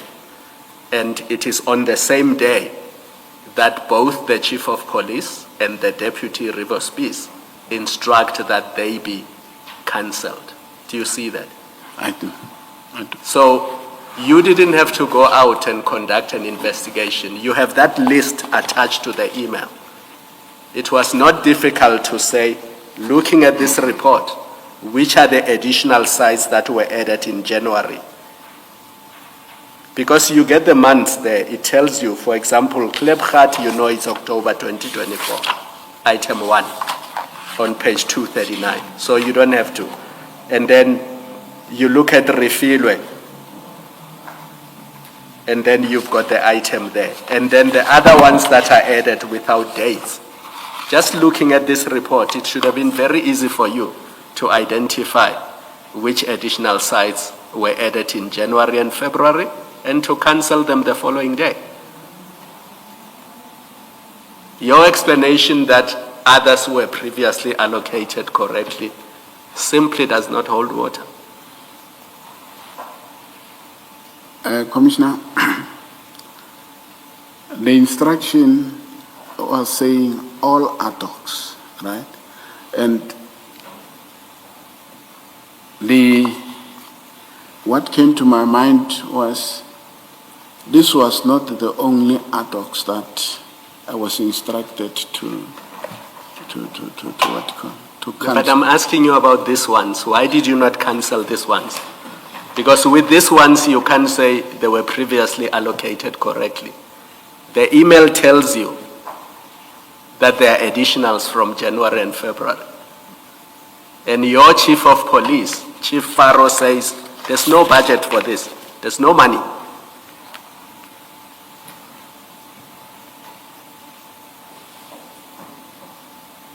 And this is 17 million every month.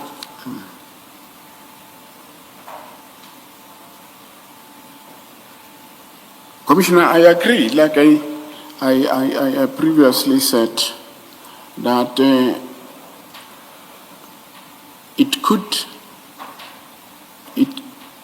it has been an oversight on my part, but Commissioner, please allow me to go and revisit this communication, because here we are dealing with one-sided side of the story.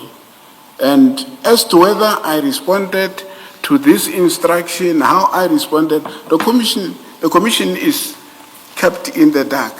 I'm not implying that somebody might have done it to hide information, but I'm saying, as far as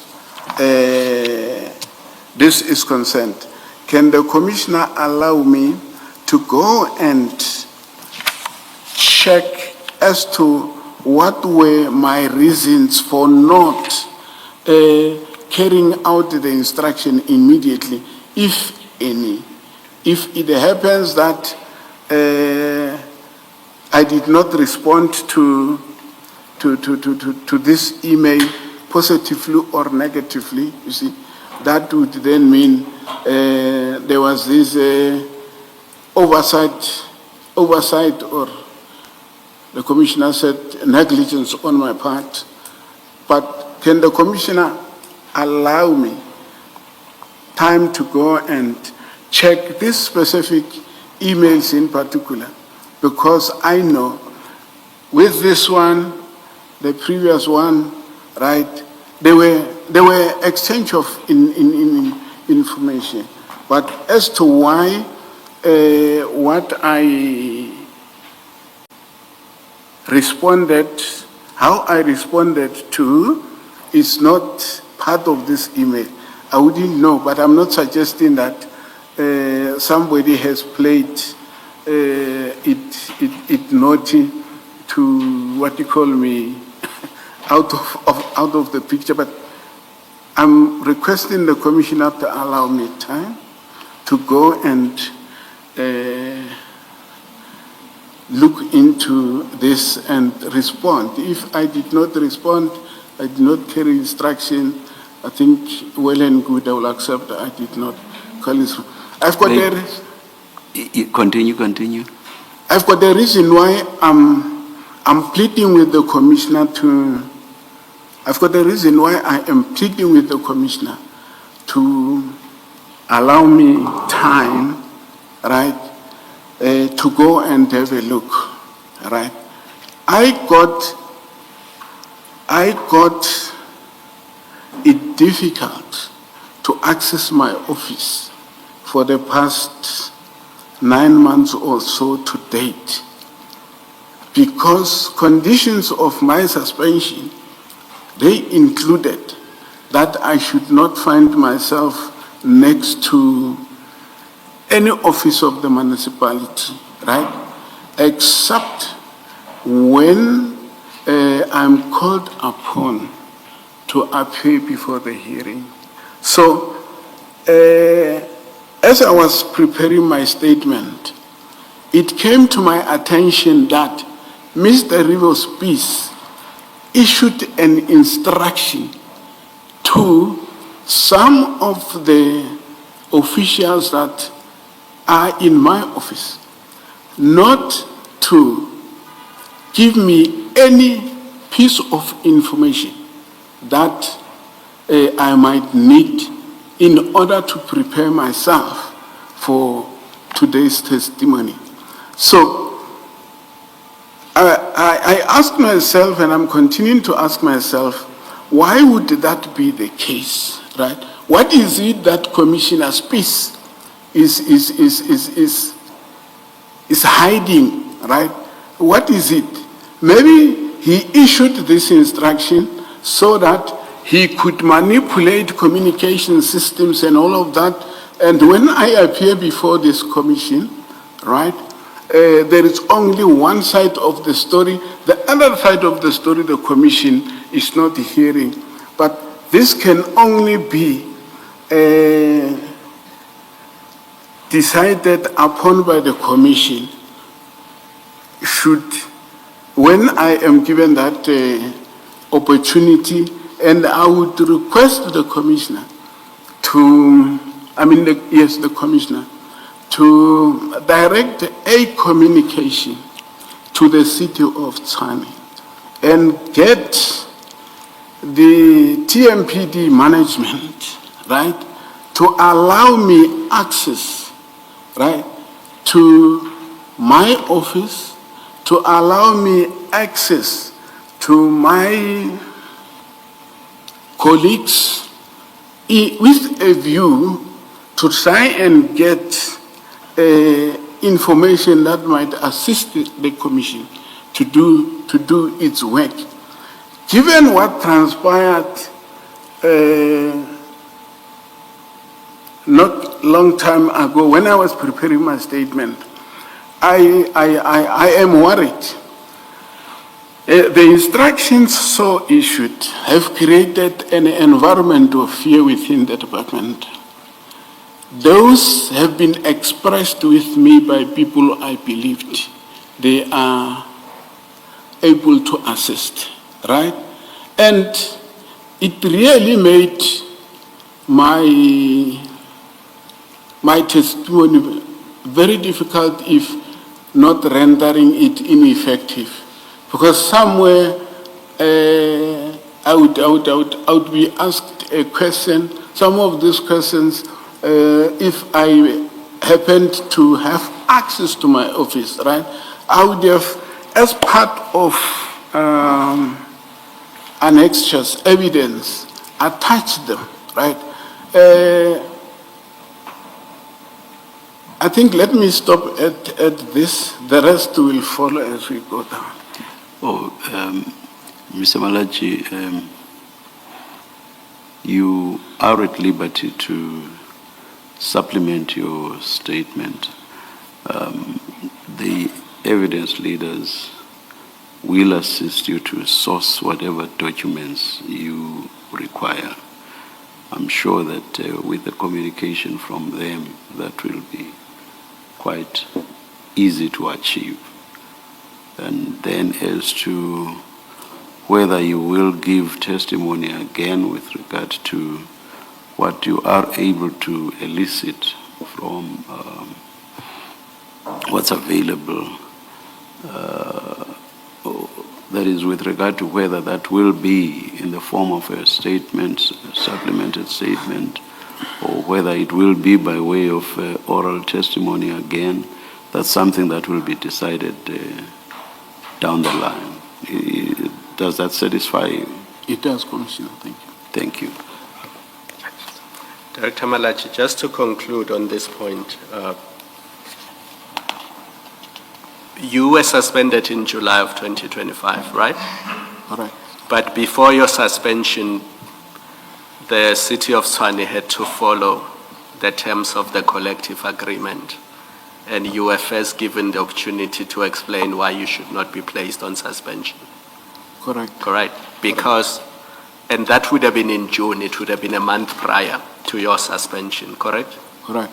And by that point, Commissioner Spies had investigated your conduct, and he had established that, as far as he was concerned, you had committed misconduct. The invitation to you to say why you should not be suspended was premised on the fact that he thought you had committed misconduct. Commissioner, under normal circumstances, it should be like that. But I want to bring it to the attention of the Commissioner, that I got suspended in July and also received charges and whatever. But it was in September, if my memory still serves me well, that I received a call from the investigator who was calling to say, Mr. Malatji, I'm calling because I'm investigating this case of misconduct against you, and I wanted to check if we could meet just to take each other through what the allegations are. And my response to the caller was, thanks very much for highlighting that. But Malachi, I don't want to do this to Okay. you, but you are going to the period after your suspension. I'm more interested in the period before your suspension. Okay. The reason given to you for the suspension was that the city or TMPD believed that you had committed misconduct. Yes. And that had been investigated, at least the preliminary investigation was by Commissioner Spies up to June, because you were invited to give reasons why you should not be suspended in June, and then you were suspended in July, correct? Correct. Yes. And those reasons related to your failure to manage these ad hoc deployments, correct? Not correct. So what were you suspended for? What's the reason that was given for your suspension? There are two reasons. I'm talking to the charges. I failed to declare directorships. To declare all directorships of my companies. Number two, I failed to penalize service providers who, whilst they are deployed, right, had activities happening that which led to the municipality losing the word call. I'm facing these two charges. There is no charge of me having failed to comply with any instruction. Director Malatji, I did not ask you about the charge sheet. Okay. I asked you about the suspension letter. Okay. And in the interest of time, because I see that you're struggling with some of these questions, when you do prepare supplementary statement, please produce that suspension letter and the letter that preceded it and your response to that letter. Thank you. Because those are the documents I'm interested in, not the charge sheet. Oh, okay. No, fine. Thank you. So please make a note of that, but the evidence leaders will assist you. Okay. All right. How much longer do you think we will be, Mrs. Kakan?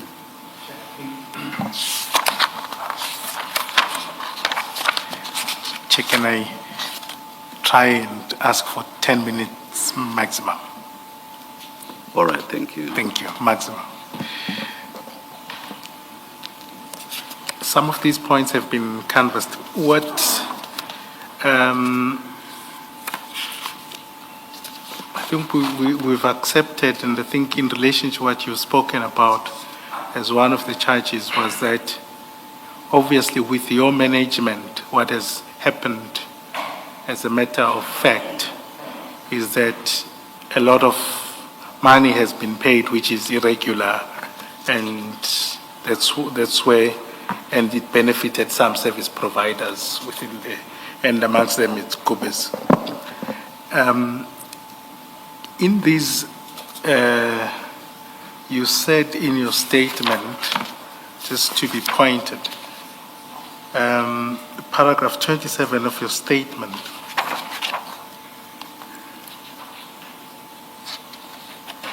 and perhaps you can assist me if I'm interpreting it wrongly.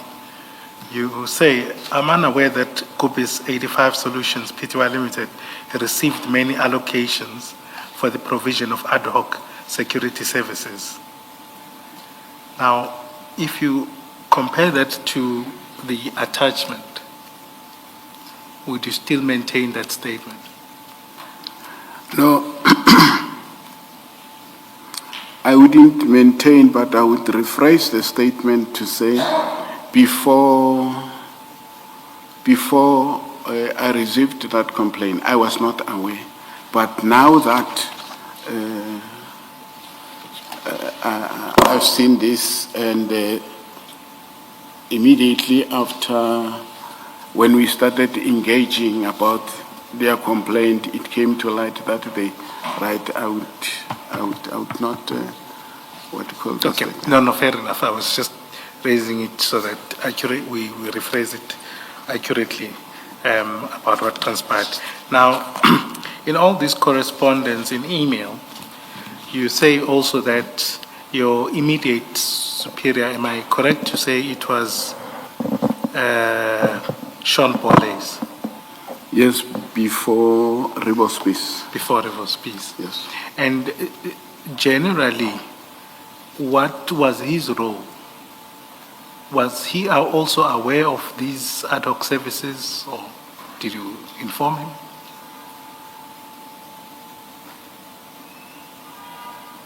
After That's in relation, I think let's stick to the 2024 ad hoc services, the deployments for 2024. What was his level of involvement? No, as far as I remember, right, he was not aware, as much as I was not aware prior to December, but after December, he became aware that there are these ad hoc services, and then we started exchanging, communicating around them. He started asking me for reports. He started wanting to know from me, right, how it came about that these were allocated. But equally, he didn't stop those services. Exactly my point. Okay. And then in this exchange and the direction that you have, if you go to the page 243 of file 2,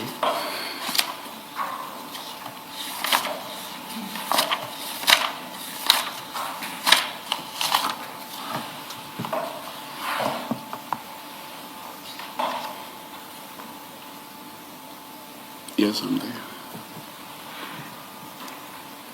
this is an email from Rivers Peace to Commissioner Dlamini, copying amongst others the Chief of Police and yourself. Yes. And Rivers Peace asks, who approved and mandated ad hoc security services? Who decided to give the instruction for this? And how is this process managed and managed within the department? Right? What is not apparent in all of this exchange is your response. And perhaps you are going to deal with it in your supplementary, but what we don't see is you, the person that deals with these services within your department, does not at least give clarity that, no, I'm aware of these things, or I'm not aware, I'm going to investigate. There is no interaction that at least we have in our position. But perhaps to be fair to you, maybe you can look whether you did respond and say, and interacted or reacted to this message. Can I just give you that indulgence rather for these purposes? I know I responded You to did this. respond, okay. I did. What was your response? My response was this ad hoc services were called upon, were requested by the department, not requested, were done by the department, and I based my response on information that I gathered during investigation, right? And I went further to say, it is said the requesting department has committed to paying for this, what you call. I even indicated to Commissioner Space that this has already been communicated to your predecessor, right?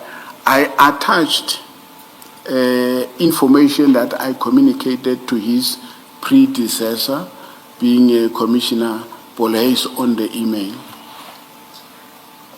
Did you tell Deputy Commissioner Spies that Mr. Piri is the one that approved these deployments? Because the question wants to know who approved and mandated the ad hoc security services.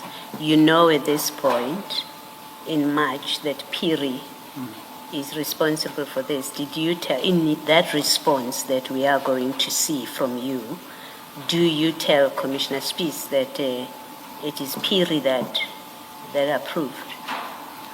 Not specifically, Commissioner. I did not tell Commissioner Spies that it is Mr. Piri, because at that point in time, I was of the view that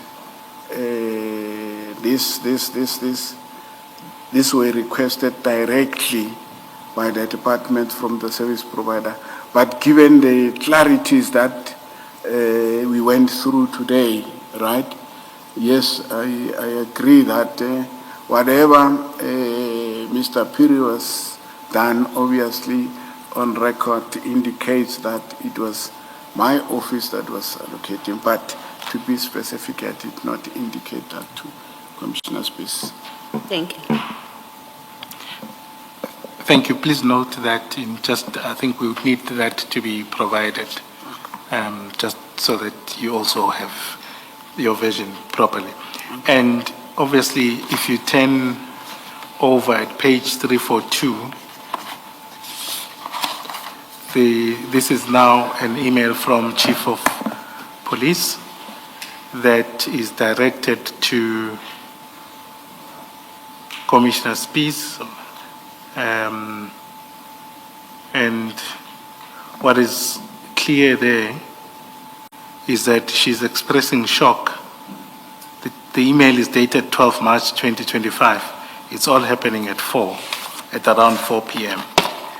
She then exclaims that there are 30 additional sites only for January, but we can't belabor that point. And you see there he asks Polais to also explain who approved it. Exactly. And are you aware if Polais also responded?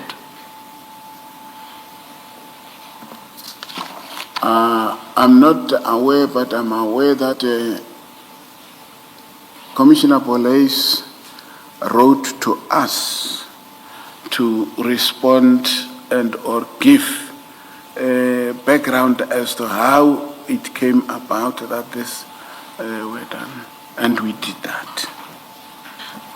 Okay. Would you then also include that part in your supplementary statement? Thank you. Commissioners, the part that is left apart from the supplementary issue, is, and I think the others would be circulating around the same point, is the working relationship with Commissioner Rivers Peace since his arrival at the TMPD. Perhaps I can just ask the witness. If you could take Mr. Malatji back to his statement, perhaps, because I think that part is dealt with there.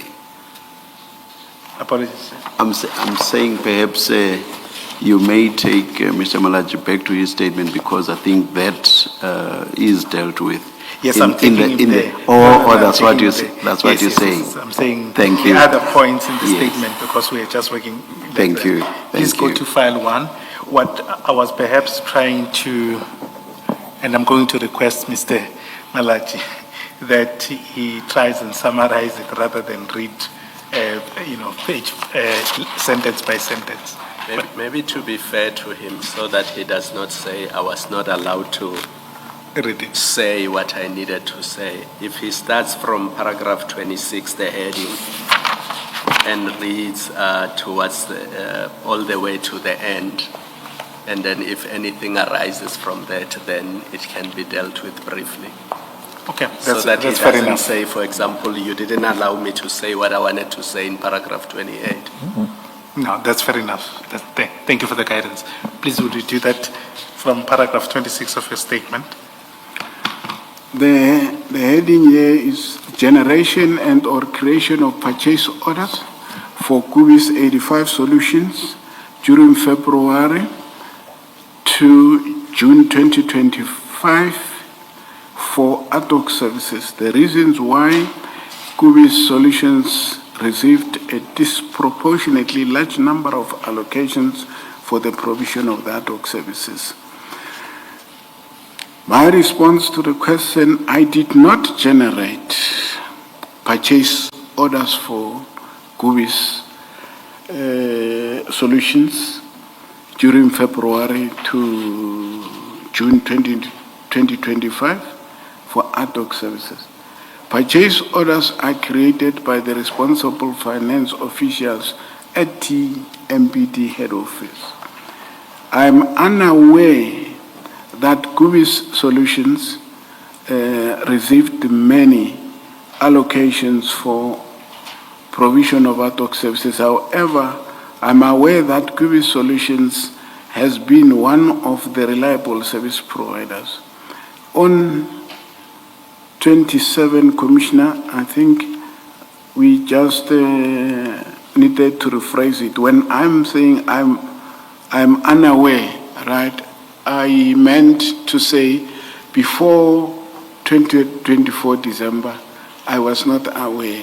But since soon thereafter, I became aware that they were allocated this. But that does not help you because the heading, the question is clear to you that the period is February to 30 June 2025. So if you now want to change your statement to refer to 2024, that was not the question that was asked. You were asked to deal with February to 30 June 2025. That's what the heading says. Okay, no. So rather concede that you were incorrect. I was, Commissioner. Thank you. You can continue. Whether I requested Deputy Commissioner Umashlamini and or Commissioner Ilan Faro to request funding in respect of TMPD2. My supervisor requested funding. I prepared the report, it should be the report, and the Chief of Police, the municipal manager, approved the funding request. I've attached here the report marked TP4. Umash Lamini was not involved in the funding request. Mr. Malatji, in this case, your supervisor is who? Is it Volhays? In this case, my supervisor was Mr. Navapillay. Oh, I see. Okay, thank you. Thank you. And again, to be fair to you, maybe the way the question was posed, the documents you attached as TP4 cover the period when protection services was not with TMPD, because if you look at all those documents, they cover the period up to June 2024. So I think the question that you were being asked related to the 2025 year. So maybe the way it was framed created problems. So if you go to TP4 on page 11, for example, you will see that the documents you attached are for the year ending 30 June 2024. Okay.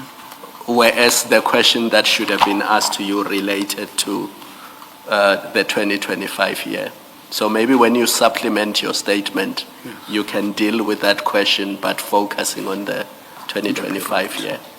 Thank you, Commissioner. Because the 2024 year, you were still under, who was your supervisor then? It was not Paul Hayes and it was not people in the TMPD. Yes. It was the city manager. Yes. So this is not helpful for that purpose. No, I agree. Yeah. My supervisor, okay. My working relationship with Commissioner Rivospeace since his arrival at the TMPD. Mr. Rivospeace was appointed as a Deputy Chief of Police Asset and Protection Services on the 1st of March 2025. I have attached the employment advertisement which led to his appointment, marked as TP5. I noted that the employment functions of Mr. Speace, as reflected on the employment advertisement, are the same as my employment responsibilities. There is no material difference from my employment functions and his employment responsibilities. Mr. Speace then introduced himself. Is that correct, though? Not that it's an important issue, but to the extent that you are putting it out there and you're placing it on a record, maybe it does need some clarification. I'm looking at page 26, which is the advert, and under primary functions, right at the bottom, it sets out what he's supposed to do. You see where I'm looking? Page 26. Page 26 of that same bundle. It's the advert itself that you have attached. You've attached the advert as TP5.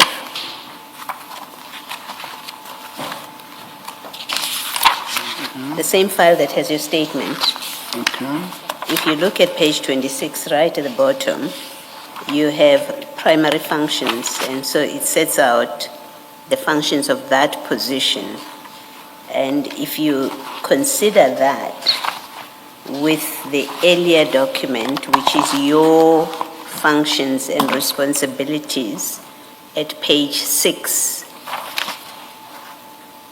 if you go to page 6, keep page 26 open, and then go to page 6. I don't see that it's the same primary functions. Unless they're written differently, but mean the same thing. They're not the same on the face of it. I agree with the Commissioner. Okay. I think a mistake here was made with regard to the actual advert that called upon Mr. Rivospeace's appointment. So here I attached group head, city strategic organizational performance. I should have attached Deputy Chief of Police, Mr. So as part of supplementary, I will rectify it. Okay. All right. But that's fine. I think you can do that as part of the supplementary, but can we at least agree that on what is before us, what you have said in that paragraph in your statement, that the functions are the same, not according to the advert that you were relying on. It's an incorrect advert according to you. Yes, no, I agree. I will rectify it. Thank you. What's this advert for then, the one you've attached at page 25? This advert, I think the reason why I made mistake, this position was advertised with Commissioner Rivospi's advert and others. So I think That's not answering my question. What is this advert for? Your TP5 at page 25, what is it for? this is for internal external forum. This is for the position of group head city strategic organizational performance. I mean the one that is attached there, which is not about advert for the Deputy position. Chief Yes, yes, for the APSS. exactly. All right.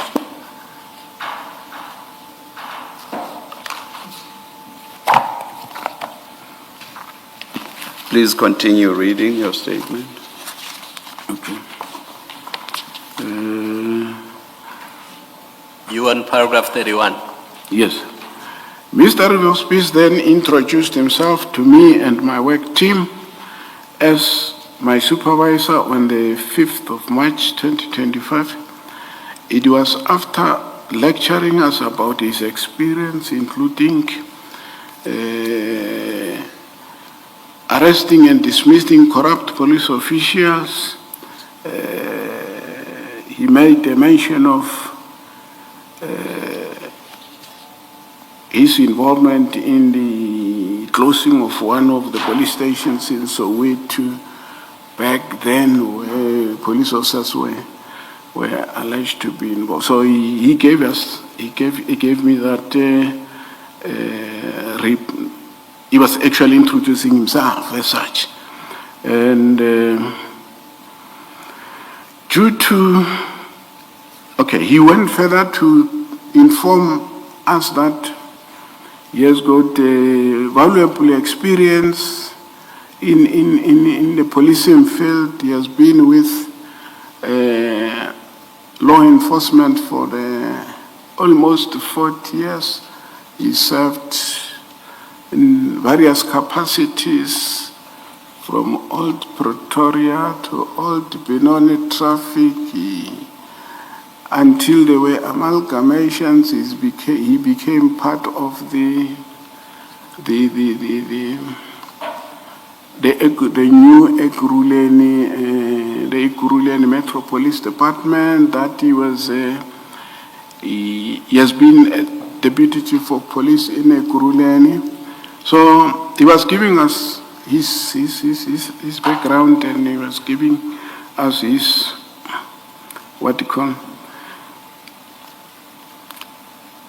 due to a complaint by Mr. Did you read the last sentence of 31? Maybe you did. Mr. Smith subsequently reported, misconduct allegations against me in June 2025. This is what has led to me. That's why I was saying to you, it was misconduct in June 2025. Yes. Yes. Commissioner.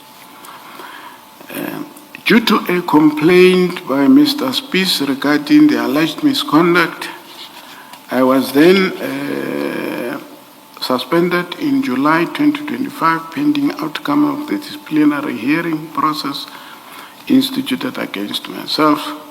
Mr. Spies is the main witness on the same reported allegations in which I was charged. Our working relationship is therefore not good. In essence, I feel like his aim is to ensure that my employment with the city is terminated. I'm suspicious that Mr. Spies was appointed through a corrupt and irregular recruitment process to the following reasons. I've noted a complaint regarding the same issue recently submitted at the Public Protector's Office by an anonymous complaint. His qualifications were questioned. His employment position was advertised despite not being approved on TMPD employment structure, a conduct which is not in compliance with MFMA. I am suspicious that he is not registered. Sorry. Can you explain what you mean by lack of approval on the TMPD employment structure? Evidence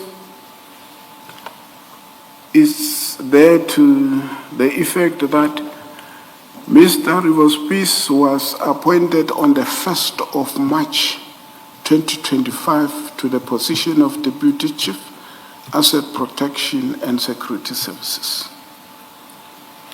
At that point,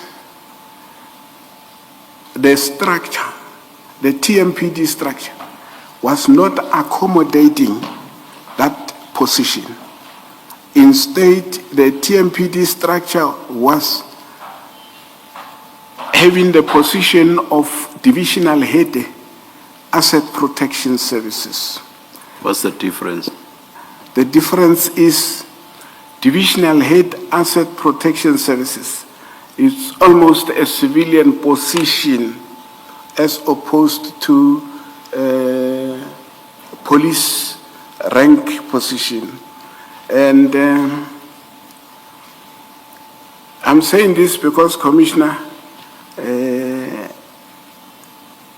the security management function in terms of the law and the national policy are not functions of the Metro Police Department by law. The Metro Police Department functions in terms of the law. They are as follows: to ensure that they enforce road traffic policy, they do bylaw enforcement, and they do crime prevention through environmental design. Issue of protection and or protective security services by law, they are security functions, and these functions are regulated in terms of the law, which is the Private Security Industry Regulations Act. The Act in Section 20 prescribes, amongst others, if a man or woman is not registered as a security practitioner, that man or woman or organization, in terms of the law, cannot perform. But I think that's something else. That's something else. It does not go to the question of the approval of a structure. Yes. And that's something else which we've just touched Okay. on now. Okay. You do deal with in your statement, Okay. and I'm sure you are close to coming to it somewhere. Okay. That's something else. Okay. Yes, thank you. My issue is what you say was lack of approval Yes. in the structure. Yes. Let me tell you the difficulty that I have with that statement. My understanding of the testimony throughout was that somebody who is within the police department of the city of Tshwane was acting in this position even before Mr. or rather Commissioner Spies was appointed. Am I correct? You are. And that was Commissioner Paul Hayes. Am I correct? You are. So are you saying throughout this was wrong? Or perhaps let me ask a different question. Surely, from the fact that someone was acting in this position, Yes. that must mean it was in the structure, not so? In what position would Commissioner Paul Hayes have been acting if the position was not in the structure? Okay. He was acting in a non-existing position. That's what you say. No. Commissioner, in 2019, if I'm not mistaken. No, let's not take it back, please. Okay. Please. Was Commissioner Paul Hayes acting in a non-existent position? No, he was not acting in a non-existent position. So the position was existing, obviously, that's the answer. So now why does it suddenly become a problem when Commissioner Species is appointed to that position?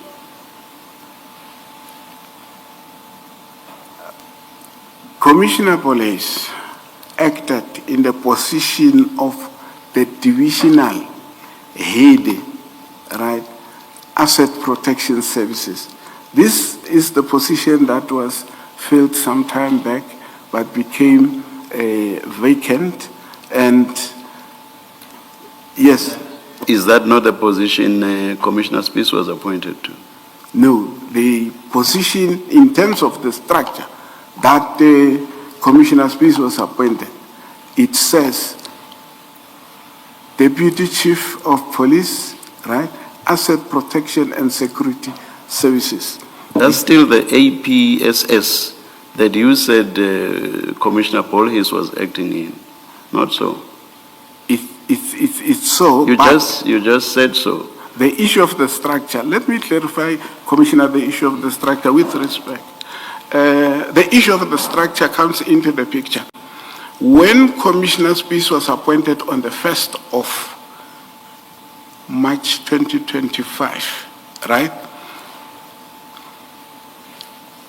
To show that the structure was not accommodating that position, there is a structure that was approved on the 4th of June, right? 3 months down the line after he was appointed. And from where I am sitting, all right, I'm trying to say to the commissioner, this structure that was approved on the 4th of June 2025 was solely to accommodate Commissioner Rivo Species, because if it so happened that there is no June approval of the structure. So in terms of the structure before this new one, right, everyone would be occupying the position as per the structure being the divisional head, asset protection services. Before June, the position existed? Of divisional head, asset protection services, not deputy chief of police. Okay.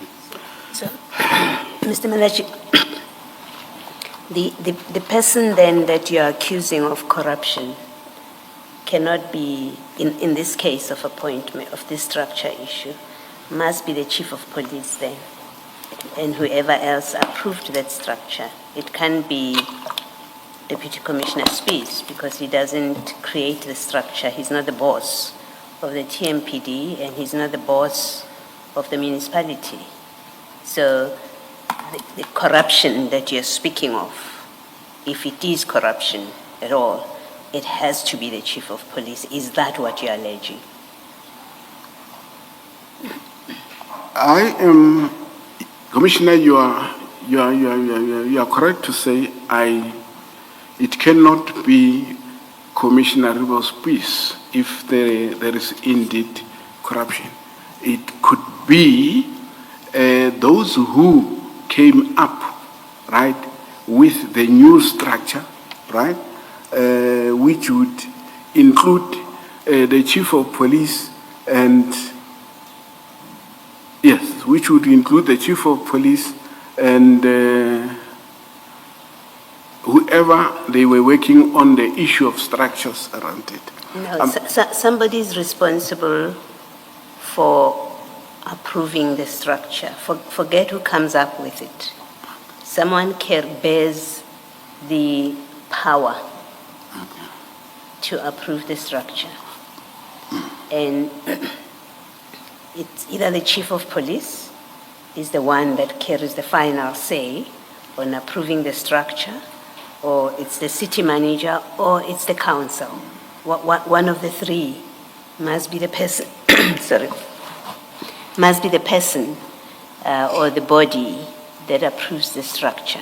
It's not, can we agree it's not Deputy Commissioner Spies? Yes, He doesn't determine the structure, right? Then that leaves his boss because he reports to somebody.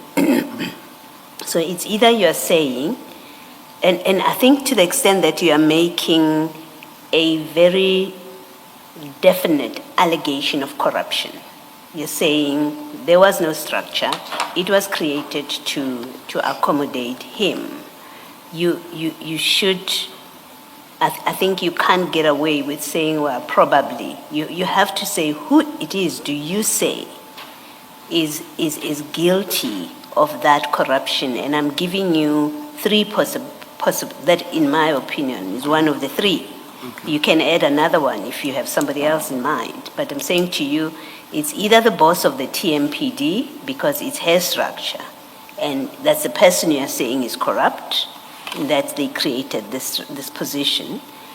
Two, it's either it is the city manager, if the city manager has the power to approve or the authority to approve a TMPD structure, I don't know how it works, or it's the council, if that is the ultimate authority for approving a structure. So you've made the allegation. Which of the three are you accusing of that corruption? Because if we have to follow up a trail of corruption, that there's corrupt activity about the structure, we have to know who you're speaking about and who to speak to. So it's one of the three. You can add a fourth one if there is.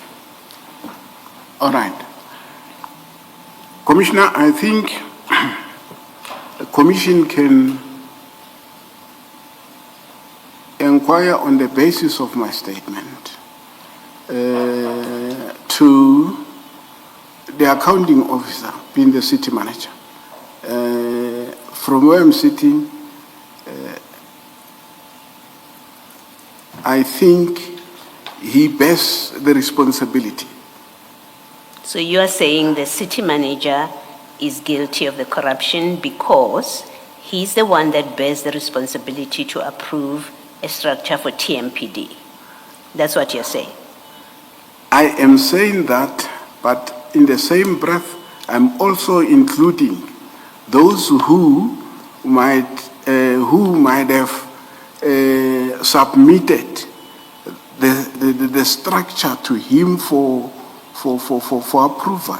And it would have been submitted by the head of the TMPD, right? Exactly. So you are saying that head of this TMPD and or the head of the city are corrupt in that one of them approved the structure specifically created to accommodate Commissioner Spies. That's what you're saying. And I ask this so directly, Mr. Malatji, because we cannot allow, or we shouldn't allow this platform to be used to malign people's reputations without facts. You are making the statement, you haven't put to us the facts that back up that, and I hear your explanation why you say that this was created. You say there was no such position before. You explain that civilian, you're saying the position should not be under the police. I hear that, all of that explanation. But you are making a very specific allegation, which may well amount to criminality, which is one of the things we are supposed to investigate. So it is important that if you are alleging corruption in the specific terms that you are doing, that you should be pressed to say who, in fact, are you saying is the corrupt person in this equation? Commissioner, I understand what the Commissioner is saying. In my statement, I'm saying I am suspicious that Mr. Spies was appointed through a corrupt, irregular recruitment process. I am suspicious. So I am not definitely saying somebody is corrupt. I am saying I am suspicious given the process. I will say this to the Commissioner. In the run-up to when Commissioner Spies was appointed, right? There were advertisements of the position, and in those advertisements of the position, the city. Can we please confine this to the question being asked? The question is about the actors. Was it the chief of police? Was it the city manager? Was it council? Or can you think of more other people? That's the question. Please confine your response to that direct question. My suspicion is on the If you don't know, you don't know. I will confine my. I'm not saying you don't. You seem to hesitate when I say if you don't know, you don't. No, I'm not suggesting that you don't know. If you know, by all means, tell us.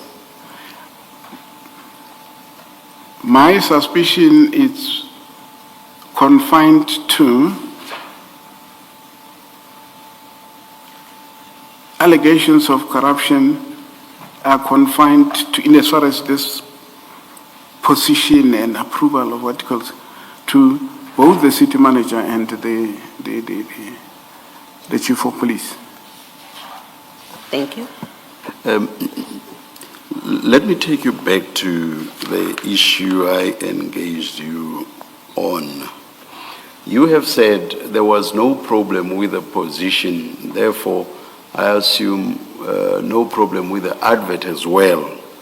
Before, at the time the advert went out. But you say it's only in June that there is a problem. And we know that Mr. Rivers Peace was appointed with effect from 1 March 2025. So the problem arises from June 2025. He's already within the system, correct? That's how I understood you in my earlier engagement with you. Okay. Let me put the correct perspective of what I said. Yes.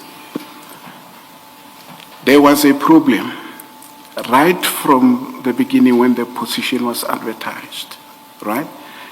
The problem was when I looked at the appointment requirements, it became very clear to me that these appointment requirements are earmarking specific individual. No, let's look at the allegation you make. Okay. I'm engaging you on the basis of the allegation you are making in paragraph 33.2. Okay. You are saying this was not in the structure. My understanding, based on the responses you gave when I engaged you, Yes. was that there was no issue, no question about this position being in the structure before June.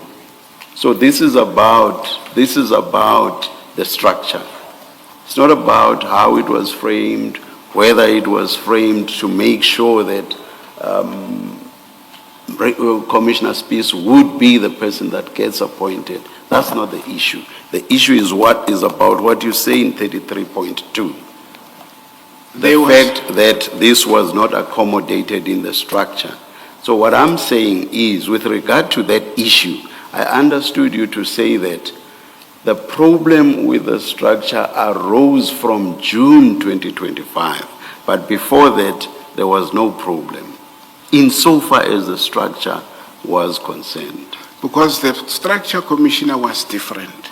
The structure of the TMPD before June was the Divisional Head Asset Protection Services. Now, he got appointed whilst the structure was talking to Divisional Head. And it was only in June that the structure was changed and got approved. So the point I'm trying to put to the Commissioner is... The position advertised, was it not the position that existed in accordance with the structure before June? No, it was not. The position that existed prior the advertisement, right, was the divisional head, Asset Protection Services, not Deputy Chief, Asset Protection Services. Divisional head. Yes. And Mr. Bolhayes was acting as divisional head. I take it that he was acting in the in the position of the divisional head. Hence, he was already appointed as deputy chief responsible for training and all of that. But it was not with Mr. Place. It was not a problem because there was no. He was already a deputy chief. Exactly. In some other. So he came into act, and hence I took it. I'm putting it to the commission that when he acted, he was acting in the position of divisional head, Asset Protection Services, not the deputy chief of police, Asset Protection Services. All right, thank you. Please proceed to 33.3. I am suspicious that he is not registered with SIRA, which is a requirement for any person appointed to perform, supervise, manage private security services. Again, I am making a suspicion, and with this in mind, I hope if the commission looks into this, right, it would either find facts to say indeed he is registered with SIRA or is not registered with SIRA. Hence, I'm saying I am suspicious that he's not. Why do you suspect that he's not registered with SIRA? I suspect... Because a suspicion has to be reasonable, it has to be based on some fact. Okay. When the advert that for which Mr. Speed has responded and ultimately appointed, it made the following as appointment requirements: registration as a traffic officer, appointment as a metro police officer, right? And yes, SIRA, but these were two key factors that I took note of. Why would the city make registration as a traffic officer and appointment as a metro police officer an appointment requirement for the position of for the position in security management? And I therefore drew a conclusion that they are making this, the city is making this appointment requirements because they are well aware that there are security professionals out there who would obviously develop interest into the position and apply. Let me interrupt you. My question is, what do you know about Deputy Commissioner Spies, about him? I'm not asking you a general question because you're making a specific allegation about him. So my question is, what do you know, what are the facts that you know about him that lead you to suspect that he does not have SIRA registration? It's really that simple. Do you know any facts at all about him, or it's just a feeling that he may not be registered? I do not know any fact. It's just a feeling. It is based, the feeling is based on how the requirements for appointment were designed. Okay, all right, now I'm answered. Thank you. Director Malatji, having worked with SIRA before, as far as I know, if you are a police officer or a member of the Metro Police, you don't fall under SIRA jurisdiction because you are not regarded as private security sector. You are in public security, not in private security. So I struggle to understand the point you are making in 33.3. If you work for the Metro Police, you are not supervising and managing private security services. Because the public security is public, it's not private security. So I don't understand the point you're trying to make in 33.3. And if this is your suspicion and it's not based on fact, it's really not helpful. Because we can contact SIRA and ask them what the position is and they can clarify it for us. Commissioner, thanks very much. Because it's like saying Ball Hayes should not have been acting in that position because he's not registered with SIRA. But if you're a Metro Police, you don't need a SIRA registration. My understanding of what the law says, even though I'm not a lawyer, is as follows. The SIRA Act, it's very clear to the effect that if you are not registered as a security service provider, you should not be allowed to perform, supervise, or manage. It goes further to say, unless you are employed in security services as contemplated in Section 199 of the Constitution. And when one goes to Section 199 of the Constitution, the answer is very clear. Security services as contemplated in Section 199 of the Constitution, they are members of the South African Police Service. They are the National Defense Force. They are the state security agencies. The Act says they are, in terms of the law, they can perform, supervise, manage security operations only when they are still in the employ of their respective institutions. In this instance, I want to put my understanding before the Commission of this, that Metro Police officers are not members of the South African Police Service.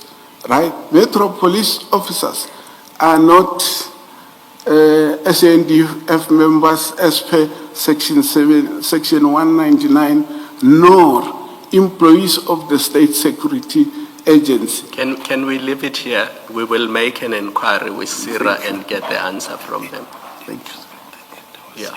Can I just ask a last question on this? These issues that you have in paragraph 33, these suspicions, have you raised and reported them to the city for investigation?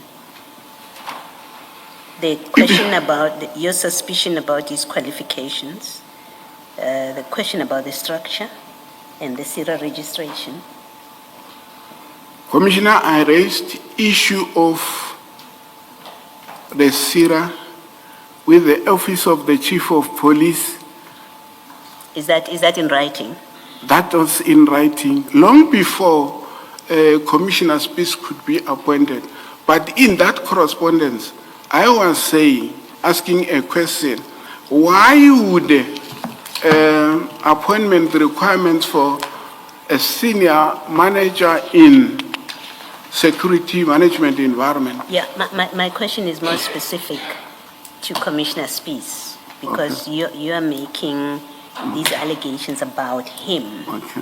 So my question is, all three suspicions that you have listed here, have you lodged with the city a concern, whether it's a grievance, whether it's a complaint, in whatever form? Have you lodged any of the three or the three items here with the city so that the city investigates it? Because if you have lodged them, and we would have to hear from the city what they have done with them since you lodged these three concerns. Since his appointment, I have not. The only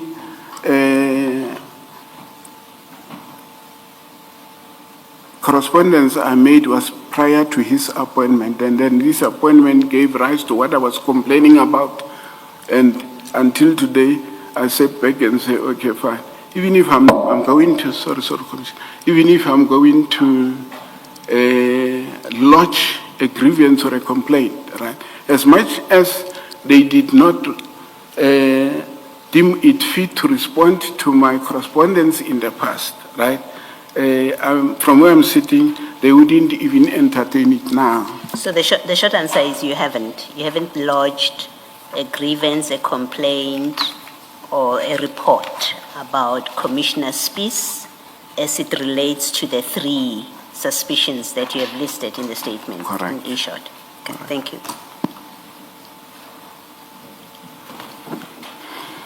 Paragraph 34. Or have you read it? Please read paragraph 34.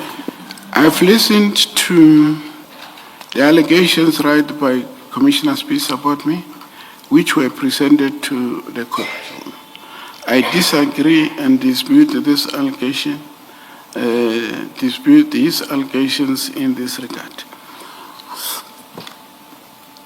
If my memory still serves me well, generally Commissioner Spies informed the Commission that I was not complying to instructions, I was not working well with him and so forth and so on. So I wanted to put it to the Commission that it is not true that I was not complying with his instructions where it is supposed to, right?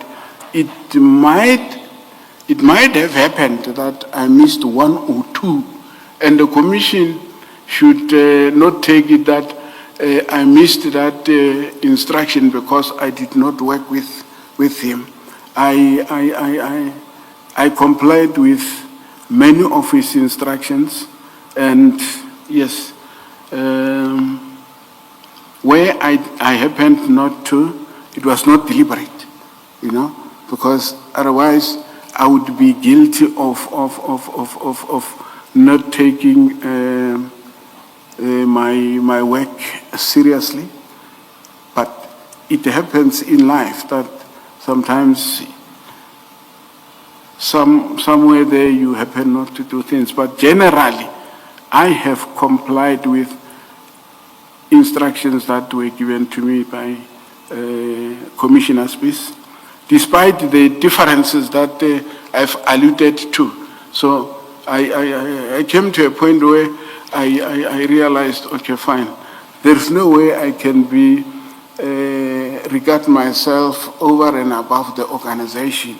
This organization is about the community, meaning if I'm to do what is in the best interest of serving the community of Tswane, I would do that regardless of the differences that I might have with colleagues here and there.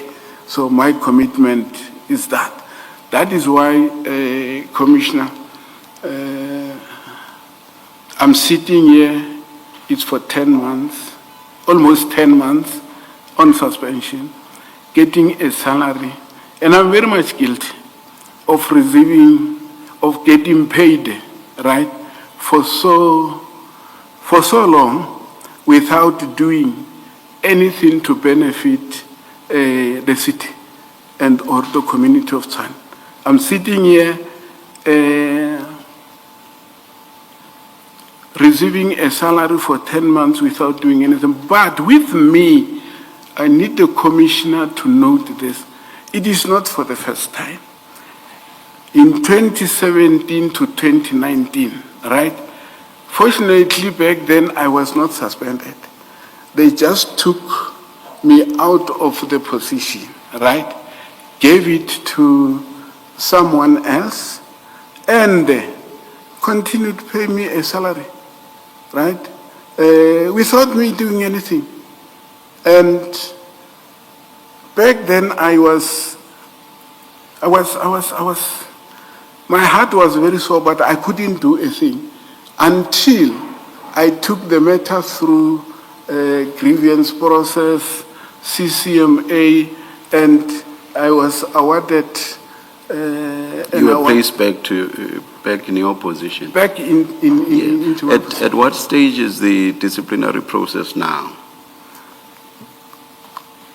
Commissioner, since my suspension in July, we never sat in a hearing and I've not pleaded, right?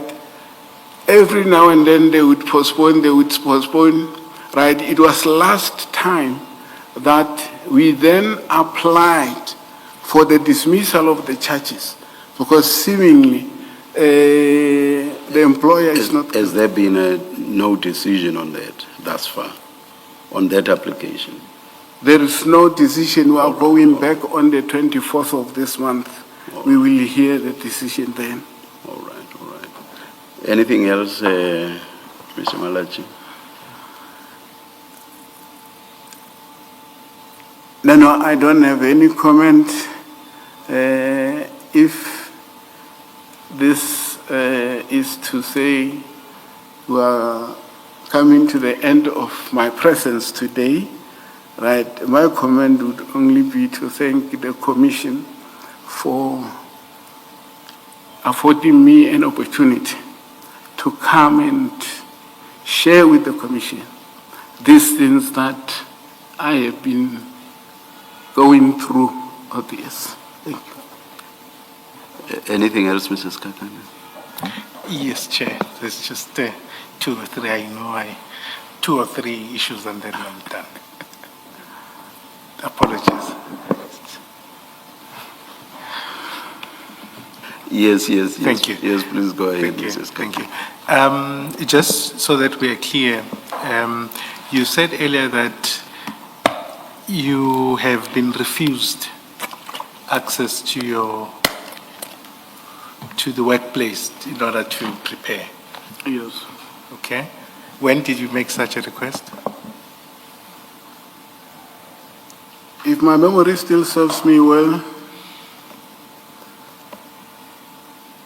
I requested, it was a day after I received the summons, and I contacted the director responsible for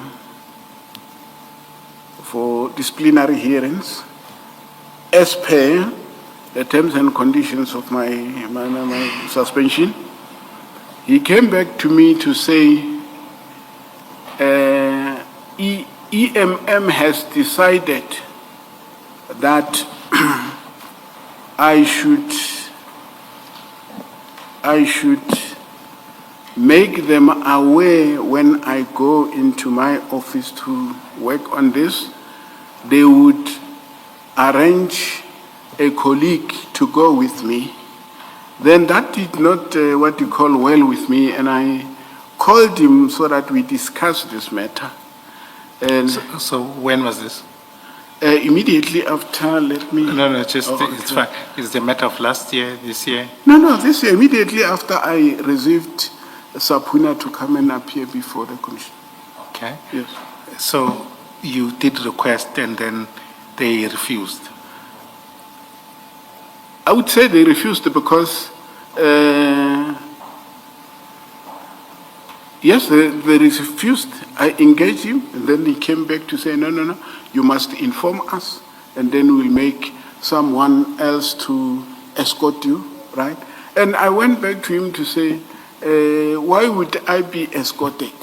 Because, Shouldn't, I'm just thinking, Mrs. Kakane, unless you will be pushing at the end for us to make findings on this issue. The practical way, I think, is to deal with it in the manner in which I suggested earlier on, which is for you to assist Mr. Malatji to get whatever documentation he may be minded to get. Thank you. It was truly to assist him because there is that request which they interacted and they said Yes. he can get access, but Yes, yeah, yes. but we'll deal with Any it. detail you want from him as to where the hitches were, you may just interact with him and then see how best to take the matter forward. Yeah, Thank you. thank you. Anything else? No, I think that's That's it. All Thanks. right. Thank you very much, Mr. Malatji. You are excused, but of course that does not necessarily mean that you may not be required to come back. But for now, you are excused. Thank you. Thank you, Commissioner. Yes. And we adjourn and resume at 9:30 tomorrow. Let's adjourn.